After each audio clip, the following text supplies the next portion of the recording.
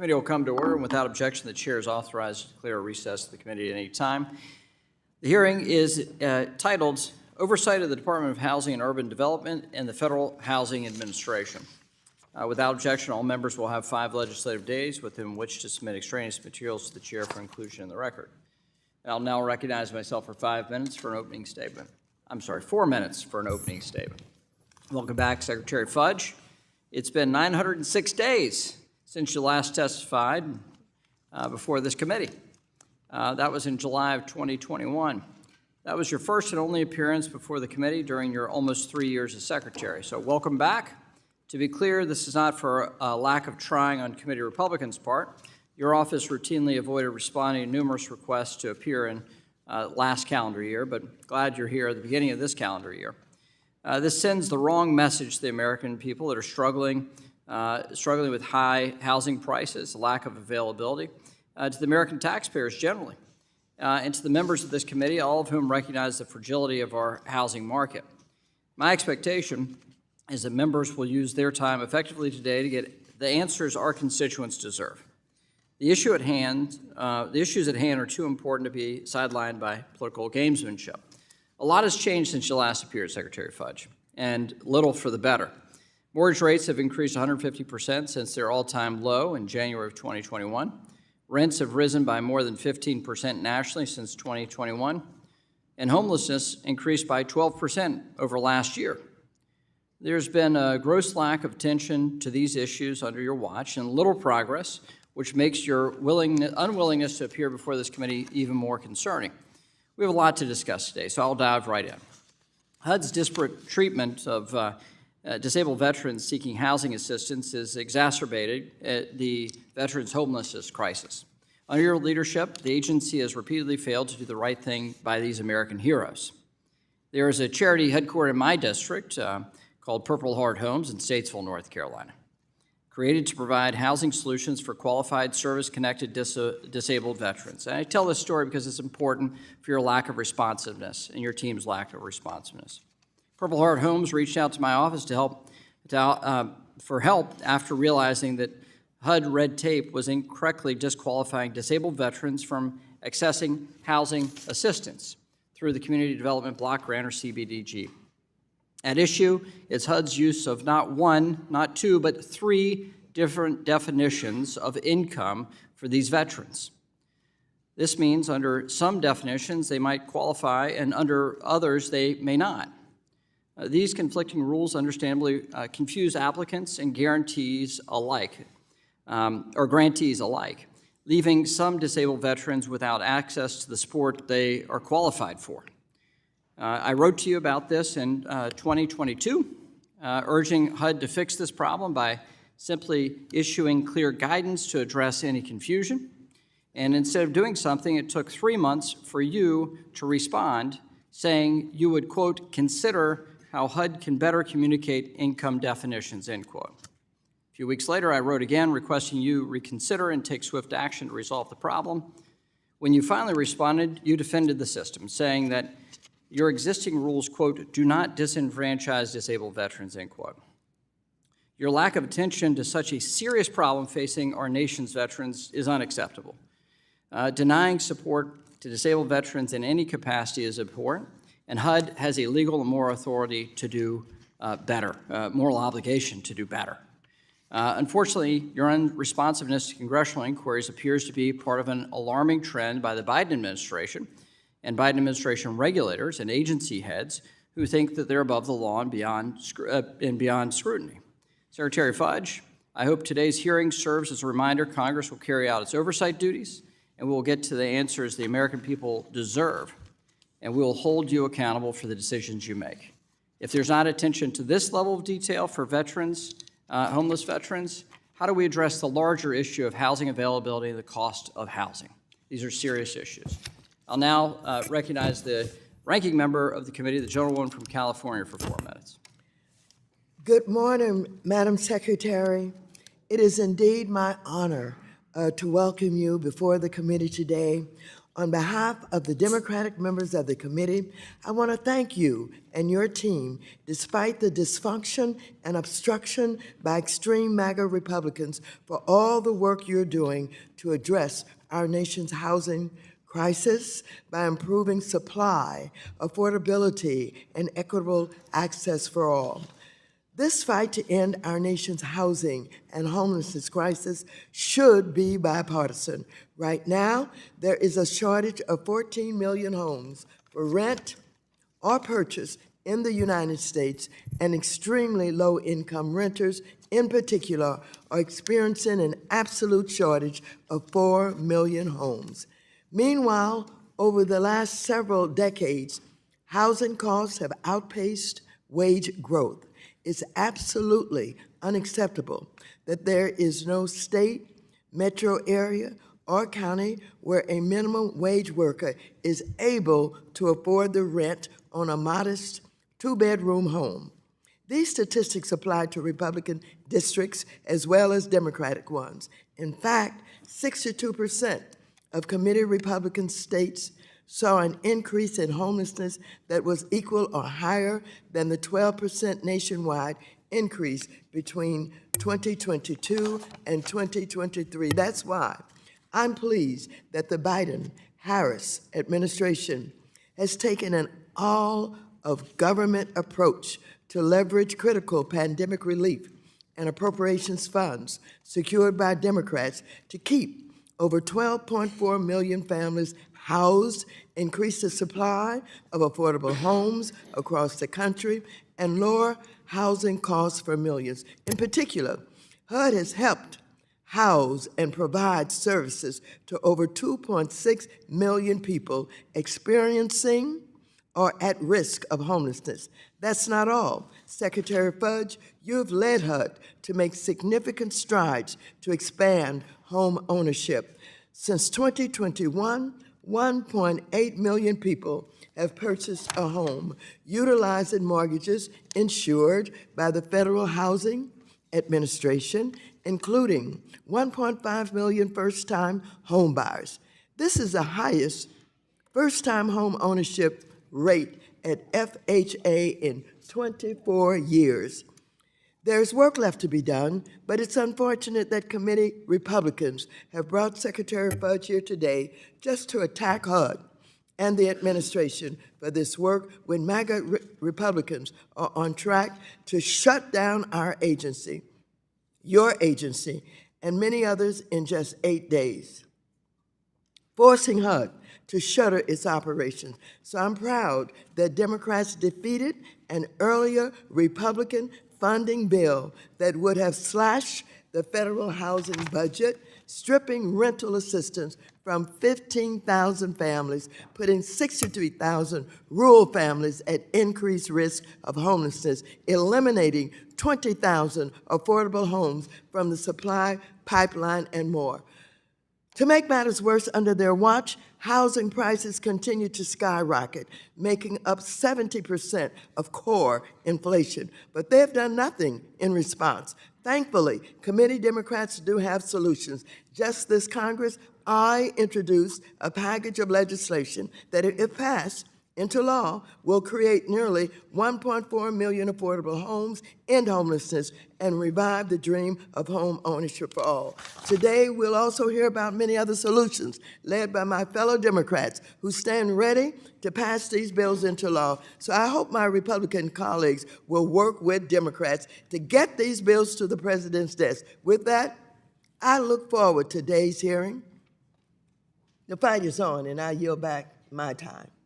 No time to yield back, but the fight certainly can be on. It's on. All right. I like the spirit of that, too. All right. The chair recognizes Mr. Davidson, chair of the Housing and Insurance Subcommittee, for 1 minute. Thank you, Chairman. Welcome, Secretary Fudge. I'm disappointed that you were unable to join us for all of 2023, but I am glad you're here to start the new year. We have a lot of work to do to address major problems that HUD has been tasked to solve, and frankly, the results need to be better. As the chairman noted, leadership and accountability will be key themes today. I do share his concern about the lack of engagement and transparency we've had from HUD and your leadership team. but I look forward to today. HUD currently operates more than 90 permanent or temporary programs, many of which require periodic congressional reauthorization. Shockingly, nearly all HUD programs have expired authorizations, and some have been expired for more than 30 years. So it's no wonder that a huge agency with dozens of expired programs, limited oversight, and limited interaction with Congress remains badly broken. Your task is a large one. Rest assured, we are here to help, and I yield back.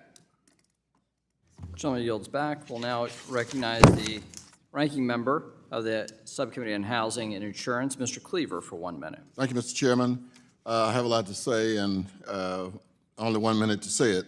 So let me welcome, first of all, our colleague, Secretary Fudge, back to the committee. But, there is a lot that we need to say. Why provide robust funding for the Department of Housing when we have a housing crisis that has not been eliminated? The majority memo specifically points out that despite HUD, programs and funding challenges remain. And I would ask, if that is accurate, why would we fund a judicial system when we still have crime? Why would we fund cancer centers when we still have malignant tumors? These are arguments to say nothing about the fact that our nation would be in a major worse way if we did not have this department. But significant work remains. We don't need slams against HUD, we need solutions to our problems. Today, we welcome the testimony of the Honorable Marcia Fudge, Secretary of the U.S. Department of Housing and Urban Development.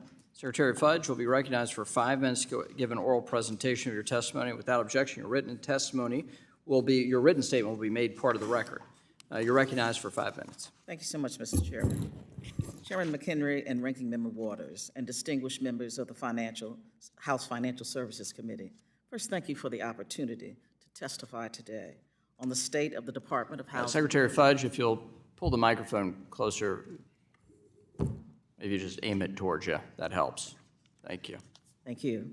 Thank you for the opportunity to testify today on the state of the Department of Housing and Urban Development.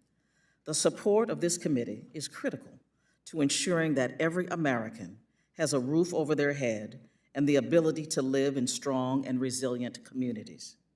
When this administration began, conditions were bleak. During the COVID-19 pandemic, millions of Americans lost or had little access to quality, safe, and affordable housing.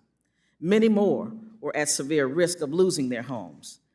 Thanks to the decisive action, resources, and the leadership of President Biden, Vice President Harris, and leaders in Congress, we were able to stave off the worst impact of the pandemic.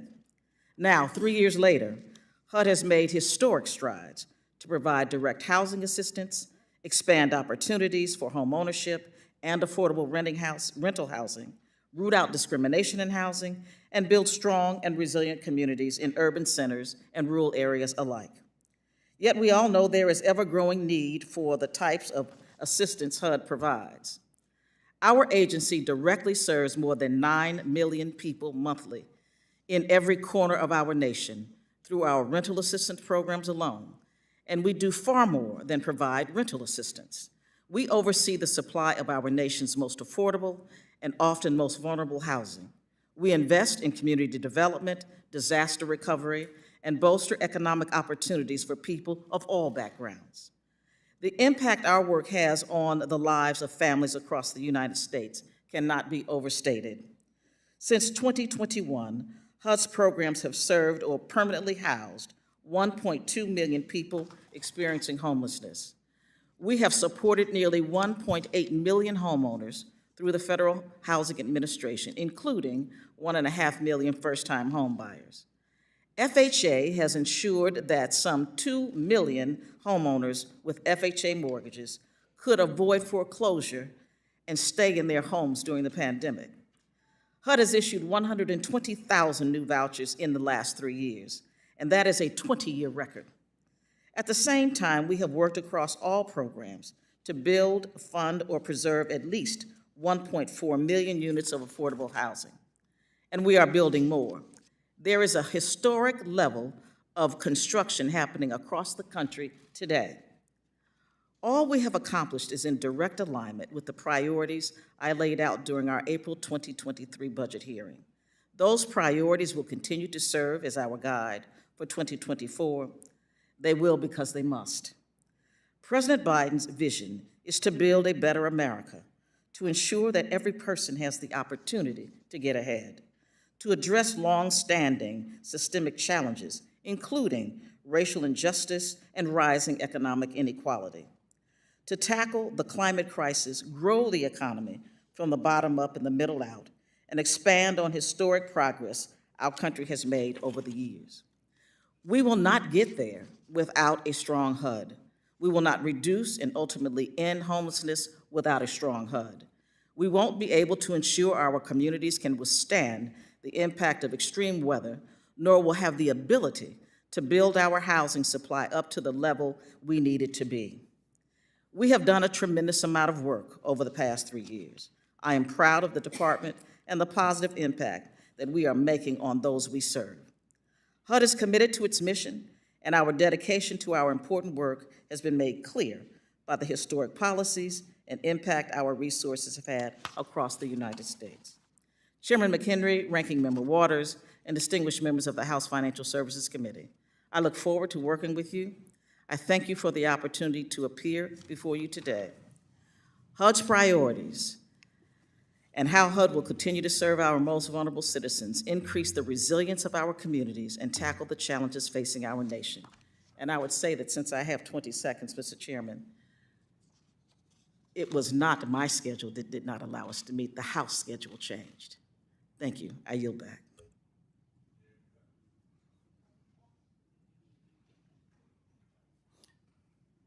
Well, gentlelady's time's expired, and I certainly, I'll now recognize myself for 5 minutes.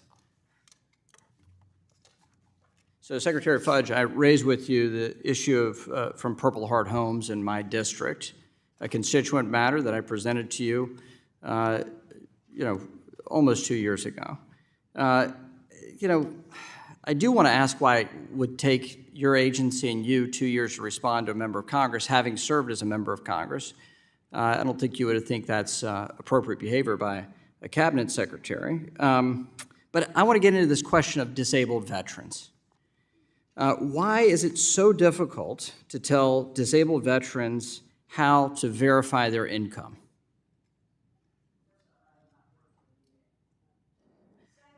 Turn on the mic, ma'am.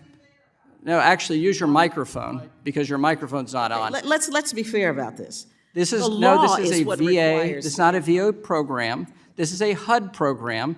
And if you actually did the brief of the letters that I sent you, you would have the Which basic I information. responded, Mr. Chairman. It is not a VA program I'm asking about. I understand you're the HUD secretary. I'm asking about HUD's treatment of disabled veterans and why HUD cannot give disabled veterans clarity on what is their income. You have a 52-page document. Your agency has a 52-page document on telling poor disabled veterans how to verify their income. That is absurd. That is governmental incompetence. Why have you not answered and tried to fix this problem? Do you want me to answer? That is my question, ma'am. Okay. And not for me, but for disabled veterans in America and an agency that can't even tell poor people how to clearly define their income so they can qualify for programs to help themselves get housing. Okay. Let me just say a few things. One is the median income is determined by Congress. It is not determined by us. It's number one. Number two, most of the problems with housing don't really come from HUD. The problem with the VA disability generally is a problem of Treasury because they come through LIHTC programs. Thirdly, and most importantly, we are working on changing the problem. It is one that I inherited. I did not make this up. But you've not fixed it, ma'am. You've had plenty of time to go fix it. We are in the process of fixing it. You have not responded on this stuff. There are three definitions of income. I may not have given you the- HUD has a different one from the IRS and a different one from the VA. It is causing massive problems. I agree. I'm asking what We have you've done to work fix together to this. fix it, because the VA has one, Treasury has a different one, and we have a different one. And so in order to come together to make it work, not only do we all need to agree, which is not the easiest thing, but it would be very easy if Congress just said, do it. How about this? I sent you a letter, and all I had to do is get a response from you. I have responded to every letter you have sent me. This is a housing program that you administer. This is not some other agency's fault. Let me get to the bigger issue here. If you can't deal with this specific issue, it highlights the ineffectiveness of your secretaryship at HUD and what the administration is doing largely. What are you doing to reduce the cost of housing and lower the cost of housing? You've presided over higher rents, more homelessness, and an agency that's spending more. What have you done to actually reduce the cost of housing and get more people in housing in America? Let me say, I really do wish I could control the price of housing in America. I don't have that power, but what I do have is the ability to make it easier for people to build affordable and low-income housing. So what have you done to do that? That is my question. We have done it by... How have you increased supply? We have increased supply because we have provided the kind of financing that our developers need to build new housing. We have preserved housing. We have created new housing. If you look at just the report... How has HUD created new housing?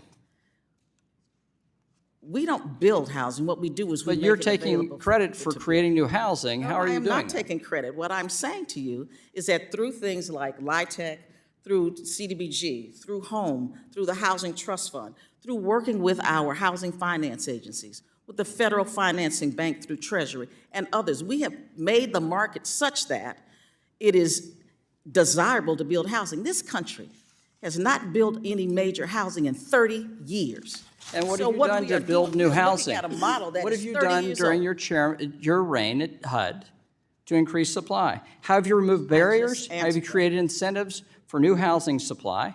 Rather than just giving million-dollar grants out, how have you actually increased supply? The supply is increased by making the market such that people will build. It was not profitable for people to build low-income housing or moderate-income housing, and so they did not build it. So what we have done is increased the incentives to do it, and they are building it all over the country, everywhere. There are more houses being built today than have been built in 30 years. Today. My time has expired. I'll go to the ranking member for 5 minutes. Madam Secretary, I had looked forward to your being here so we could have a credible discussion about housing and what HUD is doing. But this attack that's been started by the chair of this committee is unacceptable. Now, first of all, I want the world to know both Democrats and Republicans treat our veterans in this country very well.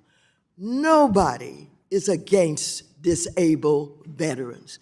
And if there are discrepancies or differences in what it takes for the veterans to qualify, then we need to straighten that out here in the Congress of the United States of America.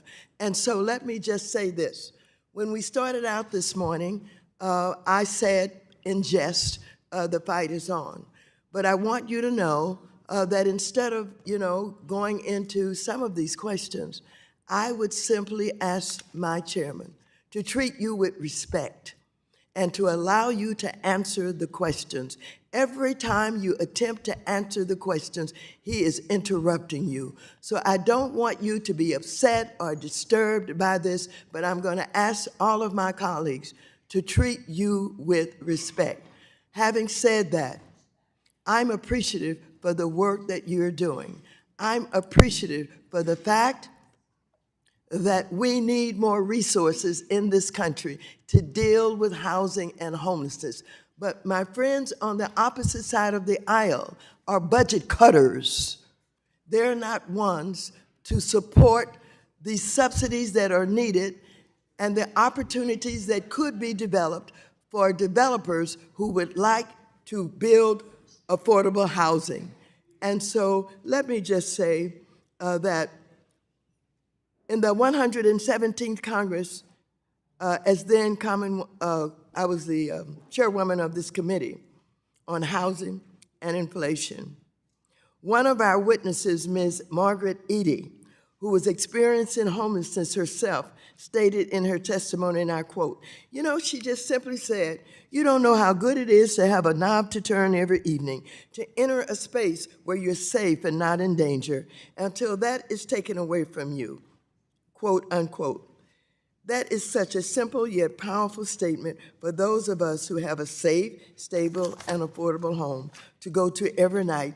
We not always recognize how housing is at the heart of everything. For that reason, federal housing programs are an anchor for millions of people across the country who would otherwise be forced into homelessness or unable to access fair and affordable housing. Yet, HUD's budget is again on the chopping block.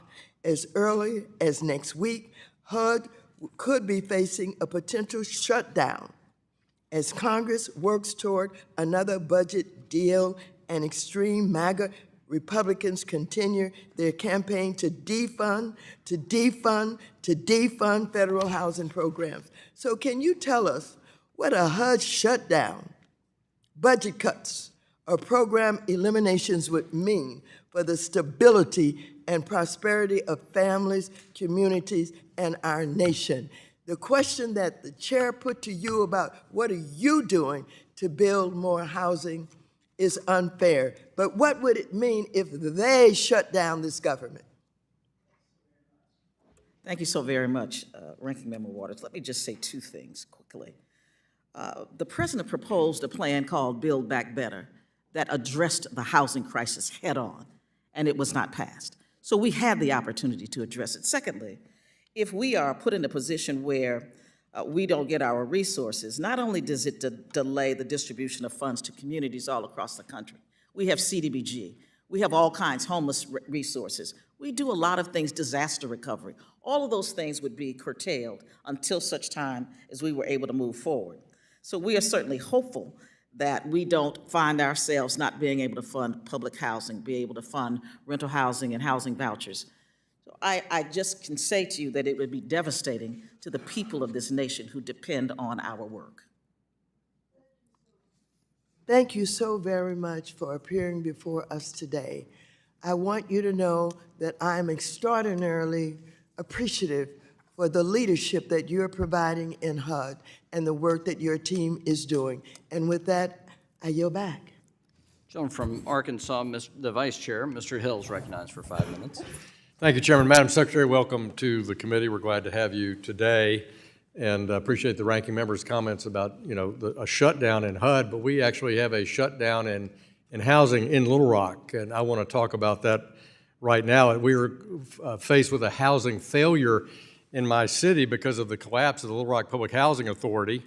And first, let me enter into the record, Mr. Chairman, only 22 pages, HUD's Quality Assurance Division report, which came out in September 2020. Without objection. In this report, HUD details the financial laxity and malfeasance that has been allowed to fester in the Little Rock Public Housing Authority. HUD's report describes lapses in unit inspections going back to 2017, unauthorized transfers of funds to unknown accounts, deceased citizens continuing to receive housing vouchers, $700,000 under the CARES Act unaccounted for, and the Housing Authority's inability to produce an audited financial statement since 2019. I could go on. While this is alarming, it's not new. The Little Rock Public Housing Authority's problems date back to before 2016 when HUD labeled it as troubled. Inspector General reports and corrective action agreements between HUD and the Housing Authority were purported to have fixed these problems. But because of the pandemic, Madam Secretary, HUD never sent anyone to check whether these changes were actually implemented for 3 years.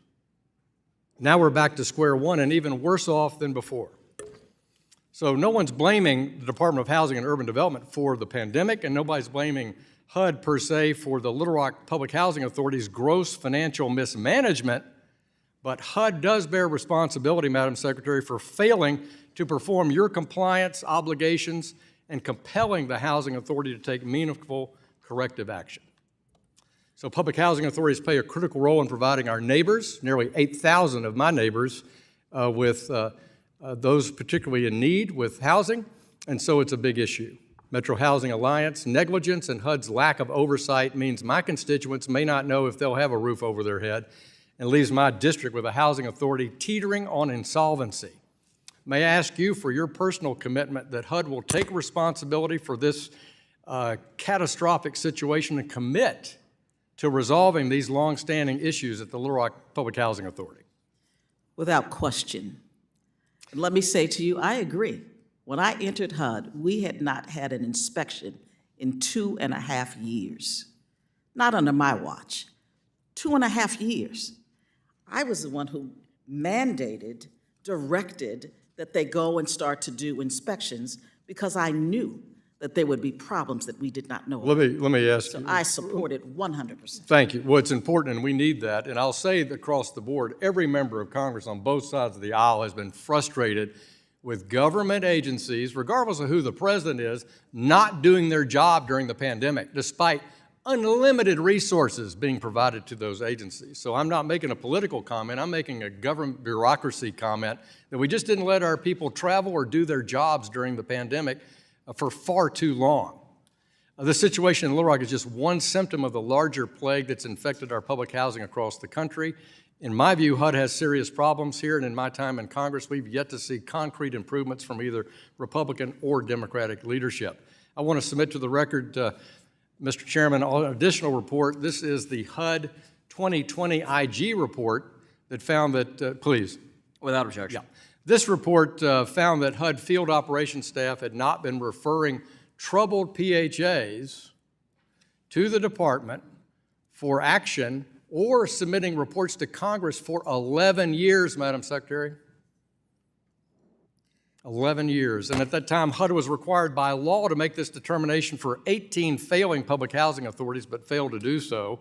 The IG reported that HUD staff never made a referral of any kind. So considering the abysmal state of public housing across the country, I find it hard to believe that HUD has not been making these determinations, and by definition then, assuming that all public housing authorities are in good shape. So Secretary Fudge, let's go from Little Rock to the bigger picture. How many public housing agencies have been troubled for 2 years or more that you're aware of? So across the country, how many public housing agencies are been in trouble for more than 2 years or more? I have no idea off the top of my head, but I will say that that 2020 report is a report that I received when I entered HUD. Yeah. We have now reduced our IG directions by 1,000. There were thousands of them when I came in. We have cleared 1,000. and we Thank you, are Madam working to clear Secretary. the others. This is a big issue. It's important to this committee to have oversight of our public housing, and I yield back to the chair. The gentleman from California, Mr. Sherman, is now recognized for 5 minutes. Thank you. Welcome back to Congress. I want to focus on something, but both the chair and the ranking member were focused on, but not in a way to criticize, but in a way to focus on what HUD can do to help veterans. The issue here is how you calculate the income of a veteran, chiefly a disabled veteran. And there are two reasons you do the calculation. One is to determine whether they're eligible to get into the housing, and the other is to determine how much rent they have to pay for living in the housing. I'm focused only on the first. I can see budgetary effects of the second. If we turn to veterans and say, you pay less rent, maybe there's a budgetary effect. But there's no budgetary effect in saying, okay, we have a unit available, you're eligible, you can move in. And all of these programs, you're only eligible if your income's under a certain amount. And so it depends on how you calculate someone's income. And what I'd like to see is that service-connected disability payments not be considered income for this purpose. Now, there are many other areas where service disability payments are not considered income. The Internal Revenue Service Code, for example. Now, this would create a circumstance where a disabled veteran, I can't think of anything more shameful than a homeless, disabled veteran, lost a limb defending us out on the streets. There's also a tremendous advantage for them living in HUD-VASH housing. It's mostly built right there on veterans' land where you have the hospital. And there's no one more likely to need a veterans hospital than a fully disabled American veteran. So we have Regulation 24 CFR 5.609 that defines income. And I wonder whether you'll work with us to change that regulation so that service-connected disability payments are excluded from the definition of income. We are working on a proposal, a legislative proposal to do just that. All of us want to make sure that. I'm also working on a legislative proposal, and if we had a functioning Congress, Congress could do this, and we wouldn't have to urge you to do it. Your department is more functional than Congress. Even your critics would have to admit that if they knew anything about Congress. So I'm hoping that rather than turn to us and say, here's what we should do, I can turn to you and say, here's what you can do, which is to amend your regulation 5.609. Do you agree with the purpose of this, to let disabled American veterans who are homeless live in housing usually built on veterans' land? Is that a good purpose? If I could do it today, I would do it. My goal is to convince you how you can do it, not today, but over the god-awful period that it takes to amend your regulations. But you can still do it better and faster than we can do it. We have provided the flexibility to our public housing authorities and others to at least go up as high as they possibly can, which includes most veterans. Well, even if some programs are for 40% all area median income, some are 60. If you can get a special waiver, which requires you to send somebody out there, and you can go up to 80% of area median income. But 25% of homeless veterans are getting these disabled service-connected disability payments, and even at 60%, even at 80%, particularly in the largest veterans facility, I know the ranking member knows it well, that's now in my district. It's enormous, but it's in a high-cost area. And it's not a matter of 60%, 80%. We need to take the disability payments out of the definition of income. I've got one other issue to focus on, and that is mortgage insurance. The FHA program and its required mortgage insurance, I don't have to tell you, that's working people, people of color, first-time home buyers. They have to pay the mortgage insurance premiums. That raises their costs.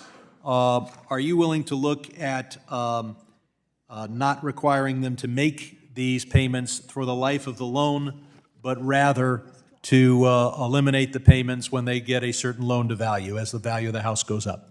Yes, I'm willing to look at it. Thank you. I yield back. The gentleman from Oklahoma, Mr. Lucas, now recognized for 5 minutes. Thank you, Mr. Chairman. And Secretary Fudge, it's good to see you. Nice to see you, too.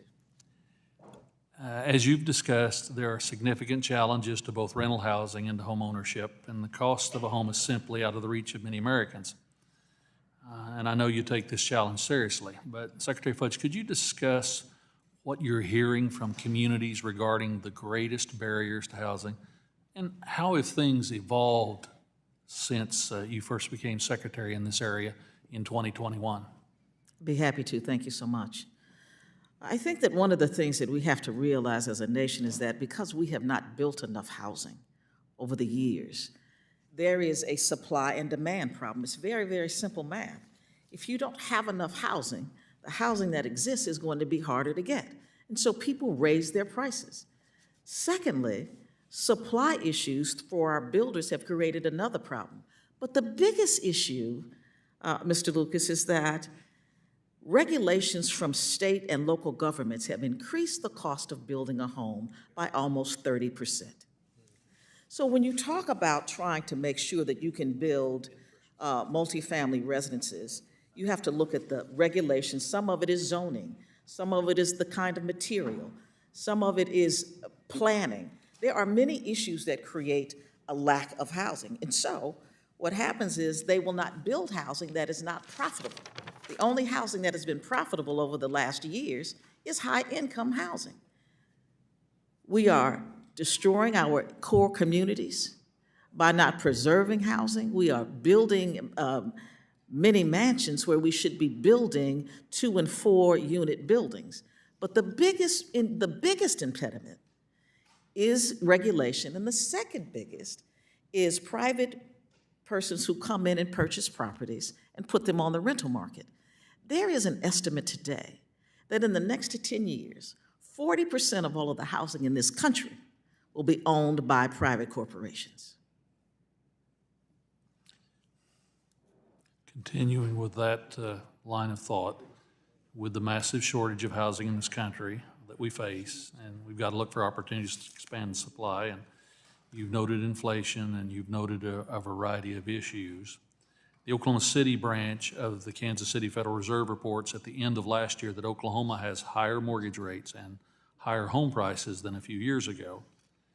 As Congress works through how to create the best conditions to increase the housing supply and bring down costs, what are some of the issues you anticipate working on with Congress, even during these difficult times, to address that? We are hopeful that we're going to be able to continue to provide tax credits, but at a higher rate than we are now, that we raise the cap on some of them because things just cost so much more today. We're hopeful that there will be a neighborhood tax credit, which has been proposed by many members of the House and Senate. We're also hopeful that we will actually take a look at what it costs to do housing today and start looking at the supply chain, start looking at people who are monopolizing the market on certain kinds of goods and services. Look at how we do more things locally so that the cost of getting, I was in Alaska. The cost to get materials to Alaska increases the cost of that house threefold. We should be encouraging local resources, local building resources. We should be asking our communities to help us with infrastructure planning. Those are the things that create the problems, Congressman. And so what we're going to be doing is continue to ask for the things that we know are going to be helpful. And the last thing I would say is that as we look at our public housing, most of that housing is 60 years old. And we have more than 1 million units of housing that are in our portfolio. We cannot keep them current with a $3 billion budget for capital improvements. Secretary, when you were confirmed by the United States Senate, I congratulated on you on having survived the United States House. You ever feel like you've jumped from the frying pan into the fire when you went to the executive branch? Some days. Yield back, Mr. Chairman. I thank you so much. The gentleman from Georgia, Mr. Scott, is now recognized for 5 minutes. Thank you, Mr. Chairman. And Madam Secretary, I'm so proud of you. You served with us as chairman of the Congressional Black Caucus. We worked so closely together, and many of us miss you. Thank you. Keep up the good work. I want to talk about the performance-based contract administrators. They're called the PBCAs, and they're very critical, as you know, to the Section 8 program, and it has invested $250 million in my great state of Georgia. But unfortunately, our Georgia Department of Community Affairs has been in a decades-long dispute with the department over the management of the PBCAs and your recent draft solicitation. And this is why I fought hard to include language in the FY 2023 Consolidated Appropriations Act directing HUD to work with stakeholders and public housing agencies in recommending mutually beneficial changes to the program model. So, Madam Secretary Fudge, can you confirm with us today whether HUD has complied with that congressional request and provide our committee with an update on the number of meetings with stakeholders that have taken place in relation to the Housing Assistance Payment Draft Solicitation? Let me say that off the top of my head, I cannot tell you that the report was submitted or when, but I will get that information to you as quickly as I can. I do know that we have complied. I just don't know the details. Okay. Well, I think you would agree with me that more stakeholder engagement is certainly better than none. Can I get a commitment from you, Madam Secretary, that the HUD Department will seek additional input from stakeholders and create a workable, competitive model that includes all public housing agencies? Yes. Thank you.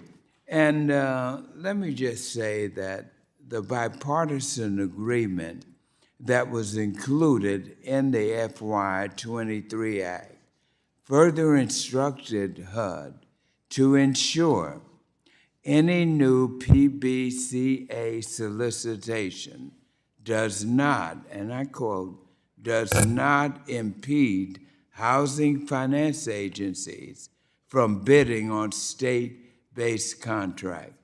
Tell me, does the current solicitation proposal ensure that this language is adhered to?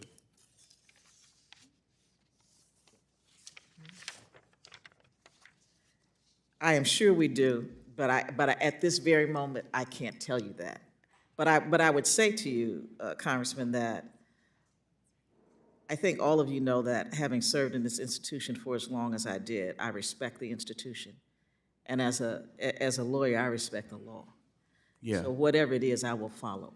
Well, I really appreciate it because I love my state of Georgia, and I fear that an abrupt change to the PBCA without the input of our state housing agency could cost Georgia hundreds of millions of dollars that would be used to assist thousands of elderly and underserved constituents in my district. So I'm just urging, Madam Secretary, that HUD to consider stakeholder feedback. We need that. And ensure that any final solicitation prioritizes the long-term preservation and oversight of our country's federally assisted housing stock. And you got a challenging job. Housing is one of our critical areas, and I want you to count on this committee and many of us on this committee to be your partners in dealing with these issues. I look forward to hearing from you. Thank you. Gentleman from Texas, Mr. Sessions, is recognized for 5 minutes. Mr. Chairman, thank you very much. By the way, I'm going to strongly identify with MAGA. I do want to make America great again.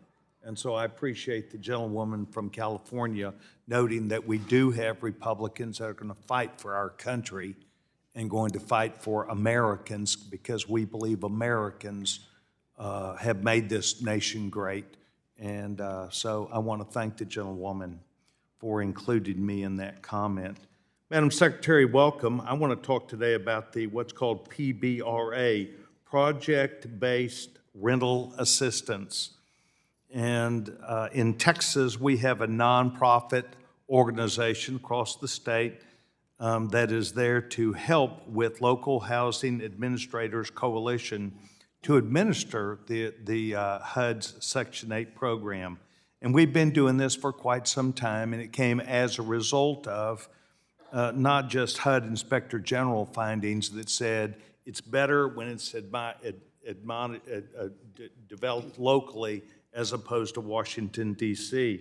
And yet, I am concerned about Section 251 of the recently passed transportation HUD legislation in the Senate, which reverses this.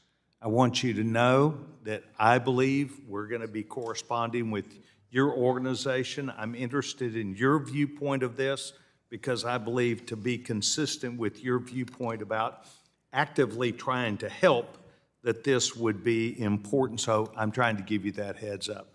Secondly, Madam Secretary, back in February of '22, quite some time ago, I began, along with the gentlewoman Eddie Bernice Johnson, a former senior member of this body who passed away a week ago, along with the Honorable Greg Meeks, we engaged ourselves in trying to let you know that Dallas, Texas, as a result of huge growth all across Texas, but in Dallas, was experiencing huge growth and was asking for a waiver from the executive director, Troy Broussard. He was having problems in accomplishing this to get a waiver. By and large, it's real simple. You have housing, you want to build new housing, but you have to tear down this to get that, almost a 1-to-1 ratio. And we were asking for a waiver because extreme weather conditions, cold, heat, but the amount of people that were moving there. And I found it interesting. We wrote you finally after trying to get through to you in March, April, and in May 19th, we sent you a letter. The response that came back was very, very interesting from HUD. And it said the following, and I quote, and I'll be glad to provide this: while HUD understands the compelling housing needs in the area, meaning I assume Dallas, Texas, we're not going to give you any advice or consent or help. We're not going to come down and have a meeting. We're not going to address this with the mayor and local people. No was the answer back. No, you cannot. We will not give this waiver, and no, you can't do anything. Next thing that I'd like to put on your advice, you don't have to respond today, but my service in the Government Reform and Oversight Committee as chairman of Government Operations, we're aware that $380 million, almost $381 million, not that has anything to do with HUD, but that has everything to do with FEMA, has been taken out that was designated for veteran housing. $380 million to help cover this excessive amount of illegal people who are coming to this country. And it's staggering. Catholic Charities of San Diego received $42 million. Manhattan, the Office of Management and Budget, the City of New York, $38 million was taken out of funds that were designated entirely for veterans, is now going for this issue of those who've come to our country illegally. I know it'd be easy to say, well, that's not your area. I'd like to see it you become involved in that, because I think veterans are important. I've exceeded my time. I'll send you a letter on all three of these. Please tell Dr. McLean I said hi. I appreciate her a lot. Thank you. I yield back my time, Mr. May I say one thing? If you don't get responses from my office, call me. Well, we tried. Emmett serious. Smith tried I'll to give call you my you cell. too. Emmett Smith, NFL total rushing leader from Dallas, Texas, tried to call you 3 times before someone figured out, oh, it's Emmett Smith from Dallas, Texas, football player. So we're trying that. Dr. McLean, I think, is a good answer, and thank you, Madam Secretary. Well, that was a name drop. Emmett Smith, okay. All right, we'll now go to the gentleman from Massachusetts, Mr. Lynch, for 5 minutes. Thank you, Mr. Chairman and the ranking member. Welcome back, Madam Secretary. Good to see you. God bless you for all your good work. As someone who grew up in public housing with my mom and dad and 5 sisters, I appreciate public housing probably more than most. We lived there for about 15 years until my mom and dad could save up enough money and buy a house of their own. That's the way this is supposed to work. I also want to thank you for your continued work in advancing the bipartisan community project funding initiatives that are in your jurisdiction and that Congress enacted into law over the past couple of appropriation cycles. In my own congressional district, I'm working with your department to finalize critical upgrades to several vital community facilities. The Ann Lynch Homes at Old Colony, which is a major, it's over 1,000 units, named after my mom. The New England Center and Home for Veterans, which has just been expanded. So we're doing our best with your help to take care of our homeless veterans.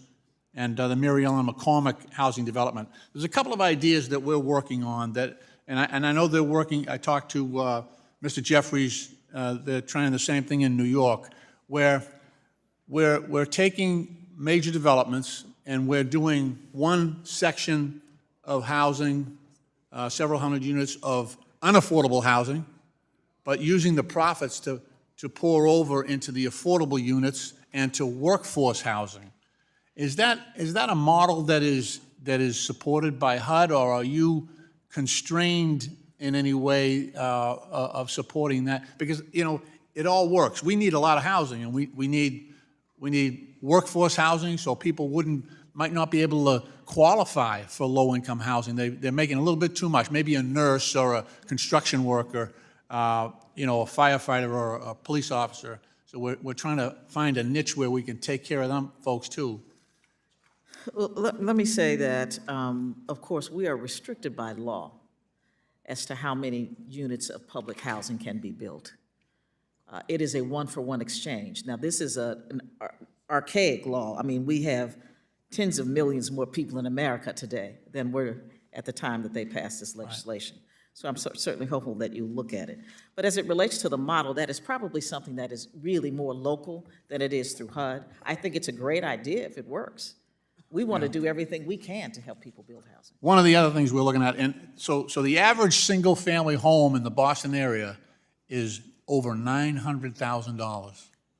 So according to the Joint Center for Housing Studies over at Harvard, and the Boston Globe did a spotlight team investigation as well, that would take an income of $300,000 to support that, you know, to actually make that viable. And you know, so there's a huge gap in the ability of people to afford this housing. But one of the things we're also looking at is micro housing, so units that are around 400 square feet. My wife and I, we moved into a little studio apartment till we could save up, and it was probably around less than 400 square feet, but it was just my wife and I, and the kids hadn't come along yet, but you know, that gave us some equity to finally buy a house of our own. And I'm just wondering, you know, zoning can sometimes be a restricting factor on developing public housing and building new public housing. Is there a way for us to, you know, to incentivize not all micro housing, but some element of it that would give people, especially a first-time home buyer opportunity, where they might be able to save up to buy a home of their own in this market? One of the things that we are looking at through FHA, as well as it is happening through FHFA, we are trying to find more ways to do things like accessory dwelling units, manufactured housing. It has come so far that they are energy efficient, they are inexpensive to build. You're right, zoning does create some problems in some communities, but we are working and we are trying to incentivize those communities to allow that kind of building in their communities. What else can we do? What else can we do here in Congress to help you do your job? And I know you're trying mightily to take care of the people that under your jurisdiction, but what can we do? The two top things on my mind are to assist us in updating public housing. It has to happen, and we just don't have the resources to do it. And secondly, give us the flexibility to encourage communities to build more affordable homes. Those are the two things I hope you will do, and take care of the veterans. Great, thank you. I yield back, Mr. The Chairman. gentleman from Florida, Mr. Thank you, Posey, Ranking now Member. recognized for 5 minutes. Thank you very much, Mr. Chairman, and I would be remiss if I didn't add a comment about MAGA Republican extremists that we've been referred to already in this committee and often on the House floor. You know, a MAGA Republican extremist is somebody that, for example, doesn't believe the government should spend more money than it takes in. It shouldn't put our country in hopeless debt for which our children and our grandchildren are going to suffer. A MAGA Republican extremist doesn't believe the government should encourage over 8 million people to illegally invade our southern border and then reward them on the backs of law-abiding American citizens. MAGA Republican extremists thinks we should teach our children how to think in school, not indoctrinate them in what to think. I could go on, but that's not the purpose we're here. I just think that the public should be aware of what a MAGA Republican extremist actually is. They support law enforcement. They don't malign and vilify and try and defund law enforcement. They just simply want to make America great. Most of my constituents think that way, and I would hope most of yours do as well. Secretary Fudge, good to see you again. Nice to see you, too. Congressman from Jacksonville, Mr. Rutherford, asked if I would inquire about your thoughts on the Helper Act, House Resolution 3170. I'm sorry, I'm having just a little trouble hearing you. Yeah, and I'm having trouble seeing today, so we're equal. H.R. 3170, called the Helper Act. Congressman Rutherford from Jacksonville, Florida, has got that, and just asked if I would ask your thoughts about that legislation. I think it's got over 100 co-sponsors, and it basically would initiate a program in FHA similar to the VA program for first responders, K through 12 teachers who in many cases can't afford to live in the communities that they serve. I am very supportive of, conceptually, I have not read the entire bill, so I can't say I support the bill, but I think that we should be trying to assist those people who give their service to us. I agree. Well, thank you, and I'd appreciate if you could have a look at that, you know, and if you think it's a good idea, send Mr. Rutherford a letter, because we'd like to get this thing moving and get it heard and help those people that we're intending to help, hopefully. I will. Also, Secretary Fudge, Congressman Wasserman Schultz and I have introduced H.R. 4465, making condos safer and affordable to give condominium owners the access to the government-backed loans that they need to meet the challenges of safety needs following the tragic Surfside collapse. Are you familiar with that one? Okay. Yes. Malik, your thoughts?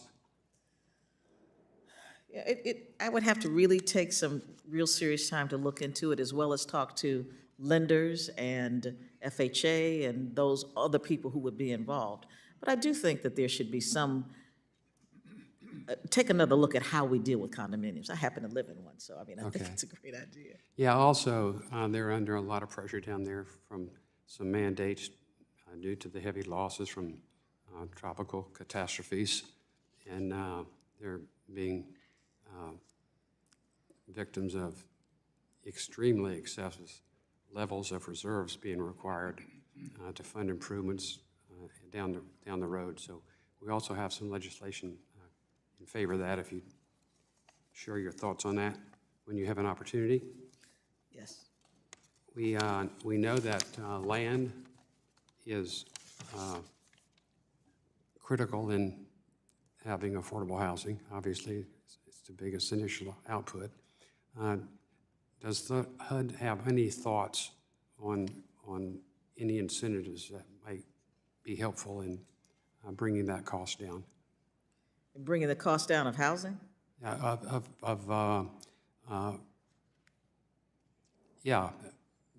With the purchase of land, any credits being thought about or incentives that people might want to avail themselves to? I'm not sure that I understand your question, but what I do know, we are working with things like with land banks and others to acquire land to give to communities at a rate at which they can encourage the building in their communities, because if we can provide the land to developers, it brings down their costs significantly. Exactly. Thank you. I see my time has expired, and I appreciate you. The gentleman from Missouri, Mr. Cleaver, is now recognized for 5 minutes. Thank you, Mr. Chairman. Madam Secretary, thank you very much again for being here. My stories is very similar to my colleague, Steve Lynch. I too grew up in public housing, and I know one other member did it on this committee, Greg Meeks, as well.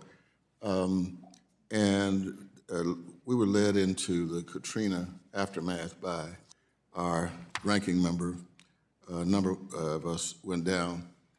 And it was so sad that we were restricted in trying to address some of the problems. As you know, when Katrina came in, it made no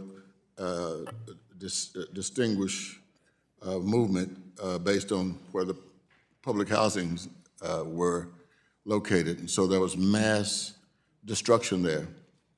And yet we were faced by the one-on-one replacement that was there when I was mayor.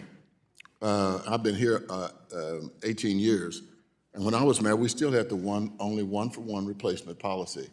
And so I'm a little frustrated when people say, well, why don't you do this and why don't you do that? What is the major inhibitor from doing the things that many of the members legitimately want done? It is the law. It is congressional direction. People think that we are the impediment most of the time, but indeed we are not. We can only do what we are allowed to do. And funded to do. Correct. And so that's Yeah. my big concern is that we're not giving money, and then we say, why don't you do what we're not giving you money to do? Right. I mean, we just, Mr. Cleaver, we talk about public housing. We need, at minimum, $70 billion to bring public housing up to code today. But our $3 billion budget doesn't do it. And so we ask about why it's in the condition it's in. It's in the condition it's in because it is old, it has not been maintained, and we have not provided the resources to bring it up to speed. I was in Dallas earlier this week, as were you and a number of our colleagues, for the funeral of Eddie Bernice Johnson, who served here 30 years. And so some of us stayed at the Omni Hotel in downtown Dallas, which is 26 minutes from the front door of where I grew up. And I sat there and realized that after all these years, there has never been a rehabilitation of those units. And nobody in here deserves to have to live in a situation like that, especially in the United States. So I'm also very pleased that we have a mayor as HUD secretary. I think that's always a good move, whether it's a Republican or Democratic administration. The other thing is, with an annual appropriations for the Public Housing Capital Fund under $3 billion a year, and a capital backlog in public housing estimated to be $100 billion for necessary repairs and capital improvements, how does HUD address the backlog? Well, certainly not easy. What we have been doing is trying to identify the properties that are in the worst condition through our inspections and try to give them a little extra, but you can't do it with that kind of resources, not to any large degree, because everybody needs it. So we have been using formulas that we always use, but what happens is that the bigger communities get the bulk of the money, where many of the smaller communities need those resources as well. So we are looking at our formulas, but there is not much we can do to really make a dent with less than $3 billion a year for something that requires today more than $70 billion. Thank you. The other, I have 1,000 issues, but I think there's a view in the country that when we talk about public housing, we're talking about the huge cities, and we're not. Public housing is all over this country, and 1 in 5 public housing developments are in rural areas. 20% of HUD-assisted households live in rural areas right now. And my time is running out, so I'm not going to be able to get this through. But at some point, I think I already know how you would respond. But thank you very much. Thank you, Mr. Chairman. The gentleman from Missouri, Mr. Lukemeyer, is recognized for 5 minutes. Thank you, Mr. Chairman, and welcome, Secretary Fudge. Good to see you today. Good to see you. On January 4th, the Congressional Budget Office sent a letter to the House Budget Committee regarding the implementation of discretionary spending caps for FY 2024, as established by the Fiscal Responsibility Act of 2023. Importantly, the CBO estimates the Federal Housing Administration will collect $7 billion less in receipts in FY24 than FY23. With mortgage origination volumes expected to remain steady or even increase, this reduction in receipts is due to the combination of FHA's decision last year to reduce single-family mortgage insurance premiums by 30 basis points at the same time that payments from default-related claims are expected to increase. So my first question is, what is the past due rate of your loan portfolio right now? What is the past, I'm sorry? What is the past due rate of your loan portfolio right now?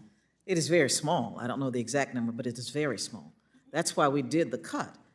Congress set a cap for us, a bottom line, as to what we needed to maintain. What is your loan loss rate, Secretary Fudge? Do you know what your loan loss rate is right now? I don't know the number, but I do know it is significantly Well, low. it should all be pretty low right now, because Very as it low. came through the pandemic, everybody is prohibited from foreclosing on things. People were allowed to defer payments, and as a result, some of them actually got, because of all the money that was flowing around, money to actually catch up on their payments. So in the banking system as a whole, those things are pretty low as a result of all that. So I was curious if you knew what those were, because it's important to know if you're going to reduce the amount of income, which actually is there to protect you from losses. That's the purpose of the question. Well, we have 10 times what we are required to hold. 10 times. That's So we think that it is only. what is your reserve right now then? In Because I know when reserves, Mr. Clabby was here, it was like it's 25% of what it should be. What is the amount? It's like 147 billion. Okay, you have 147 billion? Oh, and our loss rate is less than 4%. Okay. It's at 4%. Okay, very good. Well, I guess the question is, do you feel it's adequate at this time? The loss reserve is adequate to withstand what could be a downturn in the economy here? A lot of the Federal Reserve folks saying we're going to have a soft landing here for a recession, but that's going to cause some problems for a lot of people. A lot of the moderate and low-income folks are the ones that are suffering in our economy right now. So you feel your reserves are adequate? No question about it, yes. Okay, very good. Are you aware of FHFA's decision to allow lenders to move from a tri-merge credit report to 2 credit reports for mortgages backed by Fannie and Freddie? I know it happened. I don't know what the background or anything was about it. Okay, well, instead of having a requirement for 3 credit reports, the requirement now is for at least 2 reports. So the concern is, there's analysis out there that shows this actually could result in higher costs for borrowers, increased risk for lenders, and the outright exclusion of eligible borrowers from the mortgage markets because of the inadequate amount of information that borrowers would have. And so I guess my question to you is, are you concerned about this at all? Well, I would say that our risk people have not raised any red flags. I don't know specifically what FHFA has done. I know generally what they've done. I'd have to take more time to look at it, but that's, even though we work together, most of the things that they do not affect us negatively. Do you work with them very closely? Do you advise them at all? I do not. I sit on the board that meets with them to get reports from them regularly. Yeah. You made a comment a while ago that I thought was very salient, and I thought it was very apropos here, and we've talked about it a number of times with a lot of the members here already today, with regards to the costs of housing. You said that the main impediment to building new housing was regulations. And so you, as someone in the housing lending business, mortgage business, what are you doing to advocate for a way to reduce some regulations, for a way to work with the local communities, local cities, local counties, to find ways to reduce regulations, to say, and maybe put in place some of your own regulations to say we can't, you have to find a way to reduce some of your costs in your community because the cost to produce a home, to build a home in your community is above what we say it should be. Have you done any kind of analysis, any sort of advocating for home builders to be able to build homes more affordable for people? I meet with the home builders regularly. I meet with mayors and governors regularly. We talk about how we can go about doing things like finally looking at zoning and planning, that rules that have been around forever, looking at how we can build houses that create more density. But we don't have the authority to tell a community that they must. Madam Secretary, you're an advocate for housing. You can make a big difference. You can push like you're doing and like your members are doing today. Thank you, Gentleman's time Mr. has Chairman. expired. The gentleman from New York, Mr. Meeks, is now recognized for 5 minutes. Madam Secretary, thank you so much for all of the great work that you're doing. We know that your work to get people affordable rent and to make sure that individuals are able to buy homes are extremely important. And so I can't thank you and the Biden administration so much for all of the work that you're continuing doing on a regular basis. And it's so good to see you and so good to have you back here in the United States House of Representatives. And my question is just around that, because of my bringing up in the church. We always talk about how we want individuals to buy the house and rent the car, because the house is an appreciating asset and the car is a depreciating asset, and it helps create wealth. And yet, from a study that Harvard University's Joint Center for Housing Studies says that every state across the United States, Black, Hispanic, and Native American households have lower home ownership rates than white households. And the gap is most prevalent in Black communities, in Black households. At just 41.7%, Black households have the lowest rate of home ownership nationally. And, I long have believed that affordable home ownership is the key to building generational wealth for families and communities, as it has helped me and my family. So, I'm focused on making home buying more accessible for first-time home buyers, transitioning from renting, which I think is essential. But at one of the last Congressional Black Caucus conferences that we had, the National Realtors Association estimates that only 9% of renters nationwide can now afford to buy a median-priced home. So could you just speak on what HUD is currently doing to help ensure that renters, especially those of African descent and from underserved communities, are able to move from renting to home ownership? And what are some of your upcoming plans that we can anticipate that HUD to help drive up home ownership for communities of color? Thank you, Congressman. I'd be happy to. The first thing we do is we do home buyer assistance so that many people who think they cannot afford a home really can. We're looking at how we address down payment assistance. We're looking at how we make it more affordable on the front end to get into a home, considering even longer mortgages possibly. But more importantly, what we're saying to people is we're going to help you create the credit that you need. We have self-help programs in many of with our vouchers and in our public housing. We have now said that if you report to us and the only credit you have is paying your rent on time for the last year, we consider you credit worthy, which has never happened before, because what happens, people report to us and we say you have no credit, so we can't give you a loan.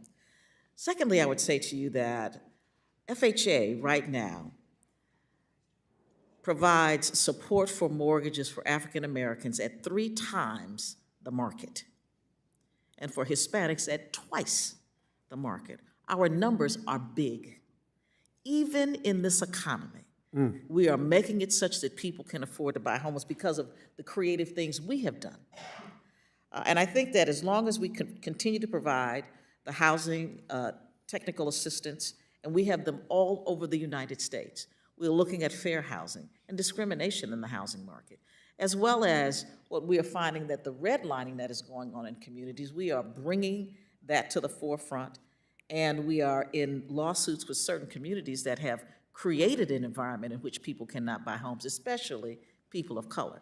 So between fair housing, between the changes we have made to our own processes in underwriting, and we have decided that when we sell properties that come back to us for whatever reason, that we first sell them to people who want to live in them, as opposed to putting them on the market and selling them to corporations. So those are some of the things that we. Well, thank you for that. I only have a few seconds, and I think it was mentioned previously about the FHA mortgage insurance premiums and working together to do that. My question would be, do you think there could be a scenario where FHA mortgage insurance premiums could follow a model that is similar to the private mortgage insurance, where, after a period of time, you get equity in the home, that drops the, they can eliminate that insurance product, and that drops the monthly cost. Is there something that you think that we can work, or that the HUD can do in that regards? I would love to see it happen. Thank you. I yield back. The gentleman from Michigan, Mr. Heising, is now recognized for 5 minutes. Thank you, Mr. Chair. Secretary Fudge, good to see you again. I want to quickly follow up on my colleague Blaine Luetkemeier's line of questioning at the end regarding the CRAs, the consumer reporting agencies, and moving from all three of those to a buy merger to utilizing just two instead of all three. In that capacity as head of FHA, does FHA have any current plans to implement this buy merge instead of that try merge with the loan programs that it oversees? Not to my knowledge. I would have to talk to the FHA commissioner, but it is not something that we have discussed. No. Okay. Well, I guess that would. Formal request. Please talk to the commissioner, and if you could get back to us, and if we need to follow up in writing, we're happy to do that. I want to move to something that is very local for me in the 4th Congressional District of Michigan in Benton Harbor. I'm very concerned. It's been brought to my attention. It's a new part of the district to me with redistricting. I had not represented this area before, and I've been working very closely with Mayor Mohammed and others in that area. And it's been brought to my attention that conditions at a place called Harbor Towers in Benton Harbor has been very challenging. And my office has been working with the Detroit field office on this particular property. And I'm wondering if that has risen to your level of attention. I see you just got a note handed to you, so maybe so. And do you have any kind of update working with the Benton Harbor Housing Commission and to improve the living conditions and security at Harbor Towers? It has not been raised to my level, but I will find out and get you an answer within the next 24 hours as to the status, what we're doing and where we are. Okay, so we'll, if you could have our staff get a briefing and have your staff brief me as soon as possible on that matter, and especially, I guess, what I'm specifically requesting is sort of a plan of action to improve conditions for the residents of Harbor Towers. So, tell me again, the name of it is? Harbor Towers in Benton Harbor, Michigan. Thank you. Okay. All right, and then moving on to my work as chair of the Oversight Committee, I want to not dwell on this, but there's been a number of media reports about what had happened at the FDIC under the leadership of Chairman Grunberg, where we've seen incidents of just misbehavior, sometimes illegal activity. I'm not saying that is what's happened at HUD at all, but I'm asking, have you taken any steps to determine whether there's a similar toxic work environment and underreporting that exists at HUD that does exist in some other agencies? I'm not sure your question, but I would say that. Well, let me be very specific. Okay. Is there, what steps have you taken to ensure that there is not a toxic workplace environment at HUD? Well, every year there is an outside government poll of the environments of our staffs that report what they feel about their office. We're in the highest. Great.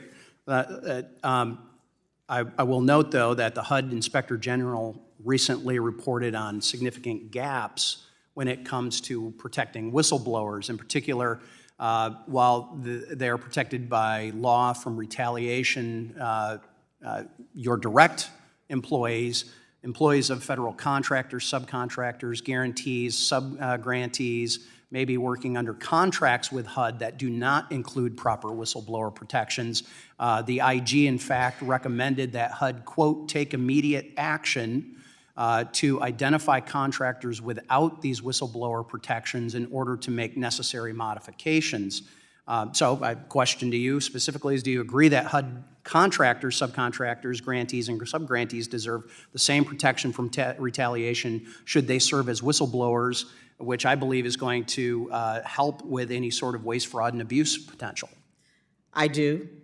And I further would say to you that if there is something wrong, I want to know it. So I believe, as the IG points out, you can help that by modifying the rules, and I look forward to following up with you on that. Thank you. I yield back. The gentleman from Connecticut, Mr. Himes, recognized for 5 minutes. Thank you, Mr. Chairman and Madam Secretary. It's great to see you again. Thank you for being here. I'm going to bring our conversation back to what I think is really the critical issue of housing supply. I had the honor in the last Congress to chair the Committee on Economic Disparity and Fairness and Growth. My ranking member was Brian Stile. I'm going to give you a copy of our report here. I would tell you that, you know, thinking about economic disparity, we really identified two things that could move the needle in a huge way. One of those was childcare, more readily available. The other one was housing supply. And in your testimony, you said, you gave what felt like a low estimate, $1.5 million for the deficit in housing in this country. We actually quoted a $3.8 million 2020 deficit, which was a Freddie Mac estimate. So clearly we have a huge problem here, and I want to limit my observations and questions to what I think is the most powerful tool for addressing supply, and that is the low-income housing tax credit. There's so much we could talk about, but I really want to focus on that, because I actually see it working in a small way in my district. In Stanford, we have a fabulous development called Metro Green, which is not just LEED certified, but it was a magnificent LIHTC property, transportation-oriented. It's a stone's throw from the train station. It actually adds, and this is an important point, it adds sort of attractiveness to the neighborhood. One of the challenges I think we have is that a lot of Americans, when they think affordable housing or public housing, they're thinking of the public housing of the 1950s and the 1960s, which of course is not the way we do low-income housing today. But to come back around to the low-income housing tax credit, let me start with this question. I'm not sure what the deficit is. Let's just say 2 million units. Do you have an estimate for how much of that will need to be subsidized? What I mean by that is obviously the private sector is going to close some of that gap with the construction that's ongoing today. Does HUD have an estimate for whether it's 2 million or 3 million or 1.5, what percentage of new units, new housing will need to be subsidized in some form? If it's affordable housing, all of them will need probably some support.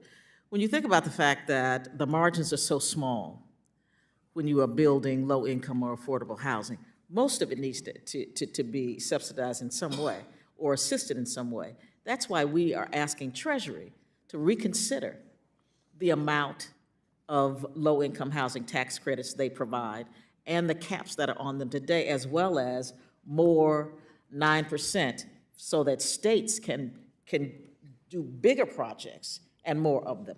Yeah, and I would observe, and we documented in the report from the Committee on Economic Disparity, there's actually bipartisan support for augmenting the LIHTC program. I'm looking at some data here, which is HUD data that I think shows the number of LIHTC units placed in service. And as I look back over the last 5 or 6 years, that number is sort of 90,000 units placed in service a year associated with LIHTC. There's a dip in 21 to 46,000 units. That's obviously, I think, COVID related. Do you know where we are in terms of 22 and 23? Are we seeing an uptick in LIHTC units placed in service in the last couple of years? Oh, absolutely, because much more housing is being built today. Do you know what the numbers are for 22 and 23? I don't, but I Great, can. I don't expect you to know them off the top of your head, but if we could get those. So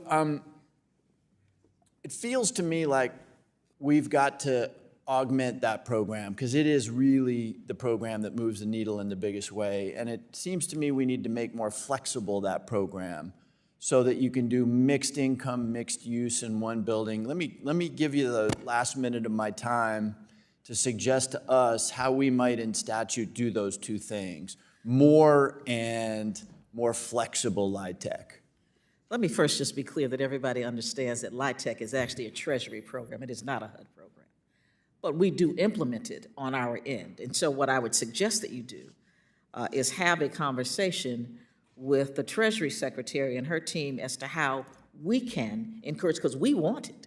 We already believe that the program should be bigger, because that is one of the few things that is helpful to large developers or developers who want to build low-income or moderate-income pricing. That and the Housing Trust Fund, which is for, of course, the lowest income brackets in our nation. But we can together, I think, talk with Treasury about making the program not only just more flexible, but making the program bigger. Because right now there are too many restrictions on the state level for the program. So we get calls from states all the time saying, can you do this? And I say, well, I can't do it, you gotta go to Treasury. So I think maybe it would be a great idea for us all to sit down and figure out what Treasury can do with our help. Thank you, Mr. Chairman. I yield back. I thank the gentleman. The gentlewoman from Missouri, Ms. Wagner, is now recognized for 5 minutes. I thank you, Mr. Chairman, and welcome back, Secretary Fudge. Madam Secretary, as you know, of course, the President sent a cabinet-wide memo last summer urging agency heads to return agencies to in-person work. The government-wide failure to return to in-office work has hampered critical services and, frankly, wasted taxpayer resources on empty office leases. The GAO has provided data to Congress revealing a shocking disregard for the President's directive, with many agencies utilizing just a fraction of the federal space allotted to their agency. HUD utilized a mere 7% in the 3-month period between January to March 2023. What, ma'am, is your plan to bring HUD back to pre-pandemic levels of in-person work? Let me just say that I support in-person work. Well, the President has directed it. We are about at 44%. When they do these numbers, they take our whole building, bathrooms, hallways, everything. They use that square footage and say, oh, there's just so many people here. But people don't work in bathrooms and hallways or in conference centers. Okay. So the premise by which they come up with the number is actually flawed. We are at about 45%. We are trying to get 45% of the workforce? Correct. Boy, that is still very low, Madam I Secretary. don't disagree with you, but we have contracts that we are still working through, labor contracts and other promises that were made prior to our coming. So we are working within the confines of what we can do with our agreements to get people back to work. Well, as I said, this is a cabinet-wide memo from the President. Have you spoken to anyone at the White House about some of your constraints, including Chief of Staff Zients, about HUD's progress in returning employees to in-person service? We talk about it almost every month. And you're still under 50% of in-person work. I believe we'll be at 50%. What difficulties have you faced in getting HUD employees to return to in-person work, ma'am? Well, the first problem is that many of them were not in person before the pandemic. That's the number one part. They were doing telework. Many of them were teleworking. Secondly, and just as importantly, as a result of the pandemic, there were agreements made with labor unions that we have to comply with. We cannot just go and say, oh, we're going to ignore this agreement. So we are negotiating with the labor unions today to be sure that we can get people back. Secondly, the third thing is that as you look at the people around the country, we have offices in 64 different places. So to make sure that those places also have to come back, because that's a lot of the workforce that we are counting. They don't all work in Washington, D.C. We have people in 64 I understand offices. that, and I need to move on. Secretary Fudge, as of March 31st, 2023, HUD had 985 open recommendations from the Inspector General, which, if implemented, could save more than $20 billion. 985 open recommendations, $20 billion. Secretary Fudge, more work must be done between HUD and the OIG to resolve these longstanding issues to improve HUD programs and protect taxpayer In HUD's latest budget, you in fact requested over $20 billion in new funding. You know, I've raised 3 children, I've run a household, been married for 37 years, and when we ran into an emergency, ma'am, we didn't run to the bank for a loan. We looked at our budget and we tightened our purse strings. We looked to things like what the Inspector General has said and implemented. That's $20 billion. There's your $20 billion right there. Why is HUD asking for new taxpayer money instead of finding that money within its own budget? The first thing I'd say is that we have dealt with 1,000 OIG recommendations since I came, 1,000 that I inherited.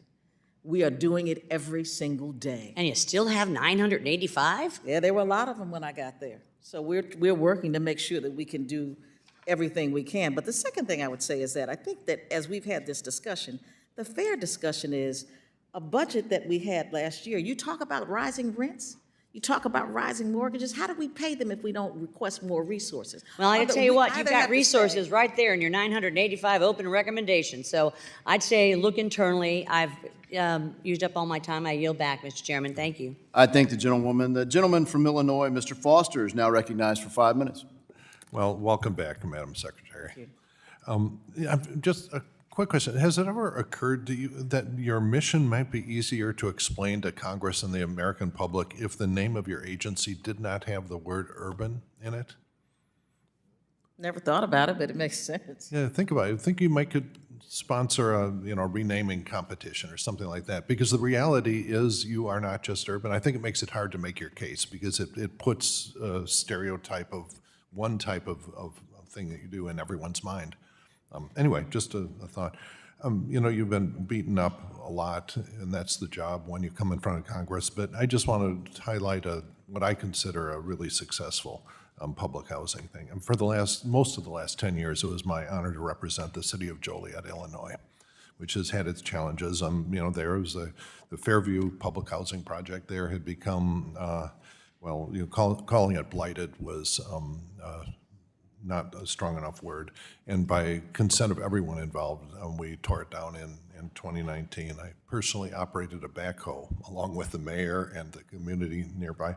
But at the same time, when I started representing Joliet, there was the Housing Authority of Joliet had just opened a development called Liberty Meadows, and it was a rent-to-own setup with a mixture of incomes. It had 30% AMI, 50, 60, and some market rate. So it was a mixture. And if you drove through it, it looked like a normal suburb. You just couldn't tell that it was any form of subsidized housing.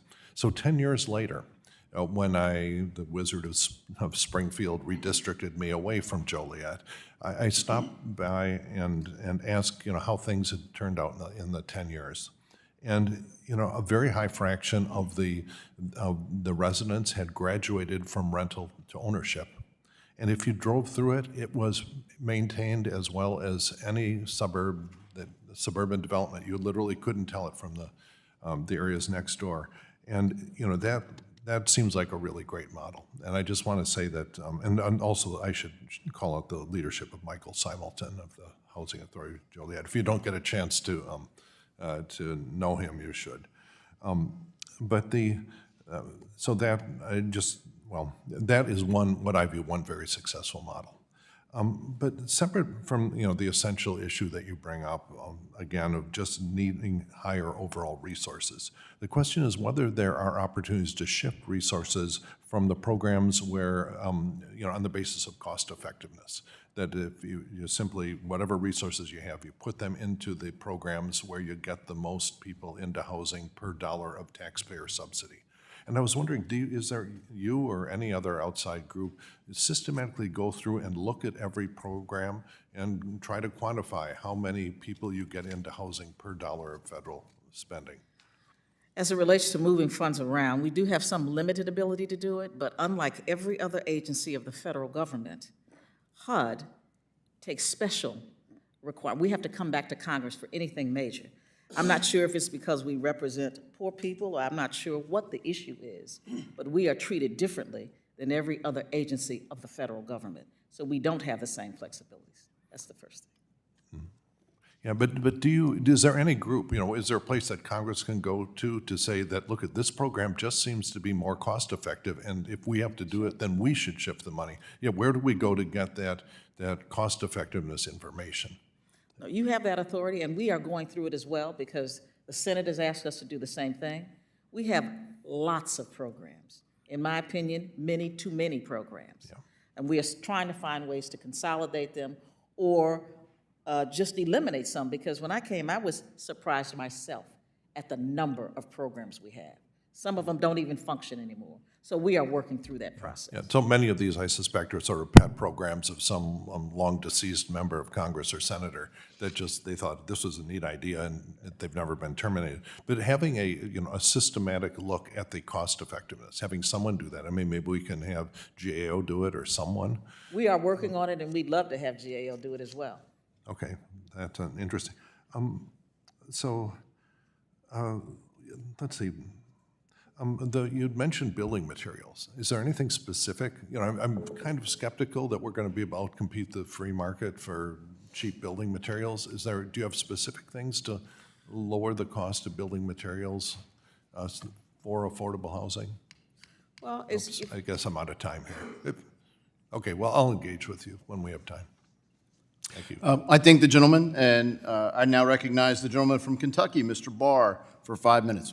Thank you, Mr. Chairman and Madam Secretary. Good to see you. Welcome back to Congress. Nice to see you. The outcome of the Basel III Endgame proposal by federal banking regulators will be less conventional bank financing in the mortgage space, reducing access to mortgage credit, increasing credit costs, especially for traditionally underserved communities.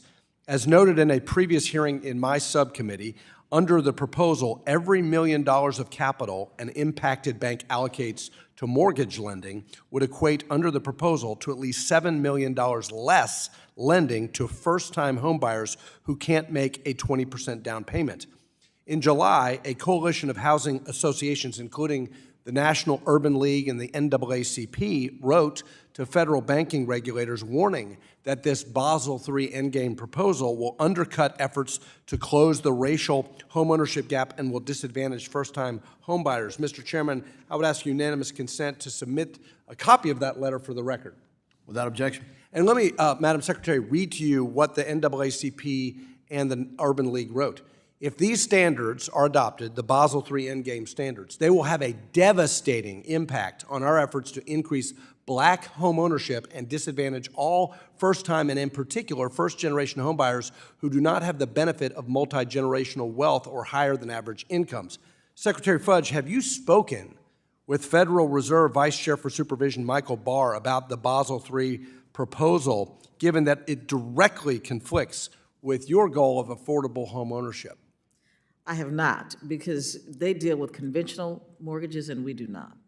Well, I just think that given the mission of HUD, given the mission of achieving more affordable home ownership, and the fact that the Fed's proposal and Mr. Barr's proposal runs directly counter to that mission is something that should concern your department, and there needs to be a recognition that groups like the NAACP and the National Urban League are very concerned with what the Fed is potentially proposing here.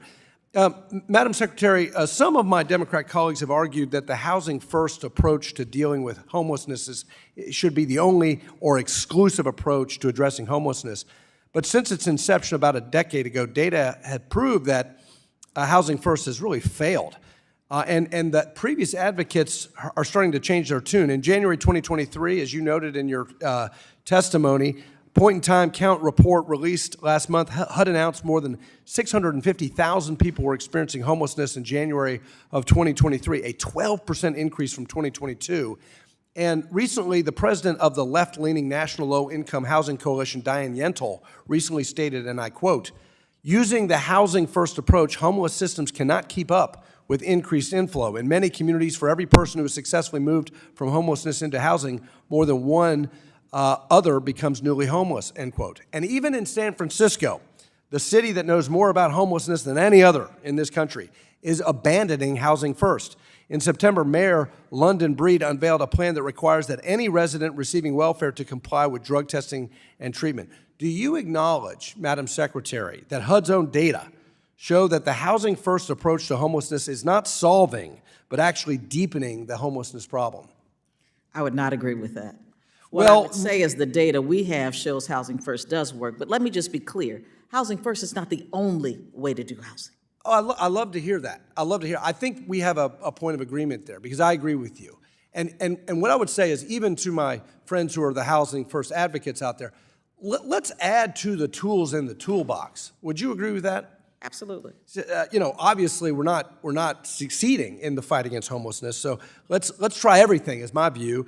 And I want HUD to consider following San Francisco's lead in abandoning an exclusive housing first approach. Let me finally, in my remaining time, Madam Secretary, read to you an anecdote from a not-for-profit organization in my district, part of the City Gate Network, that talks about how an alternative to Housing First actually works. This is from the Lexington Rescue Mission. Steve came to the mission at a low point in his life. Addiction and drugs to alcohol had led to separation from his wife and an arrest.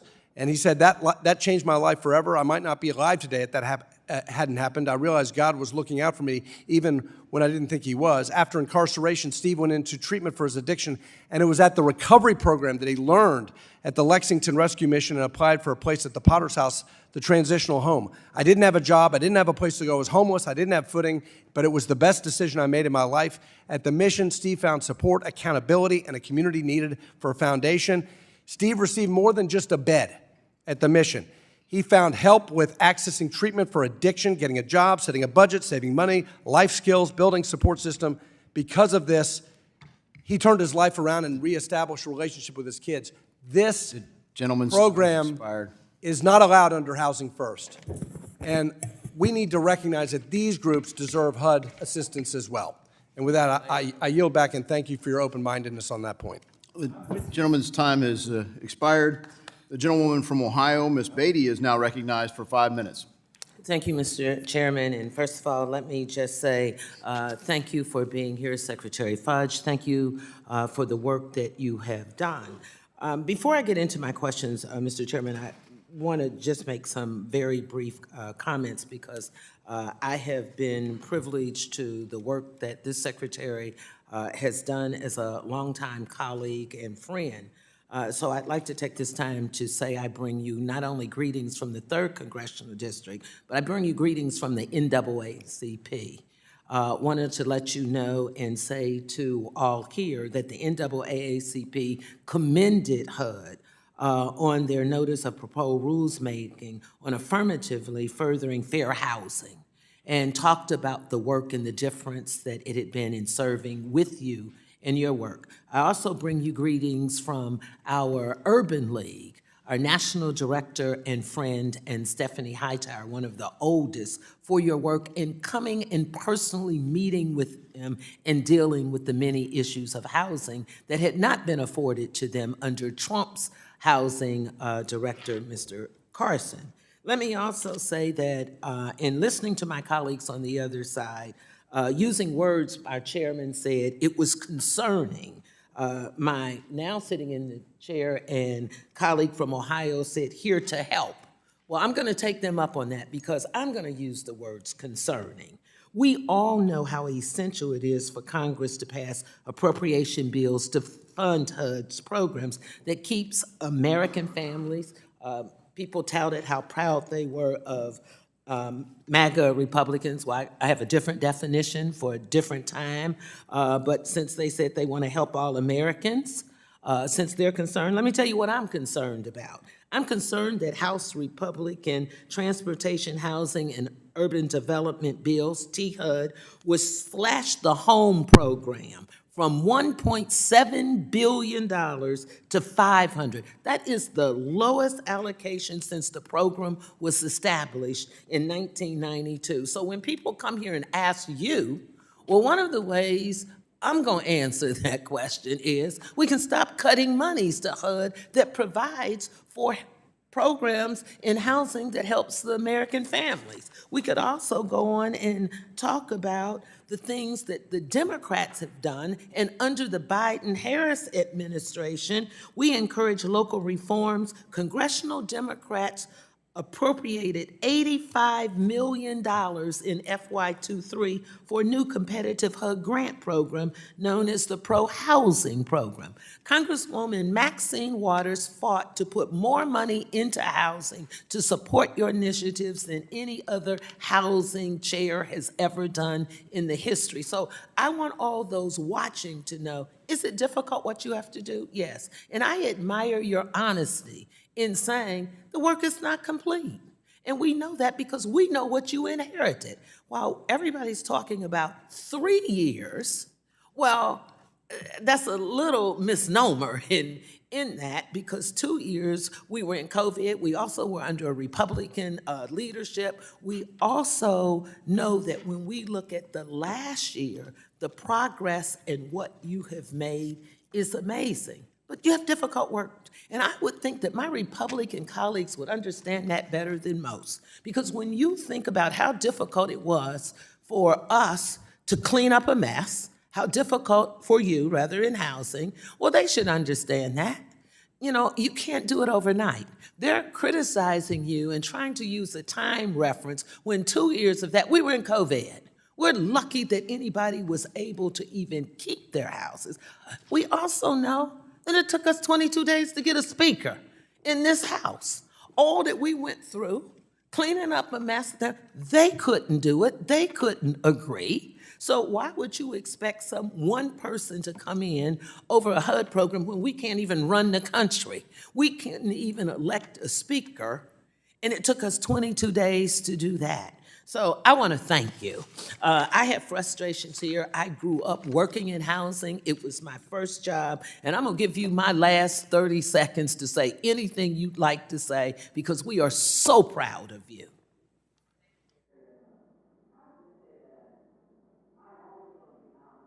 Accurate with my answers to the best of my ability.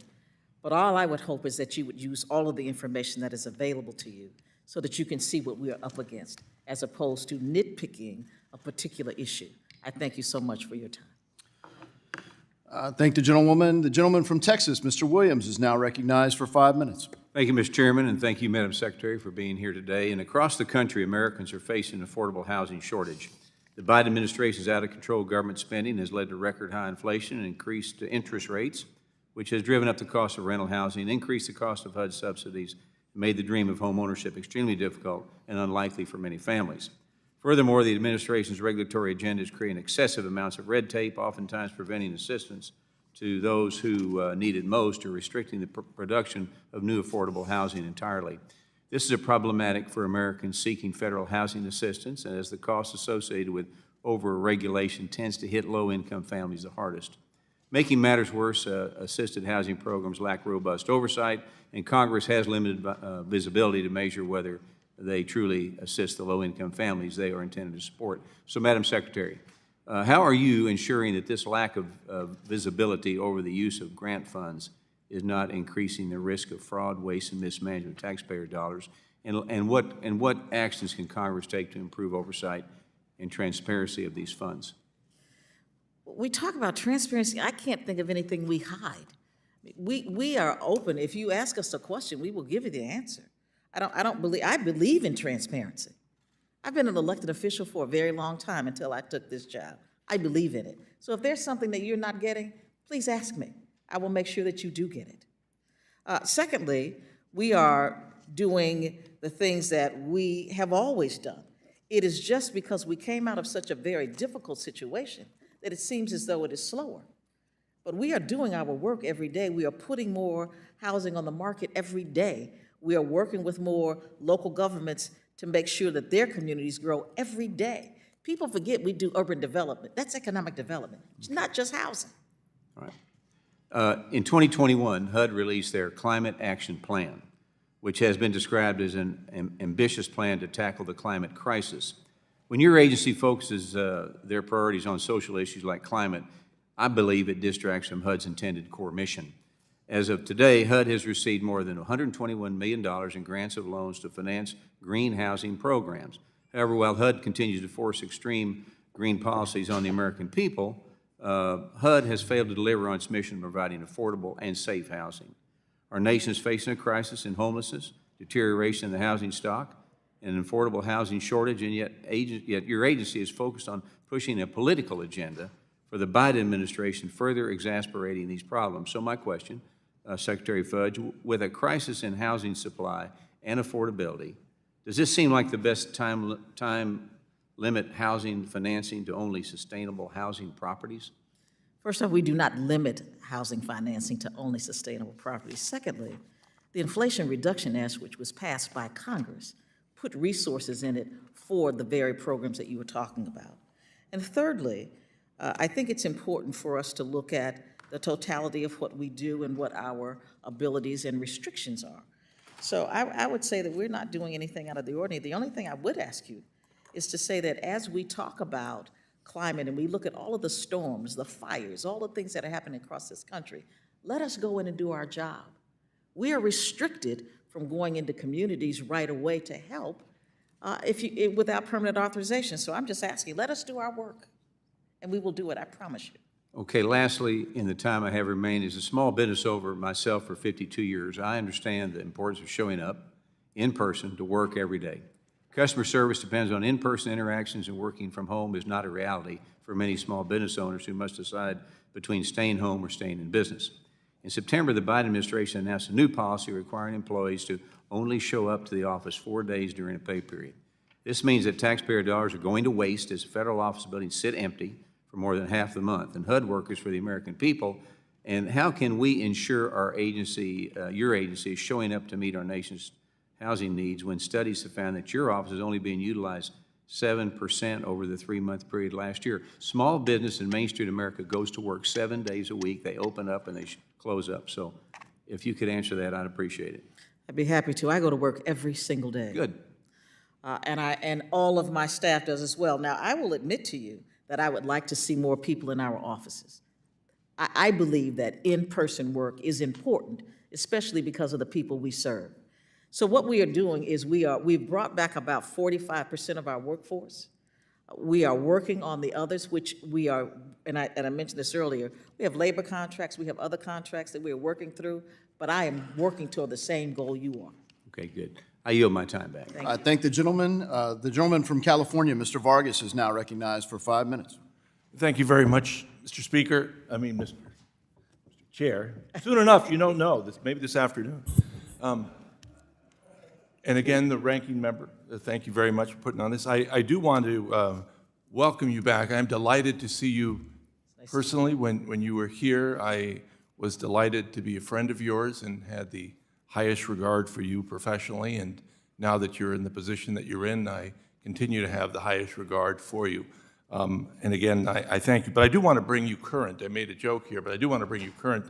The speaker today is Speaker Mike Johnson, a very good person, a very dignified person, a very honorable person. I don't agree with him on many things, but he's a very honorable person. It's not Speaker Scalise, it's not Speaker McCarthy or Speaker Embers or Speaker Jordan. Again, we don't know how long this speaker will last.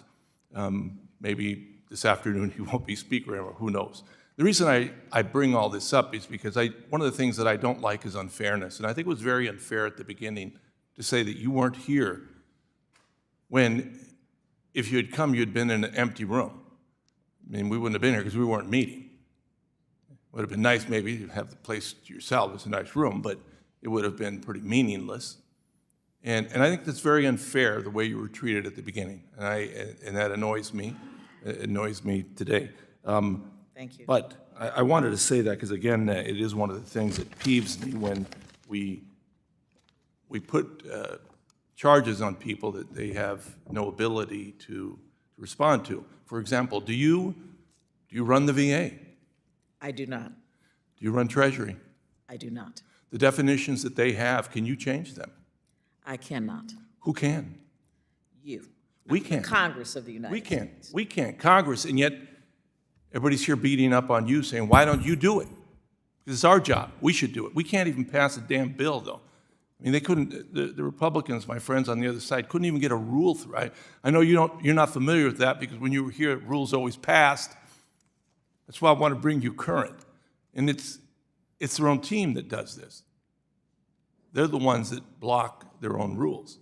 I don't understand it, but then when you're here, I think you're doing a very honorable job. We beat up on you for not doing our job. It makes no sense to me. Now, one of the things that you did say, though, that really not only piqued my interest, but I do want to talk about is the issue of supply and demand. It's very problematic. I live in San Diego, California, the finest city, I think, in America, in the world probably. But we have a problem. And the problem is, of course, the supply of housing. You're right. Luxury homes are being built in the county still, but we can't get affordable housing. And it's not profitable. I know a lot of the developers. I was on the city council for many years, and they tell you the same thing. And you can't, also in San Diego, we can't seem to get people to change their view of what housing means. Housing means, in San Diego, single-family detached house. That is improbable for most because of the cost of housing and land. How can we get people to change their views? Now, you talked a little bit about local problems, state problems. California, they're trying to address some, but what more can we do from a federal level? I think what we have to do is talk with our local leaders. One of the things we find is that many of them don't even know what the federal government has to offer. And so there are things that we can do to be helpful to them that they have no idea about. So it's important for us to have conversations with our mayors and our governors about the things we can do for them, but also to encourage them to look at what they do. Because most of the things that prevent new housing is not federal, it's local. Yeah. But people want us to take care of it, but it's up to mayors and city councils and governors and counties. We have to be more forceful in our conversation. So I'm so glad that the congressman said that we need to continue to tell them what the restrictions are and what we think should happen to make them more profitable to build houses in their communities. Well, let's keep working on that. And lastly, I would give a word to the wise. You already said it, so I think you're wise, and that is you can only do what you're confined to do or what you're allowed to do. A lot of my colleagues on the other side seem to be pushing you to do things you can't do. Don't do that because they won't be there for you if you do that. Remember that. I've seen it long enough, been here long enough to see that. I yield back. Thank you. Thank the gentleman. The gentleman from Georgia, Mr. Loudermilk, is now recognized for 5 minutes. Well, thank you, Mr. Chairman, and thank you, Secretary Fudge, for coming back to the House to testify. As you know, HUD FHA holds one of the seats on the appraisal subcommittee of the Federal Financial Institutions Examination Council. The subcommittee oversees the real estate appraisal framework at the federal level, while state regulators handle the licensing process for non-federal appraisers. While I believe that state regulators should continue to serve as the primary regulators of the industry, I also see a clear need to streamline the licensing process as more appraisers operate across state lines. That is why I introduced H.R. 2771, the Portal for Appraisal Licensing Act, which is attached to this hearing.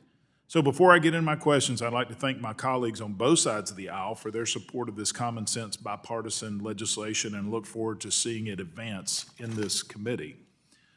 Secretary Fudge, on December 1st, 2023, HUD published a notice of proposed rulemaking signaling the department's intent to require at least 30 days' notice before housing providers can file a non-payment eviction for public housing.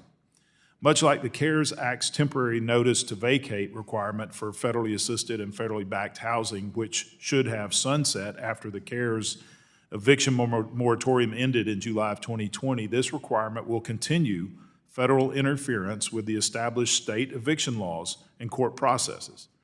So my question is, do you believe that we should return eviction policy to the states, like I have proposed in my bill, the Respect State Housing Laws Act?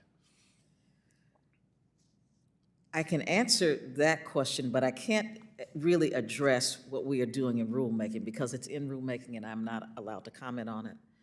I think that there are many things that the state should do, but I also think that there are some things that need some continuity across states. And this may, in fact, be one of them.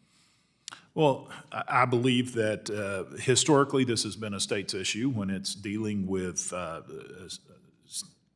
local jurisdictions. But even if we fundamentally disagree on whether there ought to be a federal 30-day notice to vacate requirement, wouldn't you agree that such a major policy decision deserves standalone consideration and shouldn't just be left to a drafting error? I can agree with that. Okay, thank you. One of the reasons cited for the 2023 proposed rule is that tenants are currently subject to a, as it's been said, patchwork of notice to vacate requirements. However, tenants, they rent a physical space in a well-defined jurisdiction. There's no ambiguity over whether a rental property is subject to the laws of the jurisdiction that it's in, at least until the federal government decides to intervene, like this proposed rule would do. Question, do you believe that this proposed rule sets up a special class of housing that would be exempt from the established rules of the jurisdiction it's in? Again, Congressman, I cannot address the rule while it is still in rulemaking. Okay, fair enough. But basically, to do what we perceive that it appears that the rule is going to do, doesn't this cause confusion among providers and tenants, creating the very patchwork that it claims that it's trying to avoid in each jurisdiction, where if you just left it to the jurisdiction, people know the county that they live in or the city that they live in, and that law would prevail. Otherwise, this rule would actually create the patchwork you're trying to avoid. Well, one thing about the rulemaking, they will be able to comment, and once we get those comments, we'll look at them, and if we'll take into consideration what their concerns are. Well, in the comments, I hope that you'll actually listen to the providers and others, because I'm concerned, and I hope that you're concerned that a local federal patchwork would create greater compliance barrier for providers and discourage their participation. I will certainly listen to what they're saying. All right. Thank you, and with that, I yield back, Mr. Chairman. Thank you. I thank the gentleman. The gentleman from Texas, Mr. Gonzalez, is now recognized for 5 minutes. Thank you, Mr. Chairman and Ranking Member. Thank you for being here, Secretary Fudge. Welcome home. Pleasure to have you. Secretary Fudge, as a former member of the House, you understand the importance of communicating with our constituents and responding to their inquiries in a timely manner. And you also understand when they contact us, it's usually because they've exhausted all other avenues. So I have to ask you today, do you believe it's important for the U.S. Department of Housing and Urban Development to be quick and timely in their responses and resolutions of issues brought up by members of Congress? I do. Thank you, because it has taken my staff and constituents months of constant follow-up to get any answers from your staff. And my outreach has been for issues like allocation and status of community project funding, which supports the Boys and Girls Club and diabetes education programs in low and lower middle income areas within my district that have the highest rates of diabetes in the nation. And these programs are ready to begin building, to hire contractors, to sign checks, but their efforts remain at a standstill due to the slow response times. Secretary Fudge, as I'm sure you're aware, your agency has pending litigation against the state of Texas, alleging their formulas to distribute community development block grant mitigation funding for damage caused by Hurricane Harvey is discriminatory. However, HUD approved the state of the Texas Action Plan, giving them the go-ahead to distribute funding based on an approved plan. And now, due to the halt in funding, several of my communities are left with no answers. They have planned and executed contracts based on approval funding by HUD and the state of Texas. They face potential legal action now for not paying contractors, and many of them did not have the additional funding to make it up. I spoke with one community leader who said the mitigation funding was more than their annual budget and was sorely needed because roads are still not usable after Hurricane Harvey. As I explained, my community is a low-income community. There are people who are trying to help. There are people you're trying to help, but unfortunately, this impasse with the state of Texas is only hurting them. My district is on the coast, on the Gulf of Mexico.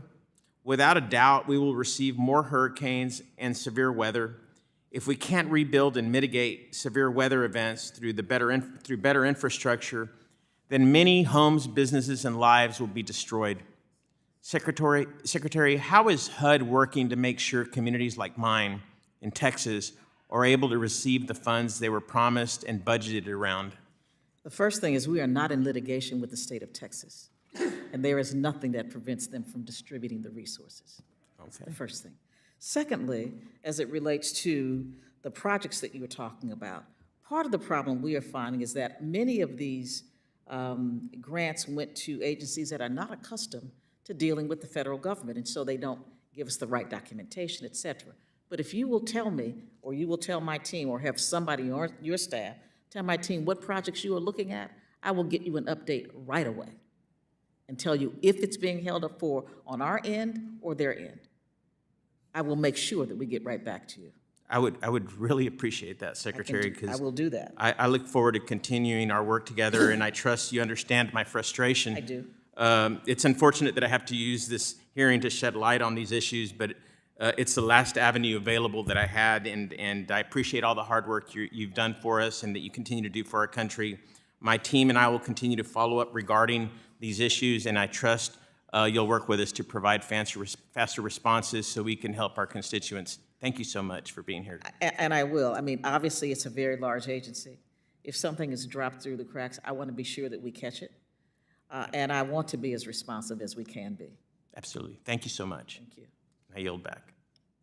I thank the gentleman. I now recognize myself for 5 minutes for questions. Secretary Fudge, I wrote you a letter expressing my concern that most HUD programs are actually unauthorized. That is, they are funded by appropriations each year, but they don't have a current authorization. And by my count, at least 30 major programs, most of HUD's annual budget, aren't actually authorized. So as we can see from some of the acrimony we've seen in the hearing today so far, Congress isn't fixing the problem with current approaches. Some of them have been expired for 30 years. So to change the results and perhaps the culture here, I noticed for this hearing a discussion draft of my bill, the HUD Evaluation and Optimization Commission Act. My legislation creates a bipartisan commission, 2 Republicans, 2 Democrats who work together to review all the programs administered by HUD and to focus on how the department could best streamline the administration of those. Things like benefit cliffs, things like more clear income and asset tests, and more. Things that you seem to be frustrated with yourself as your staff has to manage these things. So it would provide a fast-track process to ensure that these reforms get a vote. Secretary Fudge, as a former Congresswoman, you know that we're supposed to actually authorize these programs, and the task is challenging for you. The task has clearly not been met by this body. Could you commit to meet with our subcommittee in a bipartisan way to discuss this proposal? Yes. Thank you so much, Madam Secretary. And I also want to talk about a letter that I sent to you regarding the unacceptable and frankly inhumane conditions some of the HUD-funded housing is confronting. Many of these public housing authorities have issues, but I focused specifically on the D.C. Housing Authority. And as I mentioned in the letter from last year's Washington Post investigation in the D.C. Housing Authority, they talked about problems with drug use, drug dealing, gang violence inside properties. These are conditions that confront lots of parts of our country, unfortunately. But they also talked about other challenges in managing the Housing Authority. So I want to thank you for your timely response to my letter, but I found some concerns. Your letter states, quote, D.C. Housing Authority has made significant progress in addressing discrepancies in HUD's own scathing assessment of their performance. So some of the findings include the lowest occupancy rate of any public housing authority in the country, a failure to maintain units in a decent, safe, and sanitary condition, and 3, a lack of enforcement against criminal activity in the D.C. Housing Authority, just to name a few of them. So the assessment contains staggeringly high number of offenses, like 80-plus deficiencies. And so, you know, I just, you know, you acknowledge the problem, and I think it's fair to say, hey, they're making progress, but I just want to follow up a little bit on that. So I note that your Deputy Secretary, Adrian Todman, served as Executive Director of the D.C. Housing Authority from 2009 to 2017. Have you asked her about her role in any of those failures, or did they all happen after she left? I would not ask her because it is not appropriate for me to ask her. But I would say to you that we have been working with the city. They have a new executive director. They have a new board. that we don't have any authorization to have authority over, quite frankly. They appoint the board, they appoint the executive director, and we believe that they are moving in the right direction. But we are keeping her out because we believe it is a conflict to include her in these conversations. All right, thank you for that clarification, but who at HUD do you hold accountable for oversight of these public housing authorities?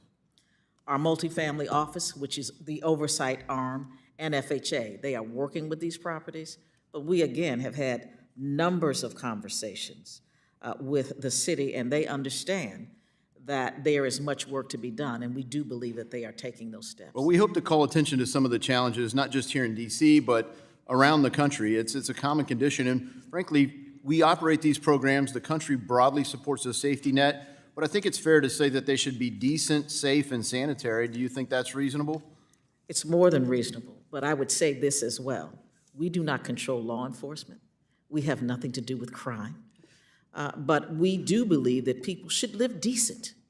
There is no reason in this nation that people would live in squalor or live in places that are not safe or that can harm their health. I agree with you 100%. Thank you, and I hope that the commission that we can put together can address ways we could do that more effectively as well. I hope it can be truly collaborative, and I appreciate you being here today. Thank you, and I yield back. I now recognize the gentleman from Illinois, Mr. Caston, for 5 minutes. Thank you, Mr. Chairman. Secretary Fudge, nice to see you again. Thanks for coming back. I don't know, there's something ironic about having folks across the aisle criticize you for how well you're doing your job when we're 8 days away from a shutdown because we still haven't even brought bills to the floor to fund government 4 months after the fiscal year ended.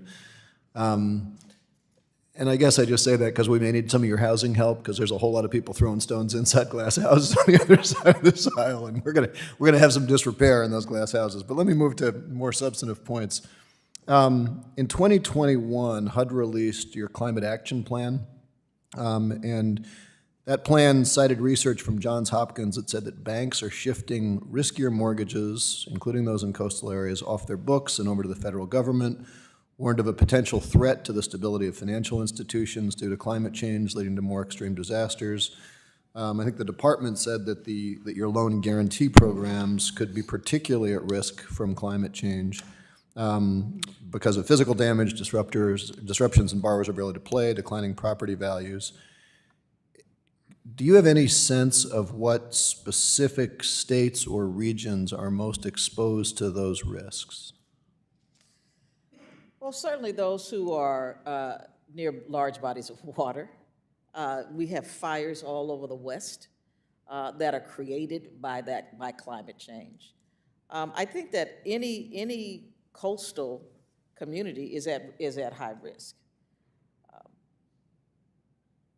I can't give you the exact numbers, but that's what we are finding and seeing. I mean, there are some instances where we saw a tornado in Kansas. We had storms in New Jersey. I mean, it is the nature of where we are in the world with climate. Everybody's having climate challenges, and we are no different. So a geographic concentration. I want to talk a little bit about risk pricing because it strikes me, and I'm sure you felt the same in your current role and back when you were a lowly member of Congress like us schmoes up here. There's this tension between do we accurately price risk, particularly when we need a social safety net and need to make sure that folks are covered. And some of the reporting that's come out of your agency has come out of the CFTC is seeing this risk being shifted onto bodies that are maybe legally not allowed to price risk.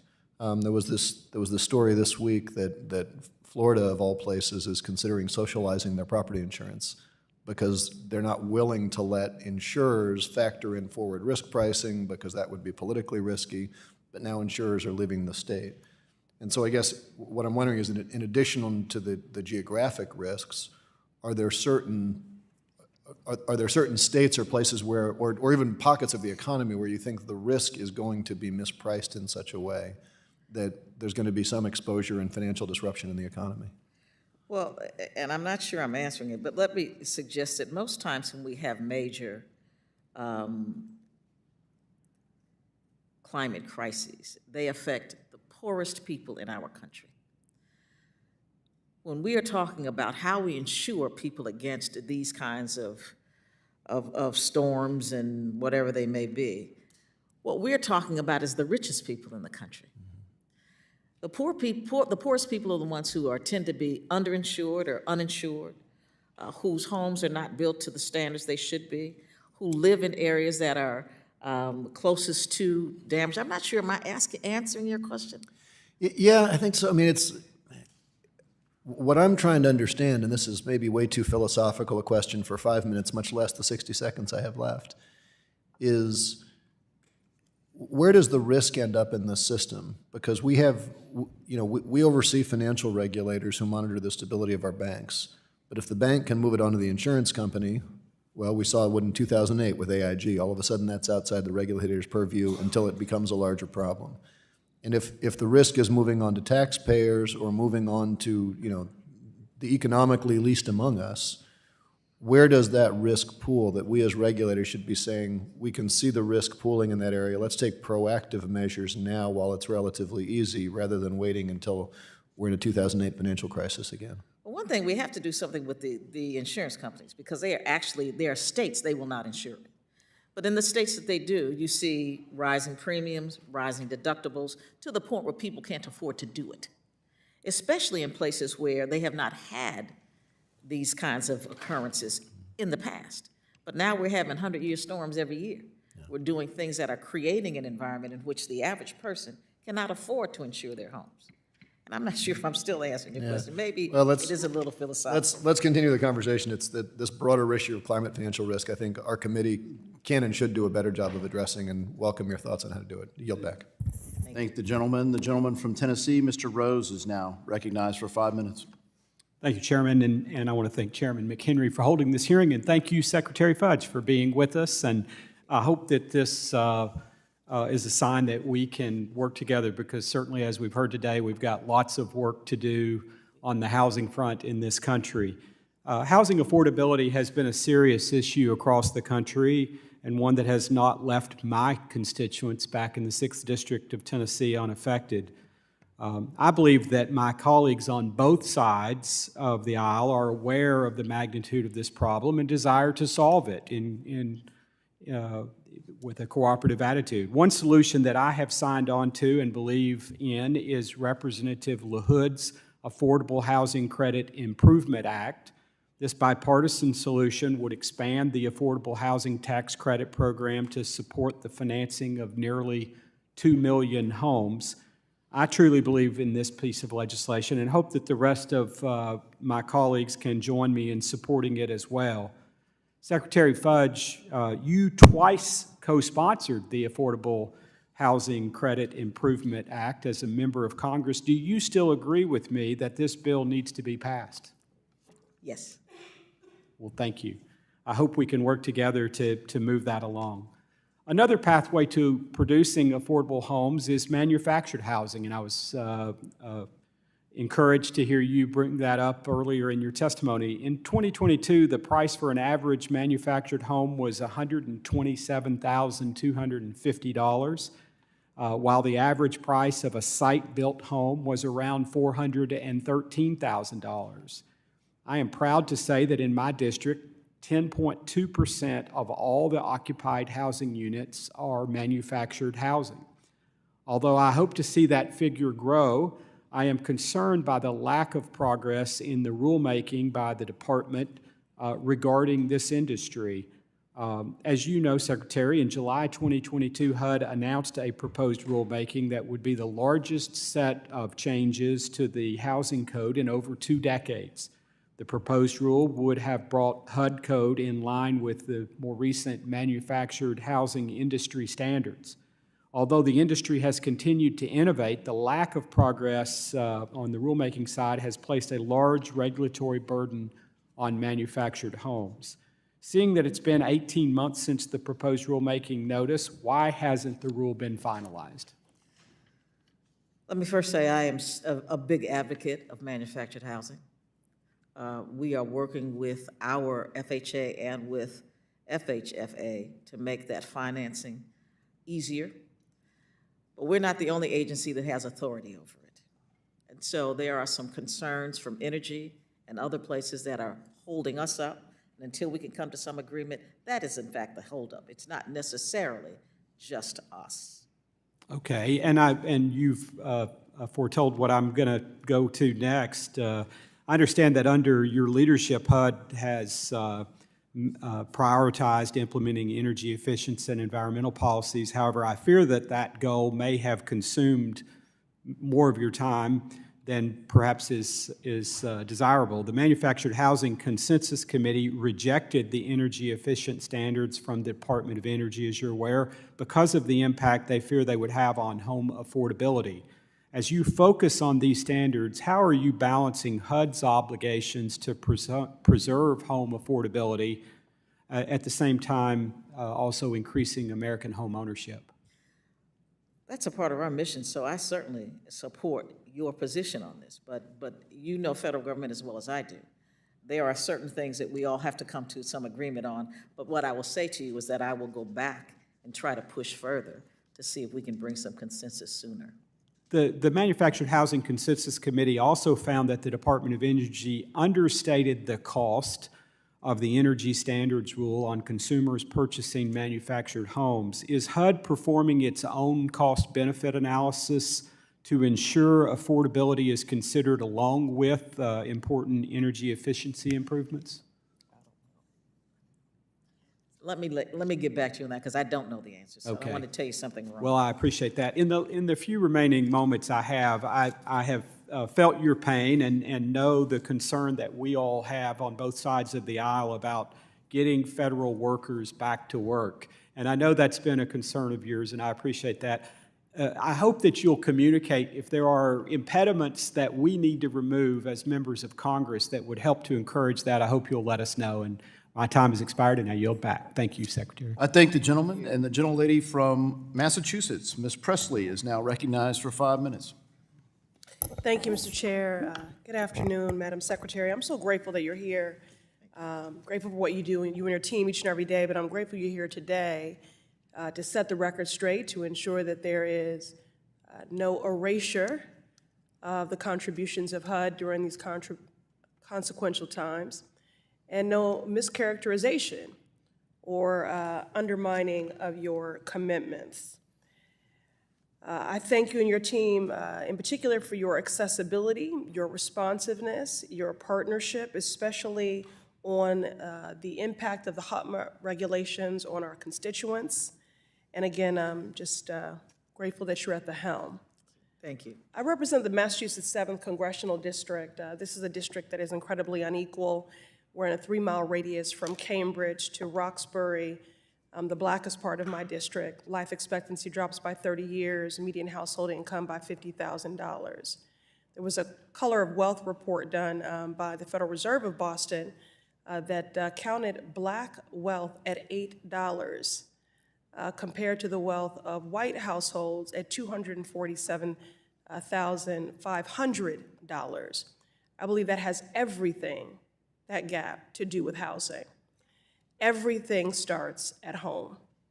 It is a critical determinant of health, social and economic mobility, and certainly, given the disparities and the crisis, has in many ways contributed to our racial wealth gap. And so I just want to pick up there, because we've enumerated the many ways that this housing crisis is showing up and growing, and it certainly has a disparate impact on black families. Black home ownership rates are at 41.7%. That's 30 points lower than white households. And so I wonder, Secretary Fudge, in 2024, even when black people do own their homes, we are subjected to discriminatory home appraisals where our homes are valued less than they would be if owned by a white family.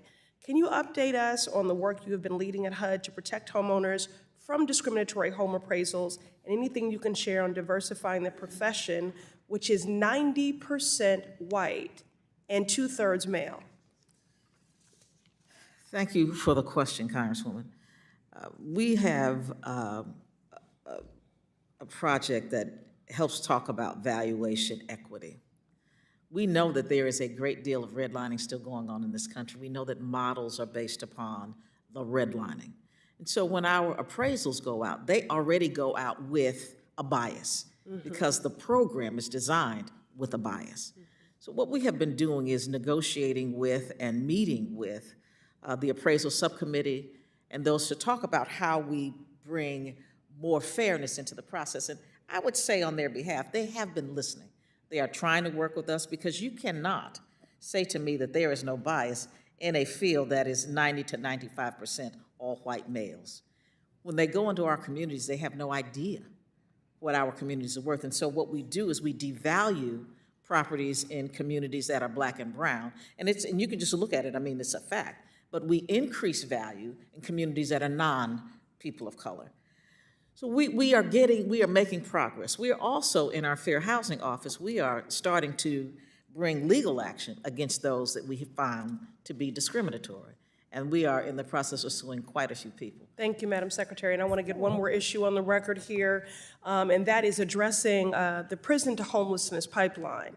In my district, we've had folks, returning citizens, 30% of that population released to shelter because of the discrimination. In a survey of over 700 formerly incarcerated people, 8 out of 10 respondents said they were ineligible for or denied housing because of their criminal record.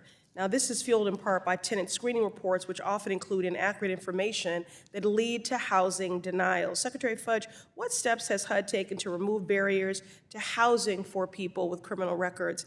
And I should add that I do have a bill to address this called the Housing First Act, but I would love to hear what HUD is doing. We have a rule that is saying to everyone that it is housing discrimination to only use a person's criminal background as a decision point as to whether they should stay in public housing. There is no rule that prevents them. So we're working to make sure that we change it. I'm very, very happy and proud of the work that we are doing in that regard. Thank you. It's really critical also to breaking the cycles of recidivism. So it's a matter of fairness, but also that prison to homelessness pipeline does contribute to recidivism. Thank you, Madam Secretary. Thank you, Mr. Chair. I thank the gentlelady. The gentleman from South Carolina, Mr. Norman, is now recognized for 5 minutes. Thank you, Secretary Fudge, for being here. First of all, as an overall, the only way you're going to get housing down or affordable housing is gas and energy produced here in this country. There are no battery-operated dump trucks. There are no battery-operated crane operations. So that's the only way. It affects everything. And I might add, so goes housing, so goes the economy. Everybody's talking about increasing. We need more money here. I think you mentioned you need $70 billion. There's a $70 billion budget. You need a lot more. Unless the businesses are doing... For public housing, that was public housing. I get that. Okay. But unless the businesses are producing the taxes, it won't be there. And secondly, unless the flow of immigration into this country, the 8 to 15 million people that are going to be on the payrolls, what you will see is a further deterioration of our tax system and the revenues that HUD and others get. As far as let me just ask one thing. When I think you were talking with Bill Posey, you said we can provide the land. Who is we? I said that we were working with land banks in communities across the country. They have access to land that can be used for development. That's the purpose of a land bank. And so they gather large parcels of land, and more times than not, they either give them to local communities and or sell them at a reduced rate, and it helps to do development. Okay. One thing I heard insurance mentioned, flood insurance is very important. And I know there's been some changes. HUD updated the regulations in 2022. A lot of the prudential regulators, the language fit. A lot of it did not. So if I could get you a list to consider, if the secondary market is going to be hindered, you're talking about affordability problems. If I could get you and have you take a look at that. Absolutely will. Secondly, why is the DOE getting so involved, and why are you having to get there, I guess, okay, when HUD is who controls, particularly in the manufactured housing? Why are you having to get their okay with when they put out things like this. And Ms. Granholm, Jennifer, Secretary of Energy said the new energy efficiency rules will help save 17 million Americans. It's not housing. In 75 is when the housing regulations came in. They can't go back and retrofit the 17 million she's talking about. This is just wrong. So what I would ask is why, if HUD regulates housing, the manufactured housing code, why are you having to abide by this? Well, we don't necessarily have to abide by what they sent us, but we do have to get the approval. That's based upon the law. It's just we don't have the authority to not listen to them, so we are put in a position where we need to negotiate with them. I would speed the negotiations up. I will tell you, some of the, and we've done manufactured housing. We've done stick-built housing. There is a difference. In the manufactured housing, you're talking about helping those who can't afford it. Manufactured housing is the way to go. But the rules they're talking about, they don't understand it. They're talking about energy insulation requirements that won't even fit the type framing that they have. It just doesn't work. So I will address that and get that to you in a letter, because if the negotiations are going to go by what they're saying, that the the new housing has to install, you'll put the manufactured houses out of business. That's not my words, that's theirs. So I would just ask you to take a look at that. There is a reality, and this just isn't, what they're proposing just is not. HUD does understand manufacturing housing. You would agree with that, wouldn't you? I'm sorry? HUD does understand manufactured housing. Yes. And you're the one that makes the final decision, not DOE. But there are manufactured housing construction and safety standards that have to be met, so I'm looking forward to getting your letter. Okay. Thank you so much. Appreciate you being here. Thank you. I thank the gentleman from Nevada, Mr. Horsford, is now recognized for 5 minutes. Thank you to the chairman and ranking member for holding this important hearing, and thank you to Secretary Fudge for appearing to discuss your important work and that of your team as we examine the work that the Department of Housing and Urban Development continues to do to support the issues of our constituents. While HUD's mandate is wide-ranging and diverse, the work you do to increase access to affordable housing, promote home ownership, and protect renters is critically important, especially to my constituents in Nevada. While my constituents are still struggling to find a way to build wealth through home ownership, they are being robbed of their opportunities, particularly by large out-of-state corporate speculators. I ask unanimous consent to enter into the record a Las Vegas Review-Journal article from January 4th of this year titled, "Swapping Homes Like Stocks, Wall Street-Backed Firm Buys 264 Valley Homes in a Day." Without objection. 264 homes in a day, a single day. And this is just a continuation of an alarming trend that we have seen as far back as 2009, a trend that only accelerated during the COVID-19 pandemic. These massive hedge funds, corporate landlords, and cash-rich investors are able to not only outcompete Nevada families during this period of high interest rates, which have allowed them to purchase almost a third of the homes sold in certain Las Vegas zip codes. That's why I introduced the Housing Oversight and Mitigating Exploitation Act, the HOME Act, to empower your agency to gather the data necessary to understand the severity of our housing shortage and to protect everyday Nevadans from being exploited by large institutions on Wall Street.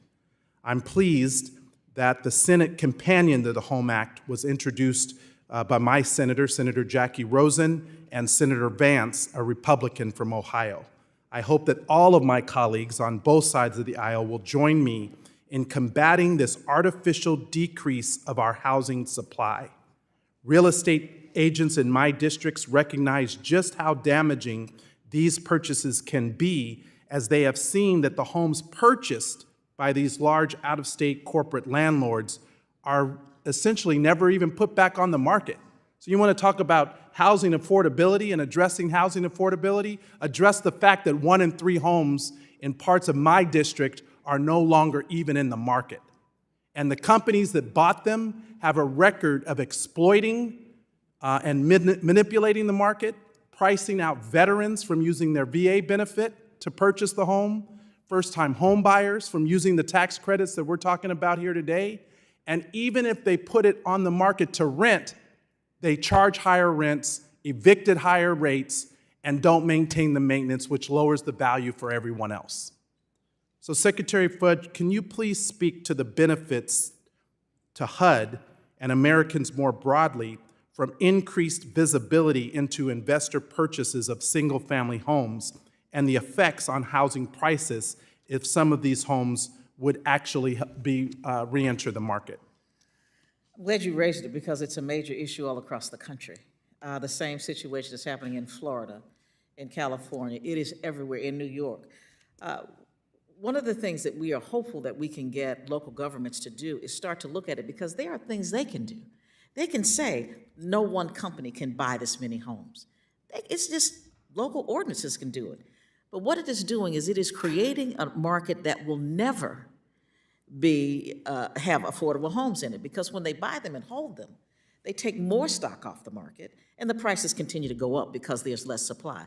But the other thing they do, and you are right, they gouge people. They come into communities like mine, buy up half the houses on my street, raise the prices so that I can't even live there anymore. We have to find a way to say to corporate America, or at least to our communities, that there needs to be finally a come to Jesus meeting about this. Because until we do, they're going to continue to do it. It is profitable. It is not illegal. But we have to make the decision to stop it. Thank you. Well, my legislation will help you collect that data. But not only there, as you mentioned in your opening statement, there are 44 million households living in rental housing who deserve to know their rights and to be protected against abuse. And the HOME Act would empower HUD, the FTC, and the CFPB to identify practices that may unfairly prevent applicants and tenants from accessing or staying in their apartments. So, Mr. Chairman, with your indulgence, since this is the first housing hearing that we've had, this is a very important issue, and I hope my colleagues will support the HOME Act legislation. I yield back. Gentleman yields back. The gentleman from Wisconsin, Mr. Stile, is now recognized for 5 minutes. Thank you very much, Mr. Chairman. Secretary Fudge, thank you for being here with us today. I've been digging in and trying to get some information. I would love your assistance here today. In particular, as we look at the migrant crisis that we're having with illegal immigration at the border and how funds are flowing from our federal government into resources for illegal immigrants into the country. And specifically looking at probably 4 of the biggest programs inside HUD, using up rough math, 75% of the $65 billion budget of HUD breaks into 4 key programs: community development, block grants, we have Section 8 tenant vouchers, homelessness assistance grants, and then public housing, capital P, capital A is public housing. And as we look at this, I've been looking to see if there are any restrictions on those funds from HUD, any restrictions at HUD preventing those funds from being used to house illegal immigrants that have entered the United States. And if those funds are being used in that manner, what percentage or what the dollar amount is that's tied to that. And so let me break them down into sections. Do you know any restrictions from HUD that would prevent an illegal immigrant from taking or from utilizing Section 8 tenant vouchers? I'm not sure what you're asking me, but what we do not give vouchers to immigrants. Is that what you're asking? No, ma'am. So I'm saying, are there any restrictions at the HUD level as these funds flow through the local government agencies that are actually distributing the vouchers? Any restrictions on those localities from using these vouchers for purposes of housing illegal immigrants that have arrived in the United States? Well, I would say I don't know that there are any legal restrictions to that particular municipality or county. Are there? It is their decision as to how they use them. Understood. So no restrictions from HUD. Is that for all 4 programs or just for the Section 8 tenant vouchers? That's for all 4 programs. So for all 4 programs, no restrictions from HUD. Do you track the amount of money being utilized at the local level that is going to illegal immigrants in the United States? So out of So rough math, we're taking these 4 programs, rough math, $45–50 billion total. You don't track how much money of that bucket is being utilized for housing of illegal immigrants in the United States? We get data, but I don't believe that that is data that has been collected anywhere that I'm aware of. So it's not being collected anywhere? Not that I'm aware of. Do you think it should be collected, that we should know in the United States Probably. what kind of dollars we're spending on the disastrous border policies? Remove the disastrous border policies, but I don't want to get this overly partisan. I think it's just really important to actually understand the numbers. I think the data would be important to us, yeah. Can you get that data for us? What would need to be done to be able to capture that data? Because for sure, a lot of money is going to this, but if we don't know the scale of the problem, I think we have an issue. I don't know that we can require them to give it to us, but I can check into it. I think if you can't require it, I think we should give you that authority to be able to require it, because in communities, in my district community across the country, in particular, let's just take one of these programs, the Section 8 tenant vouchers, we have a long list of individuals, U.S. citizens, who've been here for a long time, who've been struggling in many ways, who are on a list to get access to some of these funds. And at the same time, we have this massive flow of illegal immigrants coming into the United States, but we don't have any trackable data. As you've just said, Secretary Fudge, we don't have that data as it relates to understanding how much of your HUD budget is ultimately being utilized to house illegal immigrants. Well, I would say this, it is not a large portion because we've had so many lists right now. We go through our list. People who come here, that they go to the bottom of the line, basically. We are never going to put our own citizens in a position to be behind someone who is not a citizen. But you can assume that, but you can't tell me that on the facts, because we don't track. That is true. We don't track the data, right? So that's maybe your assumption. But in some of these cases, we also have a real challenge in a handful of these cases where we'll have people on a list, and then when you go and look at how the vouchers, we have 100,000 vouchers that are being unused, right? So there's a disconnect on these lists. There's a disconnect in some ways where we have thousands of vouchers that aren't being utilized. We have other areas where we have people on a list, a bit of a separate question.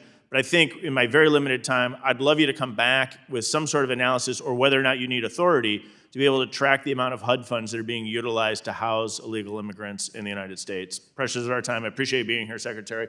Mr. Chairman, I yield back. Gentleman yields back. The gentlewoman from Texas, Mrs. Garcia, is now recognized for 5 minutes. Thank you, Mr. Chairman. Mr. Chairman, earlier in today's hearing, Congressman Barr misquoted Ms. Diane Yentl, President and CEO of the National Low-Income Housing Coalition, as saying, quote, "By using the housing first approach, homeless systems cannot keep up with increased flow," unquote.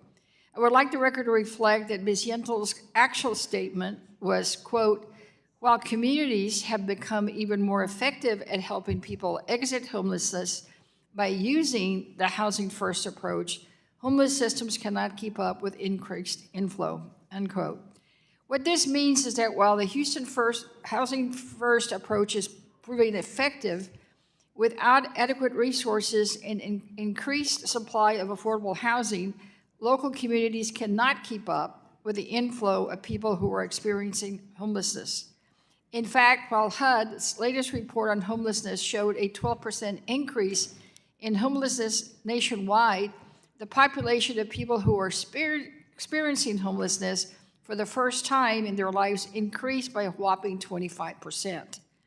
That is a function of this nation's worsening affordable housing crisis, and will only get worse if House Republicans accomplish their goals to defund federal housing programs.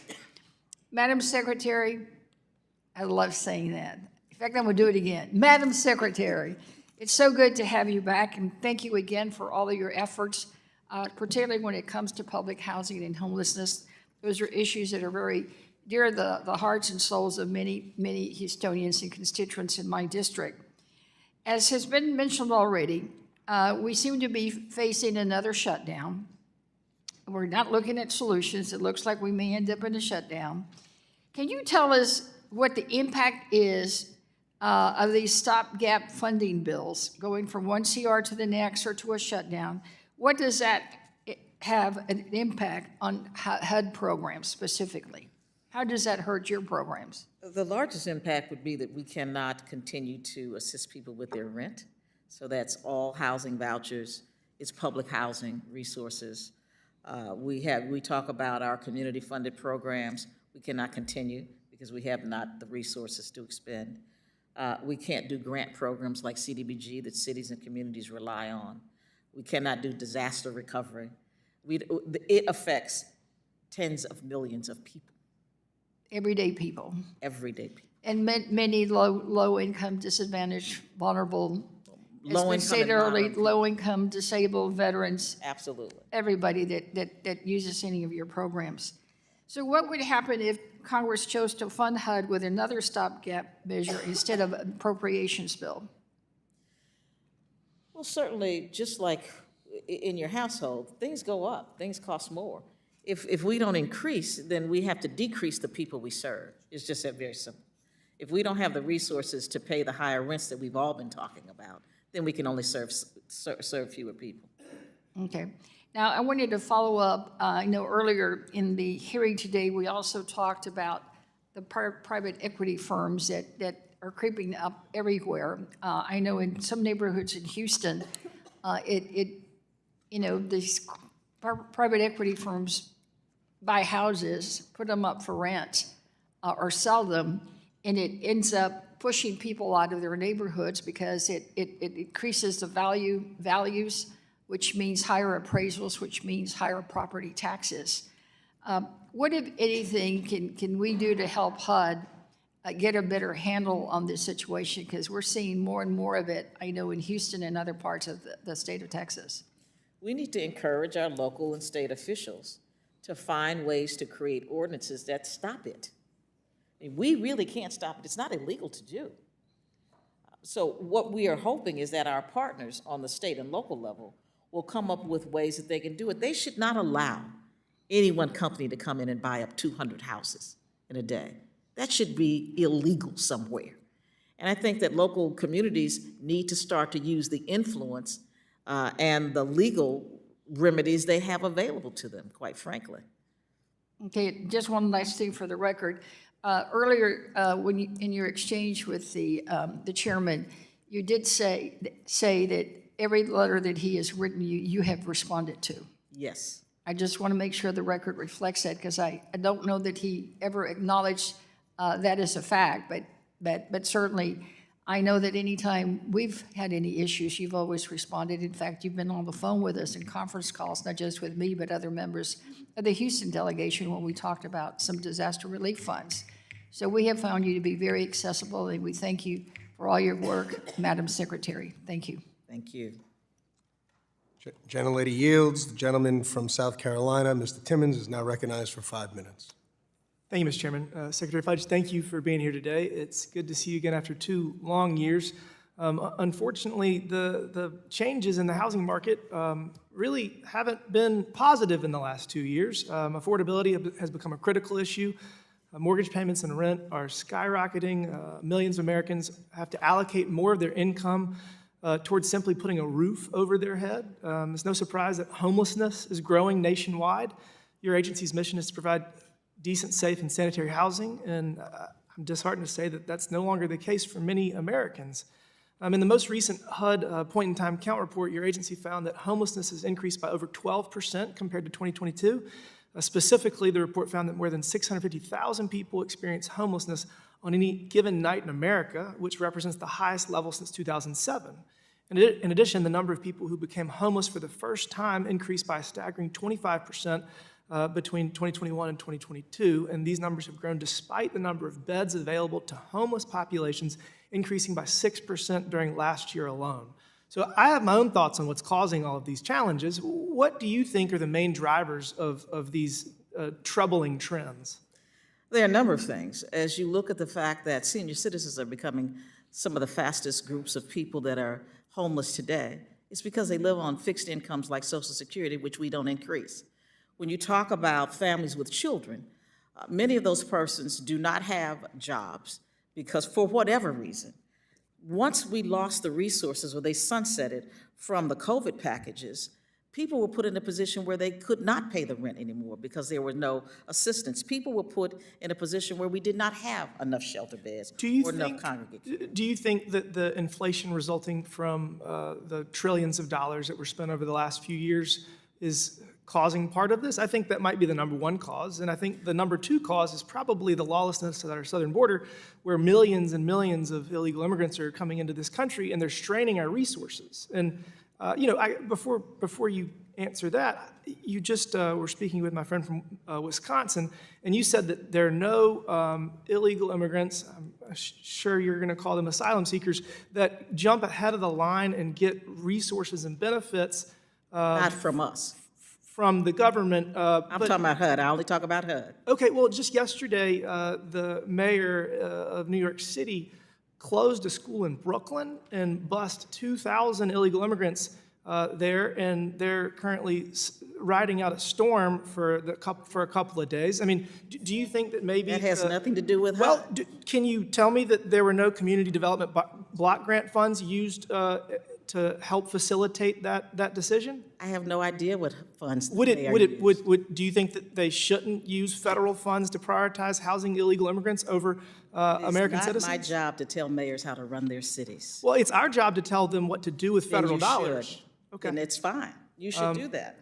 Okay, so but you do agree that it would be less than appropriate for state and local governments to use federal dollars to prioritize illegal immigrants over American citizens that are experiencing homelessness. Would you agree with that? I would say I hope that they are not. Okay, I appreciate that. Would you look into whether any of the CDBG funds are being used, or I mean, is that something that we need to take up directly with the state and local governments? I think you should. Okay. But to get back to your question, inflation is not the number one issue for rising housing costs. It is supply. It is lack of supply. So when a developer, somebody's going to build a home, is looking at an interest rate of 8%, the math's all off. Because if you're going to buy a $250,000, $300,000 house in South Carolina 3 years ago, your mortgage payment's going to be around $1,000. And that's something that a lot of people can afford if you're making $30,000, $40,000, $50,000 a year. But when the interest rate's at 8%, which, by the way, it is now because the federal government spent trillions of dollars that we didn't have, that mortgage payment is more like $2,300 to $2,500. And their rent or their mortgage can't go up 150% when their wages probably went up 5 or 10%. So, I mean, that is a direct result of... But I would say to you that the problem existed when the interest rates were 4%. We have had a lack of supply for many years. I can only speak for my district. In 2019, 2020, even before the pandemic, things were going great, and everybody that wanted to purchase a house had a good-paying job, and the house was affordable because interest rates were low. That's not the case anymore. And the homeless numbers was just as bad then. I would imagine that's probably relative to geography, because again, thank you, Mr. Chairman. I yield back. The gentlewoman from Colorado, Ms. Pedersen, is recognized for 5 minutes. Thank you, Mr. Chairman, and thank you, Madam Secretary, for being with us today. I really appreciate the work that you do every day, and want to go over a few policy questions. But first, I was taken aback by, when we think about what we just went through with the global pandemic, with investing and keeping people housed, how important that was with stabilizing our local communities. I was a state senator at the time, and I just want to thank you for your support. I can't imagine if we didn't have those dollars. Also want to reiterate, we have the quickest and strongest recovery in the world. You wouldn't know that if you listen to my Republican colleagues about our state of our economy and not remembering what we just went through and what we're coming out of from a global pandemic. So I just want to thank you for the work you do every day. We've had the opportunity to connect, and I was able to tell you my story and how important your services were for my family. My mom was one of the people who qualified for Section 8 housing, and it saved her life. She would not be here today. I was surprised that substance use disorders were brought into the conversation of whether people should be drug tested. I can tell you that if you put people on the streets, it is only going to get significantly worse and more expensive. I've seen this firsthand with my aunt and my cousin. And so what you do is so important, but it's only the first step. It also takes substance use disorder treatment and recovery services. That is completely outside of what you do. But just wanted to clarify, set the record straight on that. We need to be looking to treat this as a disease, not throw people on the streets. Something that I'm interested in is we talked about the mortgage rate increase because of rising inflation. Once again, strongest recovery in the world here in the United States. We have a lot to be proud of and hopeful for with where we are. But the interest rates are a barrier for people when they're trying to sell their home and buy a new home. And something that I only know about because I'm on this committee that is really promising, and I want to look into how we can make this more accessible and streamline the process, is how people can actually take on previous interest rates for loans when they're for FHA loans. So the assumable mortgage rate. So if you're buying a property and they have a percentage of that at a rate that is much lower that we all benefited from in the previous with the previous interest rates, that you can actually assume that mortgage with FHA loans. Now, this process is burdensome. Most people don't know that this isn't even an option. What do you think that we can do to make sure that people know about this as an opportunity when buying new homes? Well, we do have housing counseling all over the country. So all that anybody would need to do is one of two things: contact a housing counselor or contact our office directly, and we can refer them to a housing counselor. So we can give them the information. Thank you, Madam Secretary. I've heard that it can be a little burdensome, so I'd love to work with you on what we can do to support streamlining that process. Something that has also impacted Colorado are wildfires. And we've talked at great length about the Community Development Block Grant Disaster Relief Program today. We know that this can be used with disaster support. Are you finding that there are barriers with you all being able to provide these funds when it comes to wildfires? And is there something that Congress needs to do to adjust? Well, our problem is that we can't get to you fast enough. Because unlike FEMA that has authority, has a permanent authorization to go into communities like first responders do, we can't. We have to wait until FEMA goes in, does an assessment, comes back to Congress, tells Congress this is how much money we think it's going to take, and then Congress has to do an appropriation. When I was in Kentucky just earlier last year, it had been almost 18 months since the storm. And I think it's just outrageous that we can't help people when they need us. Great, thank you for that. You're very succinct. I'm not used to this. We also, something that has been, I think the unfortunate reality is the attack on HUD and whether or not there should be any public investment in housing, whether or not the free market's going to address this. How critical are the P3 partnerships in those public investments to make sure that we can build attainable housing? Neither the federal government nor private entities can build all of the housing we need. We have to work together. That is the only way we can build enough housing for the people we need. Whether you use the number we are short 1.5 million units of housing, or if you use the 4 million that many people are using, neither of us can do it alone. So we have to give the assistance to the best of our ability. Gentlelady's time is expired. Thank you, Madam Secretary. The gentleman from Minnesota, Mr. Emmer, is now recognized for 5 minutes. Thank you, Mr. Chairman. Really appreciate you holding this important hearing today. And thank you, Secretary Fudge, for joining us as we conduct oversight of the Department of Housing and Urban Development. Young Americans are experiencing a mental health crisis greater than we've ever seen in the history of this country.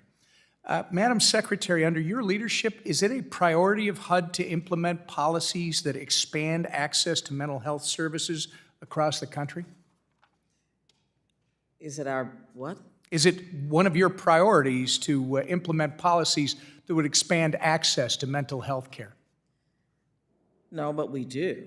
I mean, what we do is we provide resources for housing for the disabled, which includes mental illness. All right, well, great. That was where I was going, because okay. that's a priority of mine as well. Okay. And Secretary, Madam Secretary, briefly, what has HUD, under your leadership, done to accomplish this priority? Well, one of the things we've done, even in this last budget, is to put more resources into our programs to build housing for the disabled. Because what we have found is, just like with senior housing, We don't have enough of it, and we certainly don't have enough housing for the disabled. One of the things that you are doing is HUD is training housing counselors in basic mental health skills. I'm pleased to say that HUD is raising mental health awareness through a new educational campaign on housing discrimination faced by people with mental health issues, which plays into what you were talking about, which is great. Do you think there's more that HUD can be doing? Well, I don't know that there is, but I'm certainly open to suggestion because it is a major problem in this country. Yeah. Not only just mental health in the terms that most of us think about it, but large numbers of people who sleep on our streets have mental illness as well. Yeah. Madam Secretary, are you familiar with the Securing Facilities for Mental Health Services Act?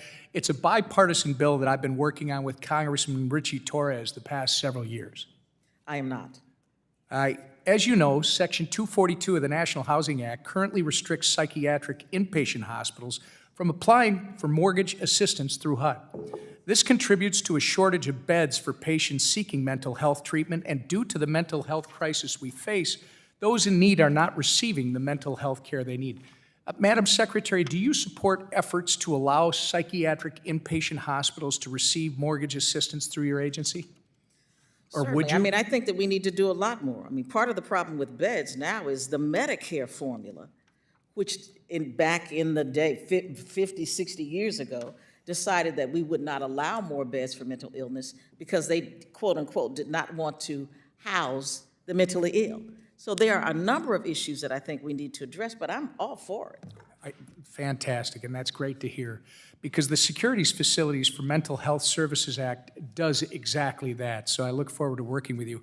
Unfortunately, last Congress, your staff, and I don't know that you know this, told the Democrat leadership on this committee that the bill would be difficult for HUD to implement and we should forego marking this bill up and conduct a study on it instead.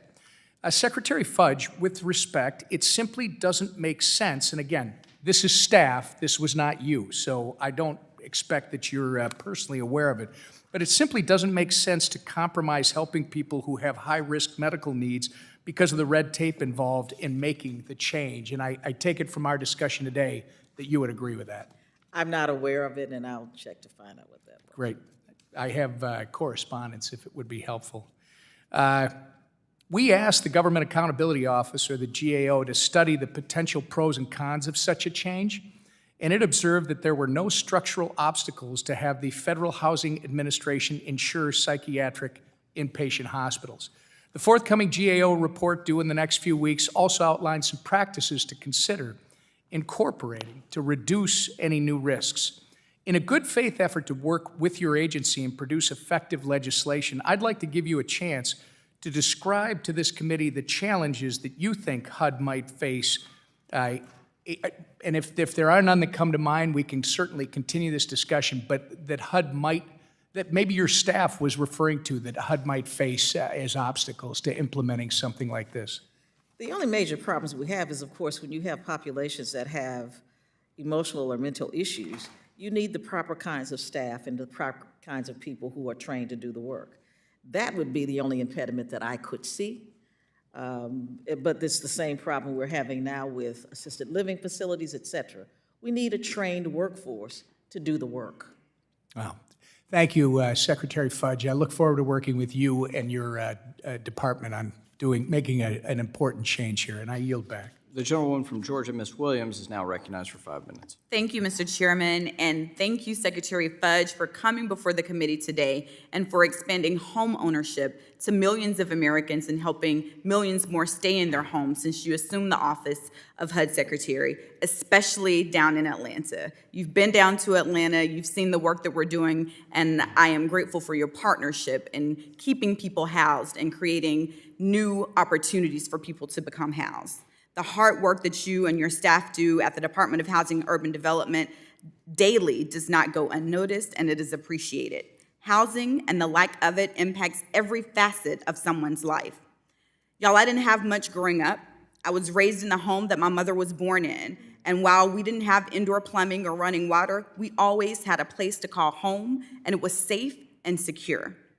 Everyone deserves safe and stable housing, and for far too long, the residents of Forest Cove have been deprived of this right.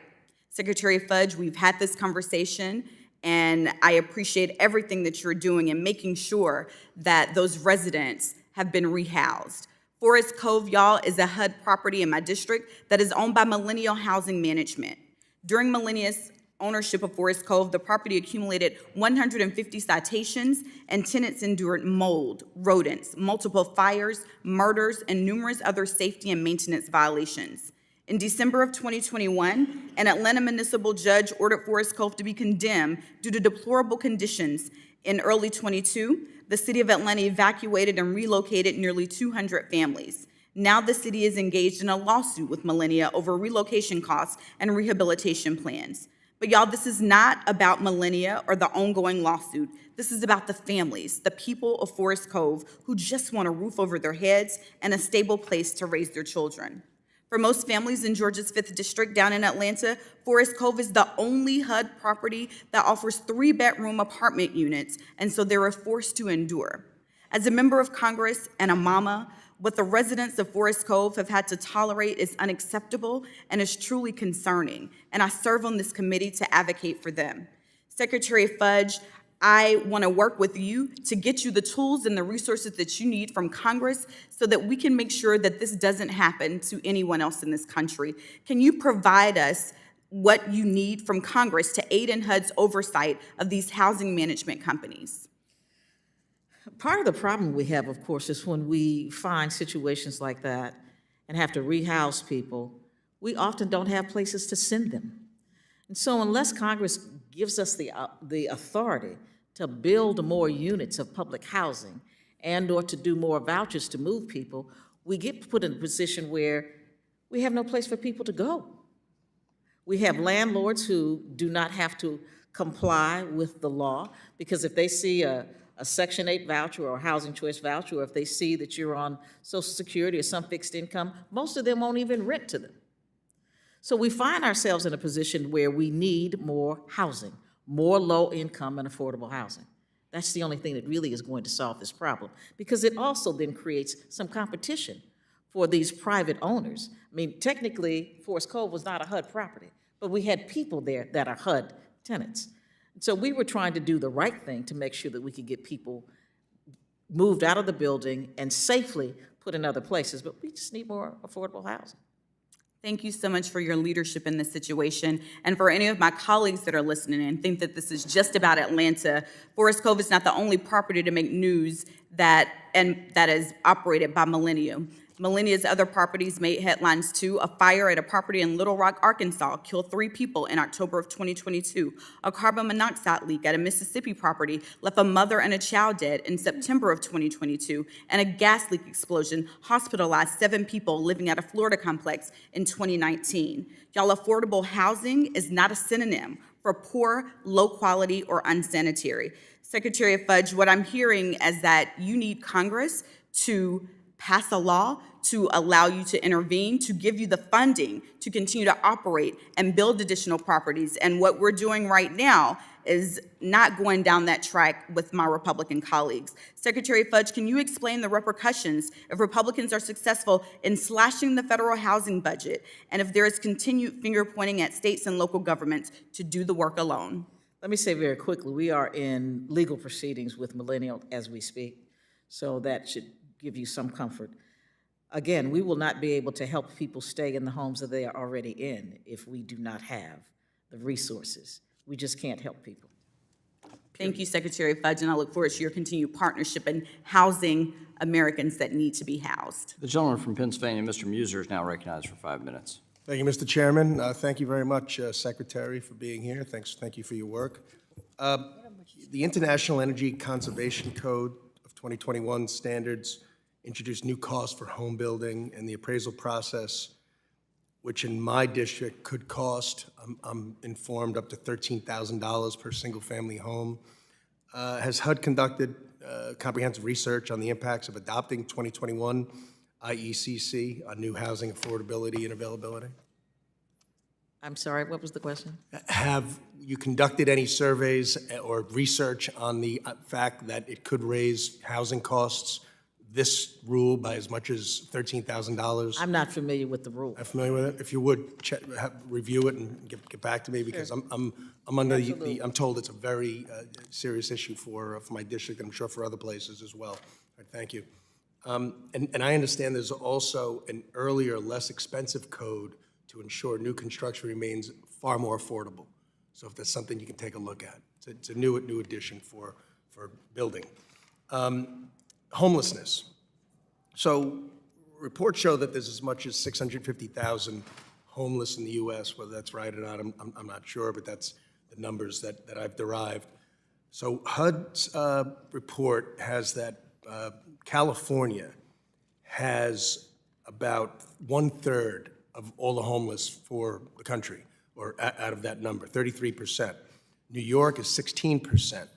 Now, California's got a population of 40 million. New York's got a population of 20 million. So they're the two, they have the two heaviest levels of homelessness. Pennsylvania, my state, has 2% of the homelessness. Texas, which has 30 million people, much higher than New York, has about 8%. And Florida's in the range of about 5%, and they're the third most populous state. So my question is, look, we want to provide effectively funding availability, but is it more of a management problem and policy problem in California and New York? Are you sending money there that isn't getting the job done in a weighted manner that offsets what other states receive? Is there a better plan for California and New York, since they're likely receiving nearly 50% of the funding for homelessness, and yet their percentages are far more than states with higher levels of population? I think you answered the question. When you have 40 million people, if you take your 6%, the raw numbers are going to be significantly higher than they are in Pennsylvania. The same thing with New York.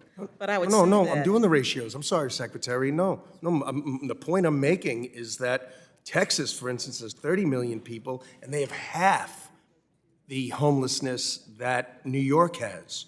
California, if you did the right ratio for Pennsylvania, that would be, since they have 3 times more people, that would be 6%, not 33%. So they're far more in they're not doing as good a job with the funding being received. the cost of living in New York and California are significantly higher than they are in Texas. So that's the answer? No, you asked me, I'm saying that is part of it, quite frankly.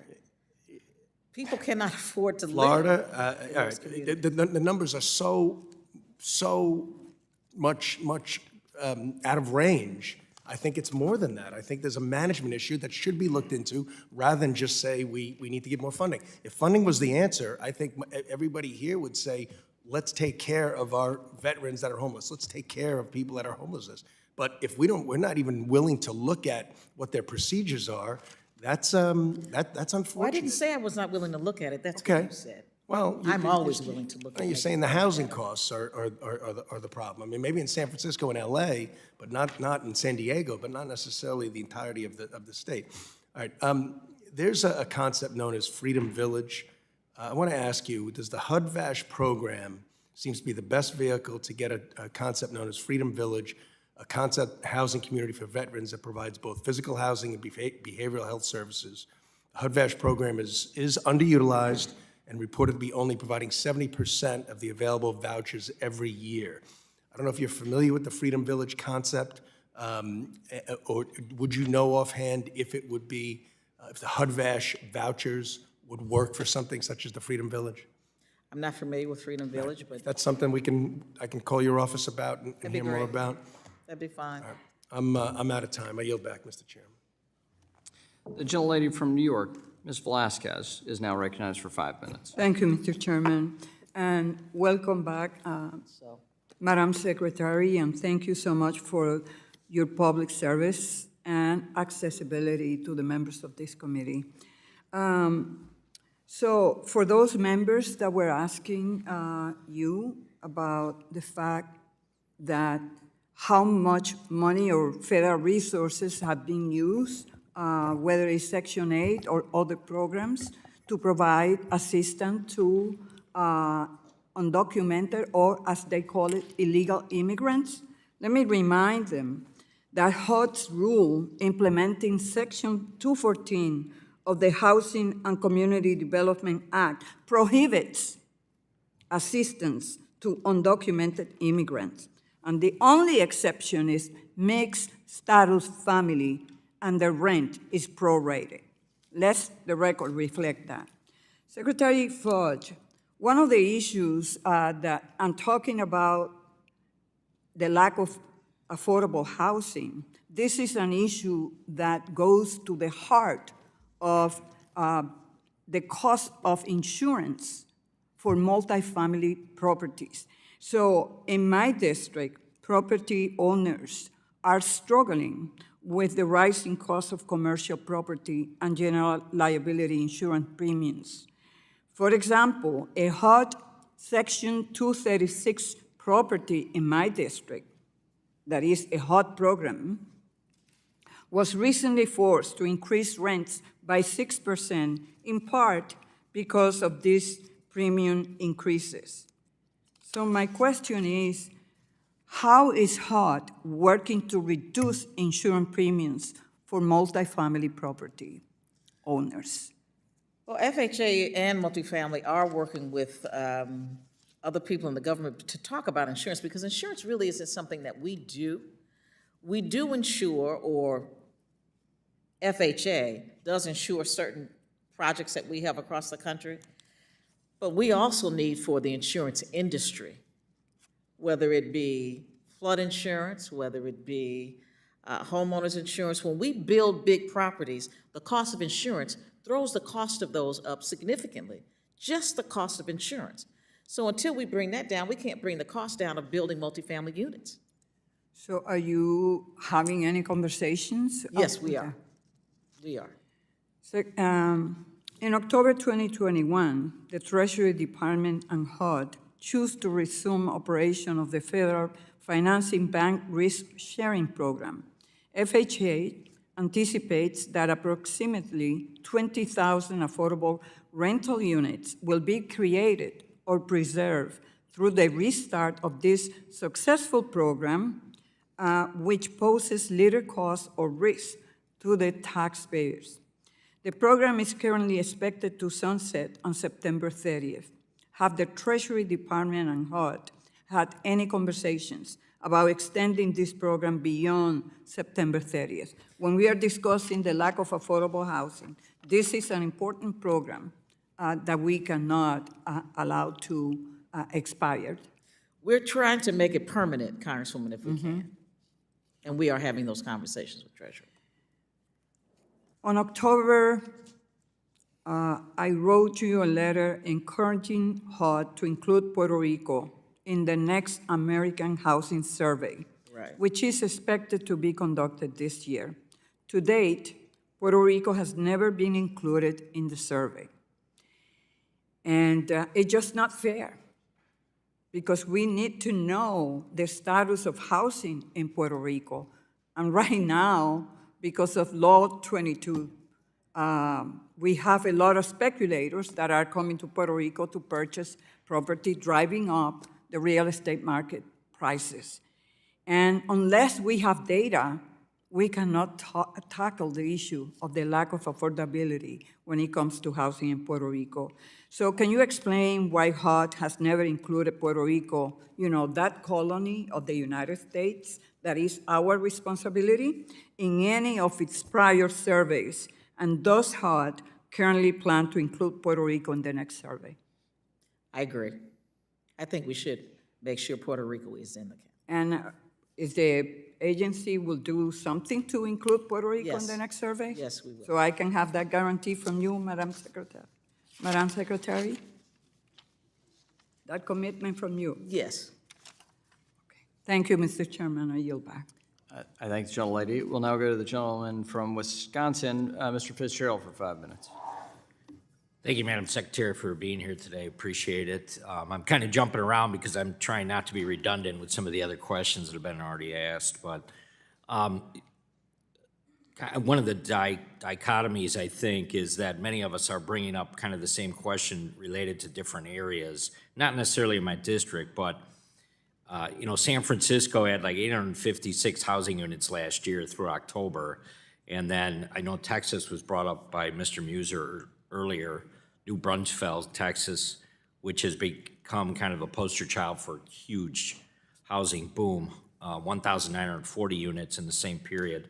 Do you think affirmatively furthering fair housing rule, that rule will help or hamper kind of just natural development by home builders throughout the nation? Have you taken a look at that issue and how the rule could affect that? First off, I'm not at liberty to talk about a rule that is in the process of being reviewed. Well, how about your opinion just on, I mean, you're watching the same trends, I'm sure, where some areas are developing and have better strategies for home building than others. And I'm wondering how you view that and kind of what your take is on how you can advance that and how you can help in that regard. I meet with home builders regularly. They know that the rule is there. They have the opportunity to comment on the rule. We will look at their comments and we will try to accommodate as best we can their concerns. Right. Very good. I'm just concerned that there's, hasn't been a kind of formal opinion. And I meet with home builders too, both in my district in Wisconsin and obviously those that may come in with one of the associations. And they all have the same frustrations, which I think is that they'll go to a municipality, they'll have a discussion with the home builder, the city council or the village board will say, we'd love to build a new subdivision, but quite honestly, when the subdivision is completed, the average cost of a home in that subdivision is $500,000. Well, that's not what these municipalities are looking for. That's certainly not advancing, I think, the overall agenda of continuing home building. So I would hope that you would oversee and kind of take a look at how we could advance that. Let me move quickly. Many lenders have stated that the cost and complexity of servicing FHA loan is significantly more compared to Fannie Mae and Freddie Mac loans. Are there any plans for HUD to reform FHA's servicing to fall more in line with the GSE's model for servicing? I'm not aware of any complaints we've received. So Okay. if you have people that are saying that to you, please have them contact us. Okay, very good. And while I know you don't directly oversee FHFA, they plan to require, I think this came up earlier today, they plan to require Fannie Mae and Freddie Mac to transition from the current requirements that lenders provide credit reports for all three national consumer reporting agencies to 2. Have you guys monitored this, and do you think at some point HUD will examine how the proposed move by FHFA to a buy-merge system will affect HUD's goal of increasing home ownership? And we'll certainly look at it. I mean, FHA, though, has no plans to go to that model. Okay, well, I mean, that's, the same thing. I mean, associations are the ones reporting, I think, to the elected members that this is exactly what the issue is. So I would urge you to take a look at it. That would be great. Oh, we absolutely will. Yep. And then the last thing real quick, I'm concerned about GSEs taking market share from FHA, leaving FHA with kind of the smaller group of what I would consider riskier mortgages. Riskier mortgages need corresponding controls to kind of ensure eligibility for individuals receiving the FHA insurance. What is HUD's position in kind of protecting taxpayers from the FHA taking on only the riskier mortgages? I think everybody's concerned about that, right? I would say to them that we have less than a 4% default rate, I would say, which is some of the lowest in the entire industry, conventional and/or FHA. I would also say that our resources, our accounts, are strong and stronger than they have ever been. And so I would say to the public, I think it's a safe bet to bet on FHA. Very good. Thank you. I yield back. Gentleman yields back. We have 2 votes on the House floor. After that, we'll reconvene. We've got 11 members that are here that have questions, and we'll see you after votes. It shouldn't take very long. It's motion reconsider. Mr. Chairman, can you give me some idea? I mean, my original thought was I would be here for 2 hours. I don't mind answering the questions, but Well, if you could I give know me it's some been a idea so while I can notify my office. Yes, ma'am. As a former member of Congress, and your staff well knows this, there's no end time. We had set, and that is the tradition of this committee. We've had Director Chopra, who's testified under that same arrangement, Chair Gensler every time. In fact, Gary wants to stay and take more questions. So we'll have a recess, House floor votes. This should not take more than 20 or 30 minutes, and we'll be back. Ma'am, Secretary Fudge, you know the House rules. We're voting under this. I'm We're not taking saying I'm not going to questions. follow them. I'm just asking you to give me an idea of time so I can Your staff notify knew my this ahead of office. time, that those were the rules and arrangements here. I'm sorry you didn't know this, but I can't inform you of that which your staff doesn't inform you. We will see you when we reconvene immediately following votes for 11 more members, both Republicans and Democrats taking questions, and we'll see you then. Committee stands in recess.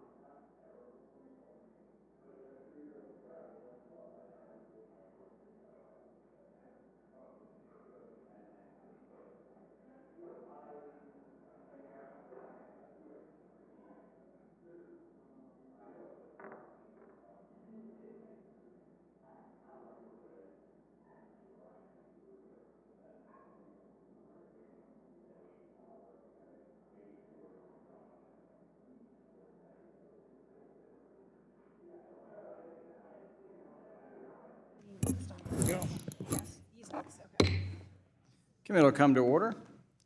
We'll now resume questioning under the 5-minute rule, and we'll now go to Mr. Green of Texas for 5 minutes.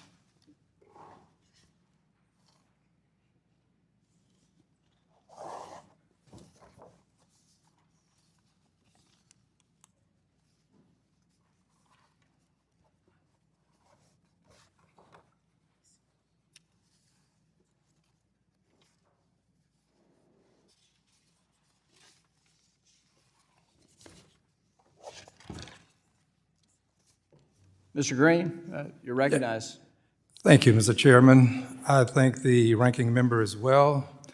And of course, I thank the Secretary for being with us today. Madam Secretary, an honor to have you before the committee. And welcome home. Welcome back to Congress. Madam Secretary, I'm going to speak to you very briefly about CDBG DR, but at the time of the event that occurred that I shall address, it was CDBG mitigation funding. Texas has had 3 consecutive years of flooding disasters. This was in 2015, 16, and 17. We had 1 trillion gallons of water in a 4-day period in the Houston-Harris County area. 68 persons lost their lives to Harvey. Hurricane Harvey caused $125 billion in damages. It truly was a major disaster. In 2018, Congress appropriated $4.38 billion in community development block grant mitigation funds for Harvey. In May of 2020, the Texas General Land Office announced an application process for Texas counties to compete for mitigation funds. In May of 2021, the GLO announced awards for the first round of funding totaling $2.3 billion. Here's where it becomes rather enigmatic, to say the very least. GLO, in making the initial award, did not award any dollars to Houston-Harris County, which suffered the 1 trillion gallons of water and the damages that I outlined. We have, since Harvey, been trying to get GLO to cooperate with us. I do not in any way cast any shade, as we might say, on your department and on you, because you have been involved with this and you've done many things to try to resolve this. And we're still seeking resolution in the state of Texas. I believe that for future disasters of this type, it would be beneficial for Congress to act. I think that we have legislation pending currently that can make a difference. The Reforming Disaster Recovery Act. This legislation was initially introduced by my colleague across the aisle, Ms. Wagner, and she and I tried our very best to get it passed. That was in 2017. In 2019, I introduced the legislation, and we've not been able to get it passed. But I think that this CDBG-DR legislation would do several things that would be of benefit. First of all, it would establish a long-term fund for the program. It would codify the program itself such that we wouldn't find ourselves reinventing the wheel each time we have a natural disaster. It would also require the states and local governments to administer funds per the Fair Housing and Civil Rights laws. I think this is going to help you and your agency to better serve the people that I represent, and quite frankly, people across the length and breadth of the country, because we have these disasters in various forms in various venues. I appreciate what you have done and would look forward to working with you and with Congress to, at some point, give some degree of permanency to the CDBG-DR program. As you know, FEMA, they can move rather expeditiously because of the codification of the legislation that they have to govern themselves. And if you would like to make a comment, I would welcome any comment that you have. I just want to say thank you, because that will allow us to get to people when they are in most need, and that is right after a storm or a fire or whatever it may be will have occurred. So thank you. I thank you, and I will yield back, Mr. Chairman. The gentleman yields. The gentleman from New York, Mr. Garbarino, is now recognized for 5 minutes. Thank you, Mr. Chairman. Welcome, Secretary. As many today have already stated, our nation is facing a housing shortage with housing affordability at historic lows for both homeowners and renters. My district of Long Island is no different. Just a little over a month ago, the median home price in Suffolk County reached a record $600,000, an increase over 9% compared to a year ago. When combined with the fact that the average interest rate for a 30-year loan is still well above the sub 4% rates that home buyers were used to seeing just a couple of years ago, it is no surprise that many first-time home buyers struggle to enter the market. One such solution to the affordability problem, which you briefly highlighted earlier, is the use of modular homes and accessory dwelling units. Secretary Fudge, how can HUD update its policies to leverage the development of non-traditional construction methods like modular housing and accessory dwelling units to add to the housing supply?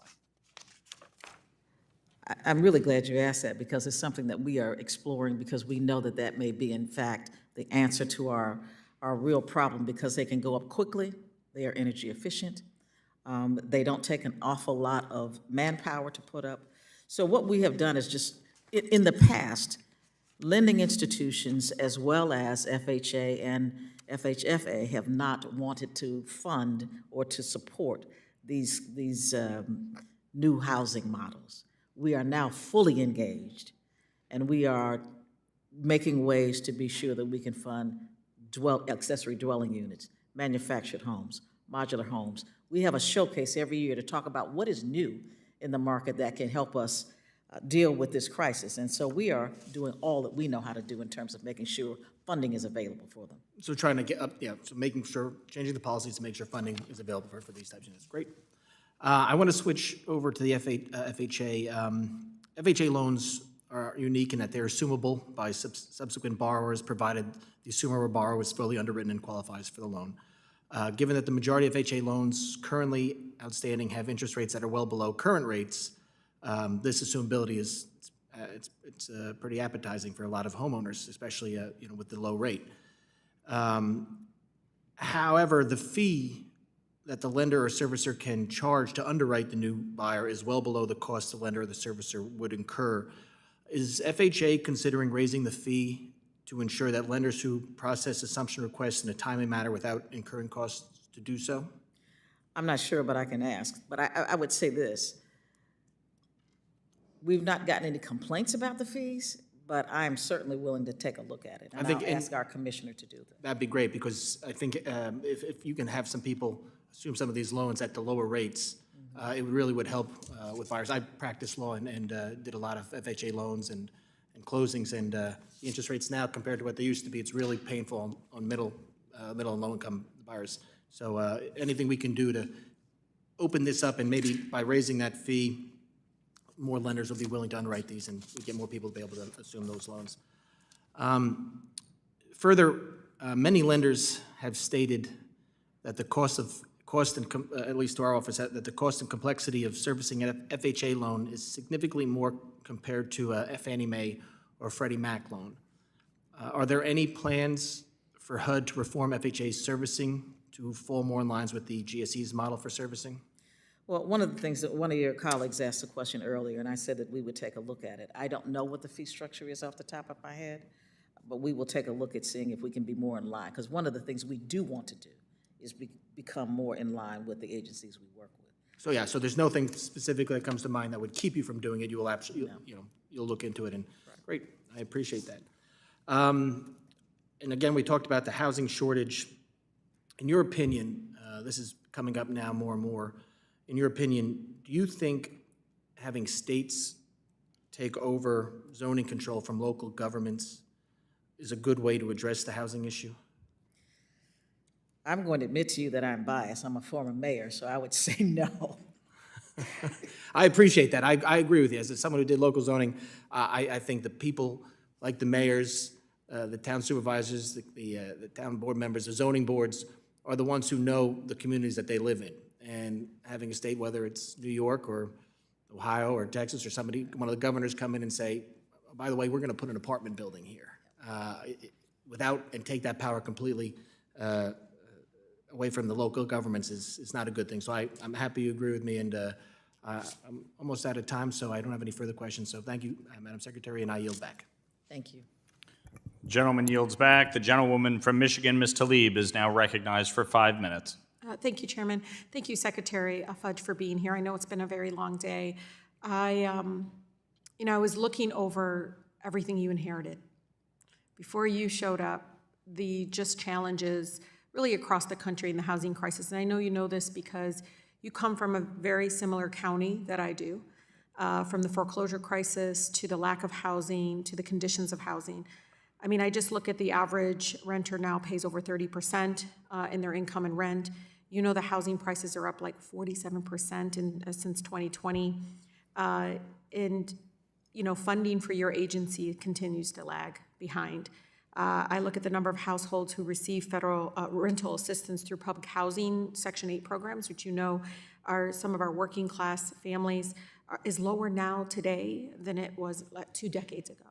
And so more than 19 million households qualify for rental aid, yet only 4.3 million actually receive that assistance because of the lack of funding. So I want to talk specifically about the importance of, you know, public housing stock that faces like the capital backlog, the capital improvements that are needed. I think we need like, what, $70 billion? Or more. Or more. You only get, what, I think 3 or 4% of that. Is that correct? Correct. So then I look at Detroit Housing Commission. And I've talked to you about this, for example, needs hundreds of millions of dollars, and they only have right now about $12 million annually to spend on those improvements. So you have roughly 30% fewer employees than you did a decade ago. Secretary Fudge, can you talk about the struggles again? Because even with the reforms that many of colleagues want to see, and I hear a lot about new construction and everything, you need the capacity within your agency to address those changes and address some of the needs that many of my colleagues mentioned. Can you talk a little bit about how critical it is for us to really understand that, you know, funds and resources are needed? I would say just a decade or so ago, HUD and housing made up 7% of the federal budget, discretionary budget. Mm-hmm. Today it is 1%. Yeah. And so then it was a priority. Housing was a priority at that time. It is not anymore because we don't put the resources behind it to make it a priority. So until we can get back to a point where we realize that the only way to solve this problem is to preserve the housing we have, to bring public housing up to speed, to hopefully build more public housing, and to encourage the market to build more low-income and moderate-income housing, we will not get out of this because we no longer make it a priority. And, you know, with the little resources that we have and the crisis just getting bigger and worse every time we don't fund it properly and make it a priority, one of the things I struggle with is I have a lot of housing commissions throughout my community and district, is that they're making a lot of really important decisions about the limited funding that they have. And so, you know, it's something I talked to you about, Secretary Fudge, but, you know, currently HUD offers a free online training for all the, you know, public housing agency board members called Lead the Way. Yep. The training covers topics like governance and financial management, super important. Again, all of it's currently optional. Do you think Lead the Way training should be required for all public housing administration executive directors, board members, commission members? Again, especially if they're now scoring or having troubles within the public housing assessment system right now. Well, I'm not sure that I say it should be required because clearly that's up to the local governments. But what I would say is that they should be encouraged to take the training that is available or have our staff, we're happy to come in and do a training. We have technical assistance in every single community in this country.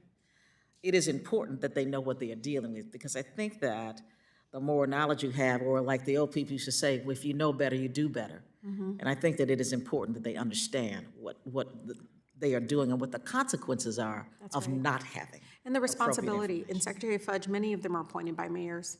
They're appointed by bodies, and they think it's some sort of, you know, they don't realize the incredible responsibility that we gave to them, for them to self-determine what they believe is a priority.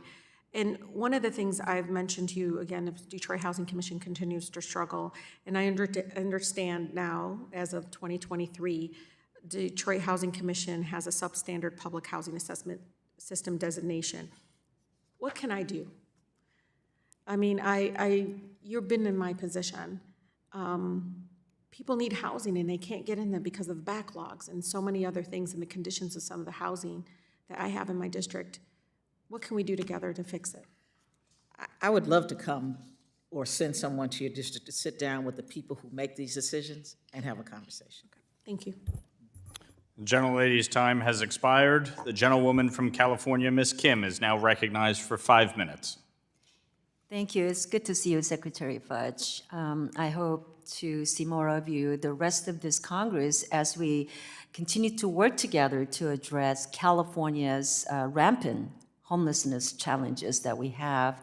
In your earlier dialogue with one of my colleagues from Pennsylvania, you talked about the HUD's latest report on homelessness, where it showed that California is responsible for staggering 1/3 of the nation's total homeless population. So I'd like to ask you, in your study and the report, what did you find as the reason why the numbers are so high in the states like California and New York?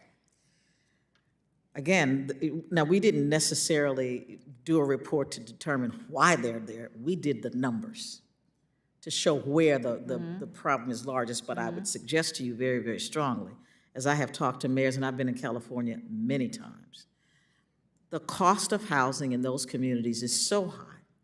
You take, I was talking to the mayor of San Francisco, she says per door to build a new home in San Francisco is $800,000. $800,000. The same thing is happening in Los Angeles or Santa Barbara or wherever it may be. So the cost alone is making it a difficult situation. So I know you see that you're seeing some correlation between high home prices and the high rate of homelessness? Absolutely, because think about it this way. If you live in a community where people can't live, they can't even work. They can't work in your communities because they can't live in your communities. And so they become unemployed because they have no way to get to work. They can't live in the communities in which you want them to work. And so it creates not only a housing problem. So what are some of the lessons HUD can learn from these two states to what not to do to combat the homelessness? I think that what we need to do is, first off, find ways to get people housed. That's the first thing we need to do. But secondly, and more importantly, we need to talk to not just governments, but the business community about getting some of these people in positions where they can work.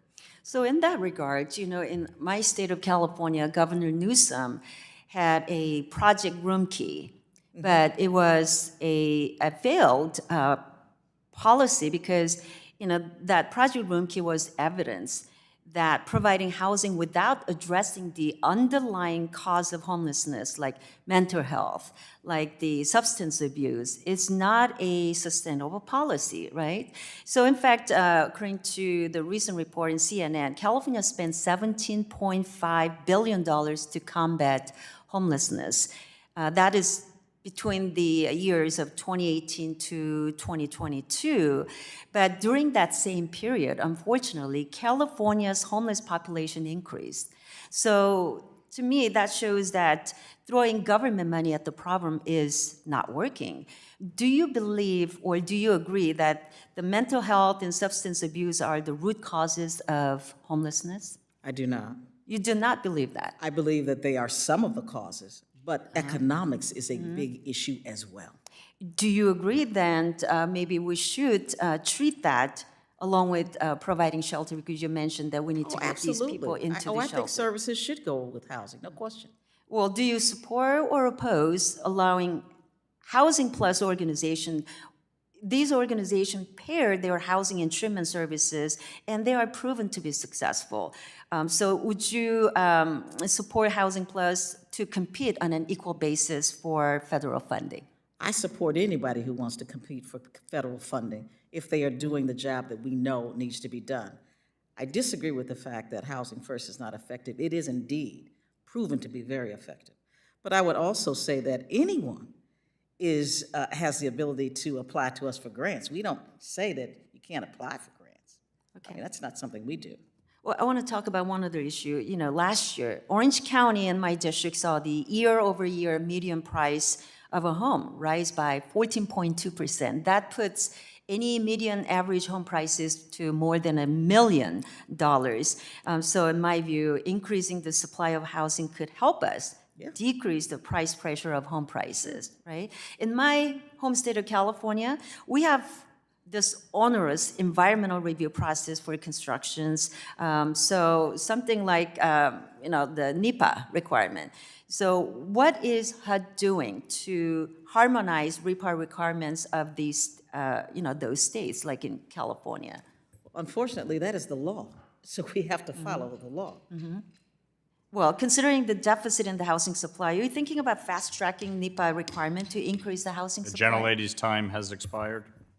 Could I listen to her response? She may respond in writing. Okay, thank you.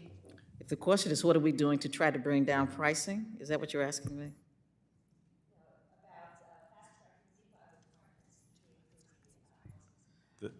Listen, we work when communities ask us to do it, we do. I mean, we're very flexible. The gentlelady's time has expired. The secretary may respond in writing. The gentleman from New York, Mr. Torres, is now recognized for 5 minutes.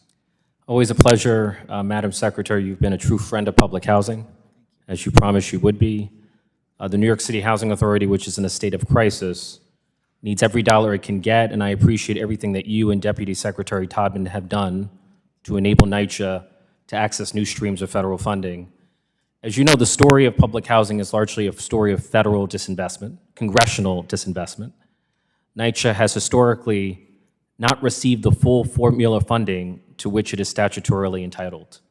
And since federal funding for public housing is subject to the whims of congressional appropriations, NYCHA has received only a percentage or a proration of the full formula funding. So as a result, since 2001, NYCHA has seen a cumulative loss of over $1 billion in operating subsidies and over a $500 million loss in capital grants.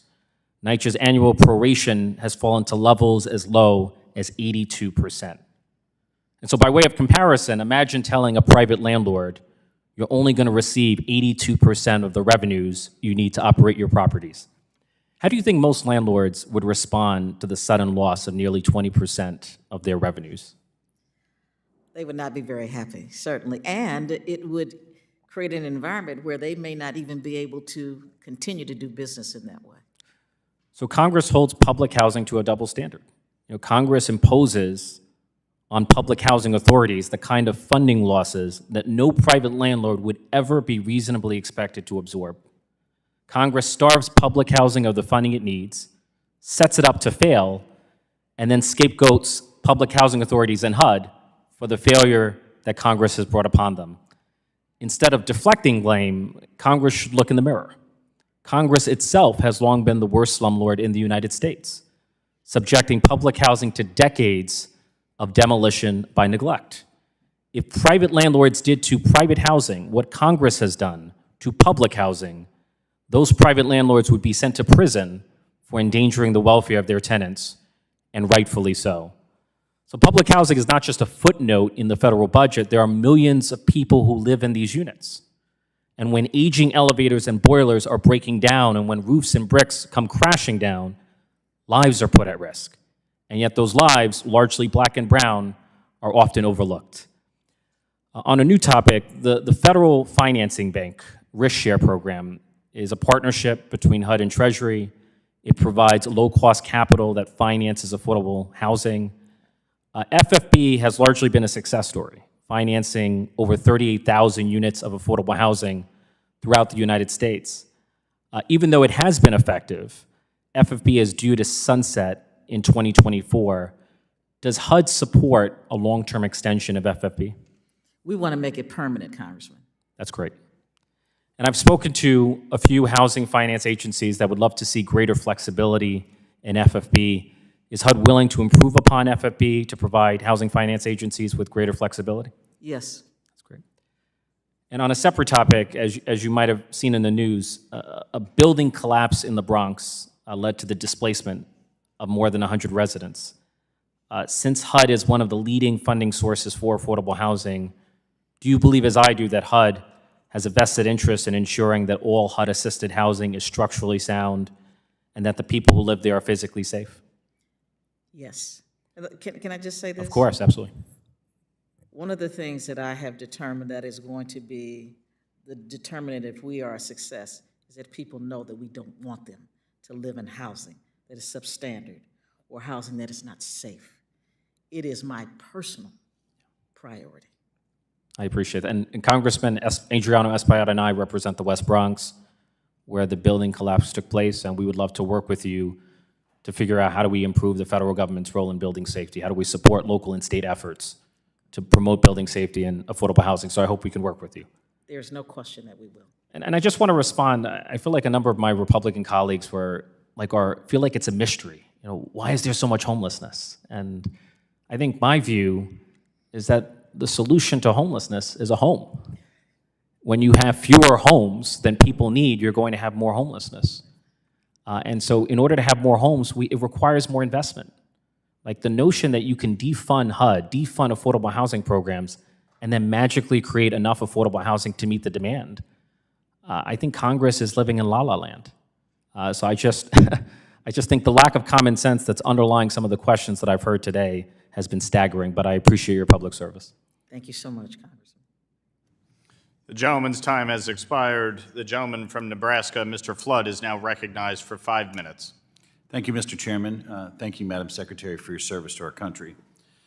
Later this month, there will be a workforce housing summit in Columbus, Nebraska that I have worked to put together with the Columbus Chamber of Commerce. We're going to have FHFA Director Sandra Thompson. One of your leaders from your office in Omaha has kindly accepted an invitation, and representatives from the GSEs in attendance. The unemployment rate in Columbus is less than 2%.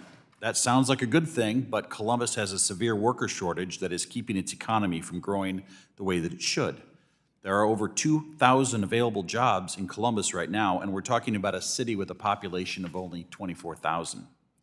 A city administrator in Columbus described the problem in the following manner. She said, quote, "Even if they, meaning employers, attract the perfect person from out of town, if they don't have anywhere that they can find to live that meets their preference, then they're not going to come.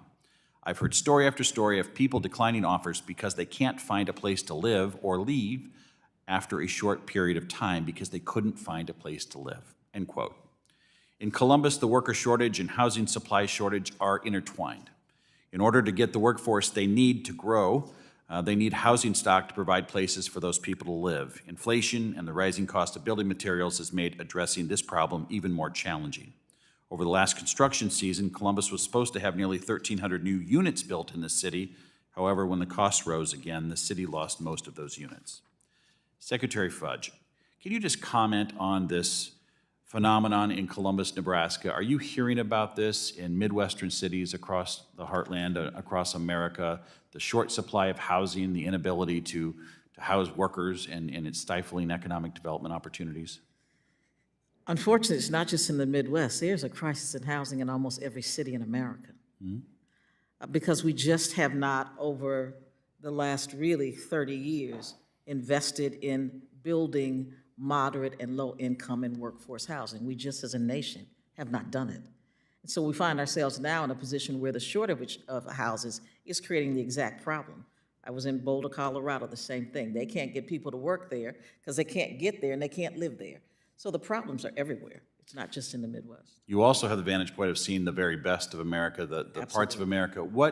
Give me, if something comes, what comes to your mind when you think about a community that's working to solve this problem and they're making real headway, and what are they doing to make it work? Well, the thing that I see that works most is that they actually have a plan as to how, and that includes all of the stakeholders, not just the government, not just us. They actually talk to people, local leaders. They talk to civic leaders. They talk to business people. They come up with a plan that they can work together to bring people into their communities. It can't be done by just us. Right, understand, and I totally agree. Banks have to be involved, businesses have to be involved, employers have to be involved. Is there a city in America that has figured out the secret sauce to put that together and to use and develop a plan that we could point to and say, this is working here, they're solving this very issue in this community? There are a number of them. I was in Alaska, and I sat together with a group of people. They are figuring out how to do it, and it's working well. Not that they don't have their problems. Every city does. Houston does a good job at it. Los Angeles does a good job at it. There are a number of communities all over the country who do a good job, big and small communities that do a great job. Are you seeing a lot more multifamily housing units being built across America? People now renting instead of buying because they simply can't get into a house? Well, what we are seeing is zoning and planning that is making it more difficult to build them. Because it goes back to the old, I don't want it in my backyard. And I am a sponsor of the YIMBY Act, and we hope to change that and working across the aisle to do that. That will go far. Well, thank you. I like to hear that. You know, the problem in Columbus, Nebraska is particularly serious, and I appreciate that your agency and the leadership in Nebraska out of the Omaha office are going to be present at this workforce summit. You're right. This isn't a problem that government can solve. Everybody in the community has to solve it. But as you work with your agency, please encourage everyone in your agency to know how much we appreciate them coming to Columbus, Nebraska, and any ideas off the wall or otherwise will be appreciated, because my goal as a congressman in the 1st District of Nebraska is to find opportunities, especially for folks, if dad's working 40 hours a week, mom's working 40 hours a week, they should have the American dream. They've earned it. That belongs to them. And so I appreciate your efforts, and I look forward to working with you on this. Thank you. I appreciate yours as well. Thank you, Congressman. I yield back. Gentleman yields back. I now recognize myself for 5 minutes. Madam Secretary, I took note of my colleague Mr. Torres's comments about NYCHA receiving roughly 80% of the rent reimbursements. And you said if that was applied to a private landlord, quote, would not be happy. But that's exactly what happens with New York City's arbitrary rent control laws every day. Do you support New York City's rent control laws? I have no idea what they are, other than the fact that they try to keep housing moderate. It's not something that we deal with at HUD. Do you support rent control in general? Depends on how it's done. I mean, in general, yes. Okay. Depending up, but every tub sits on its own bottom. I can't say I agree with it across the country. So in the biggest city in America, you're not aware of New York City's rent control laws as the HUD I'm aware Secretary? of the law. I just have not read it. I don't know what's in it. Do you support the general concept of good cause eviction? What does that mean? Good cause eviction is a law being proposed in New York that would make it extremely hard for a landlord to evict a tenant. I've not read the New York law, obviously, and I'd have to do that in order to say whether I support it or not. Okay. You said you support rent control laws. Is the rental property that you own in Warrensville, Ohio, subject to rent control? I don't have really any rental property. You don't? Your financial disclosure form specifies that you have a rental property. My mother lives in it and my niece lives in it. I guess I don't consider it rental property. Okay. I mean, you label it a rental property. It is. So, yeah. okay. Technically, it is. Okay. Well, I mean, technically. And it is rent controlled, quite frankly. It is. Rent controlled by law or by you? By me. Okay. Fair enough. Madam Secretary, I took note of your exchange with Chairman McHenry earlier about the length of time that you've been sitting here testifying. It's been over 900 days since you last testified before this committee. When you last testified, you stated, "I pledge this. If I have the honor of being confirmed, I will be accessible to you. I will listen to you, and I will be a partner to you to solve the housing challenges your constituents are facing back home. I expect you to hold me accountable along the way. I welcome that accountability, and I will always strive to be transparent and a good faith partner as we work together." It's been over 900 days since you last testified here. Do you support a yearly requirement for the HUD Secretary to testify before Congress? I think it's reasonable, but let me just be clear again. It's been 900 days not because of me. We have worked many times to try to schedule this.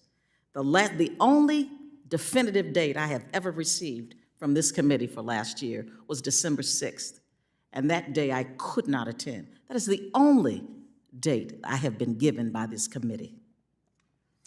And I do respond to every inquiry I receive. So I have done what I said I would do. Well, I think Chairman McHenry had an inquiry that had not been responded to, but, so you support a yearly requirement. I have legislation to do that. I think it's reasonable. Okay, so you will endorse that, and... I don't need to endorse it. I mean, it's up to you. I just Yeah, believe well- it is reasonable. Okay, but, I mean, when the Fed chairman is coming in, when the Treasury secretary is coming in on a yearly basis, and in many cases testifying multiple times a year, I would think the HUD secretary certainly I'm not could... disagreeing with you. come- I'm saying Okay. to you, I think it is reasonable. You don't have to convince me. Great. So we will move forward with that, and we look forward to you being here on a yearly basis. We're about 6.5 million units underbuilt in this country right now. There's no question we have a supply issue in this country. What is your main objective to actually help increase supply? What is the best pathway forward that you as HUD Secretary are working on while respecting home rule, as you said to Mr. Garbarino before, to actually help incentivize the building of housing units in this country? We create an environment in which people want to build, one that has less regulation, more input from communities, zoning issues that need to be changed, planning issues. We are creating an environment through assistance through low-income housing tax credits, through housing trust fund resources, through housing finance agencies, through the Federal Financing Bank. We've done an awful lot to create an environment in which people want to build. I just want to clarify one last thing. You said earlier 40% of housing is owned by private corporations. According to Freddie Mac, only 2.5% is owned I in the said in the purchase next market. 10 years. In the last 10 years? I said in the next 10 years. Oh, and you're just coming up with the number? No, it's a number that's been projected through people who do this work. No, I didn't just come up with a number. I'll send you the report. We would love to see the report because 2.5% to 40% is a massive jump. I'll send it to you tomorrow. But you said that owning, private corporations owning is a bad thing. I just want to make sure you don't actually think private corporations owning property is actually a bad thing. I did not say a bad thing. That's your word. What I said was, when they buy these properties, if they hold them and not put them back on the market, what it does is increase the cost of the housing that is already there. I even said, it's not illegal. Don't put words in my mouth. Okay. Just want to clarify. You've extended time. Thank you. Look where you are. I see. It happens every committee hearing. Okay, then I'll take the extra time. The gentlewoman from Texas, Ms. De La Cruz, is now recognized for 5 minutes. Thank you, Mr. Chairman.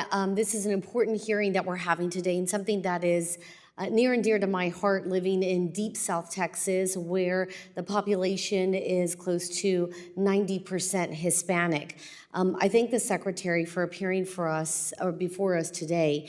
Secretary Fudge, this committee has rightfully been focused on housing affordability and the historic pressures on consumers are facing today.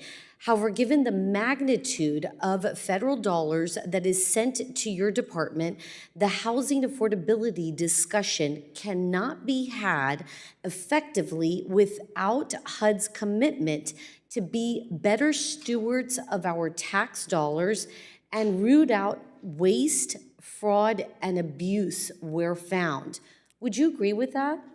I would. I wish somebody would tell me where the waste, fraud, and abuse is. So you have not found any kind of waste, fraud, or abuse in your time there? Interesting.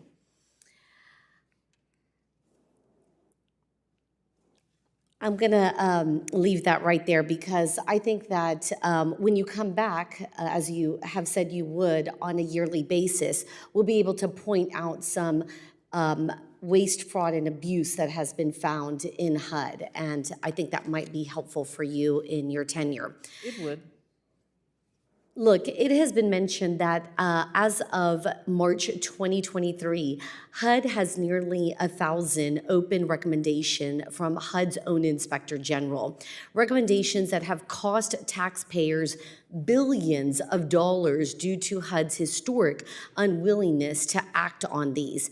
Now, Secretary Fudge, you mentioned you inherited many of these recommendations, but given the importance of the Office of the Inspector General, do you believe that recommendations made by their office should be mandatory?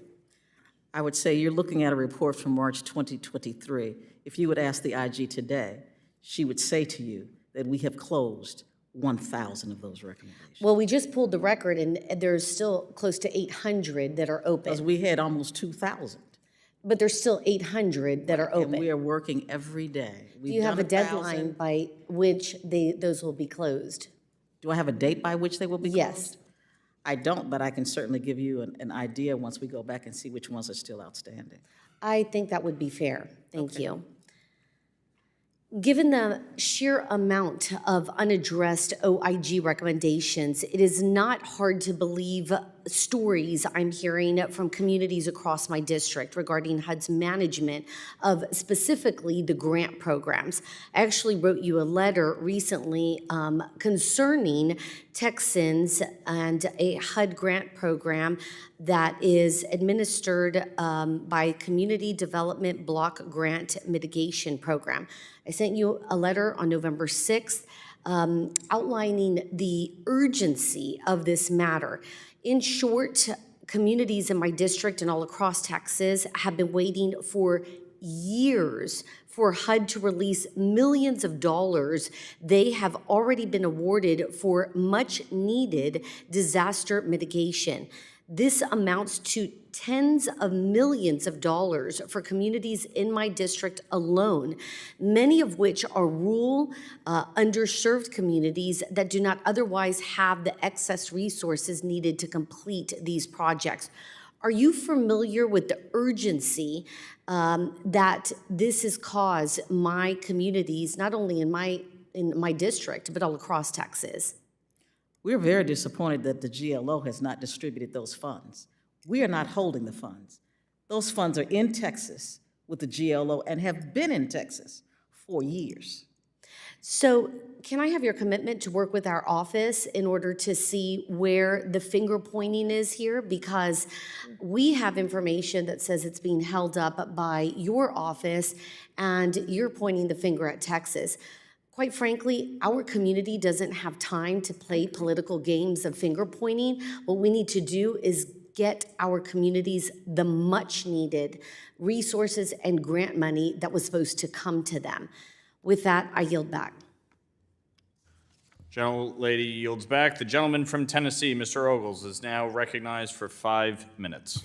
Thank you, Mr. Chairman. Ma'am, thank you for being here all day, and apologize for the disruption with votes, but that's, I guess, part of the gig on both our parts, right? Par for the course. You know, when I think about, obviously we're here to talk about housing, which obviously is, there's a correlation with the economy, and I think about the challenges facing our economy as a whole, whether it's inflationary pressures which have impacted rents and affordability for that new home buyer in particular, immigration, as we've seen, and what it's done to economies across the country, and then just in general, the spending in the economy as a whole. My colleagues have touched on this a little bit, but I'd like to continue with the topic the illegal immigration surge, and we have record numbers coming across the border, whether you agree or disagree with that, doesn't matter. That's really not the purpose of this hearing. But has the surge of individuals coming into this country had an impact or plagued the housing market at all from your perspective? I'm sure that in certain communities, absolutely it has. Yes, ma'am. Well, specifically, the Biden administration's American Rescue Plan added $5 billion in additional emergency housing vouchers to the $80 billion Congress had previously allocated in prior COVID relief legislation. HUD changed the program participation requirements so that illegal aliens could receive HUD vouchers that can be used to subsidize rent and forestall foreclosures. Is allowing illegal aliens to use federal housing vouchers really going to fix the housing crisis for Americans? First off, that is not true. It is not accurate. Okay. So what we'll do is we'll follow up on that in writing and look for a response in the coming days, if that would be sufficient. That's fine. Yes, ma'am. Well, I would argue that as we look at, take Nashville, for example, that between 2019 and 2022, the number of people that became homeless for the first time increased by 75%, according to the Metro Homeless Impact Division, their data.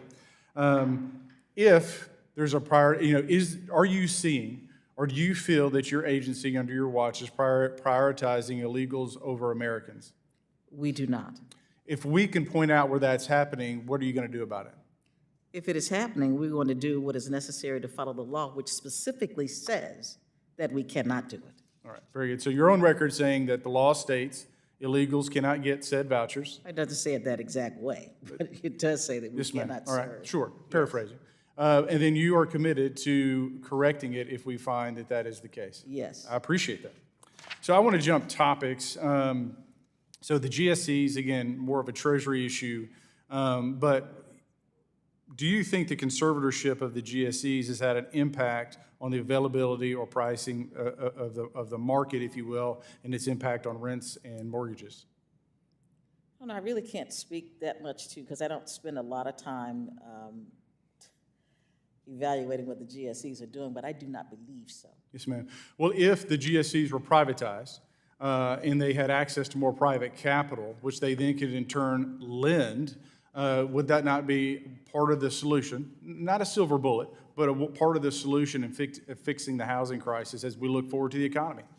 I would say that since Congress is who actually created the GSEs, it should be Congress to make that decision, not me. Well, so I'm not asking you to make a decision. As secretary, who is someone who's looking and analyzing the data on the housing market, what I've suggested or asked is if Congress were to take said action and you were to see an increase in privatization with the GSEs, more available capital on the market. I think I'll quote loosely my colleague Torres. He said, part of the solution for the crisis is more homes. So if you have the GSEs providing capital into the market, would that not be part of the solution? The GSEs right now have about $6 trillion. They have plenty to put resources into the market.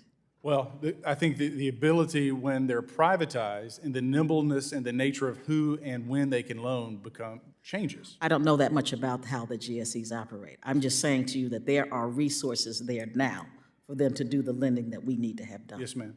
And so if we find impediments, again, with the GSEs as it relates to HUD, and there's a correlation there, we will certainly reach out, and I appreciate your time. That'd be great. Mr. Chairman, I yield back. Gentleman yields back. We have now concluded with all of our members. I would like to ask unanimous consent to enter into the record the HUD OIG Priority Open Recommendations Report for fiscal year 24 from January 2024, and note the item on page 6, quote, improvements are needed in HUD's fraud risk management programs, end quote, in case you need help in looking for waste, fraud, and abuse. Without objection. Thank you. I would like to thank Secretary Fudge for her testimony today and look forward to making this a yearly occurrence. Without objection, all members will have 5 legislative days within which to submit additional written questions for the witness to the chair, which will be forwarded to the witness for her response. I ask Secretary Fudge to please respond no later than February 16th, 2024. This hearing is adjourned.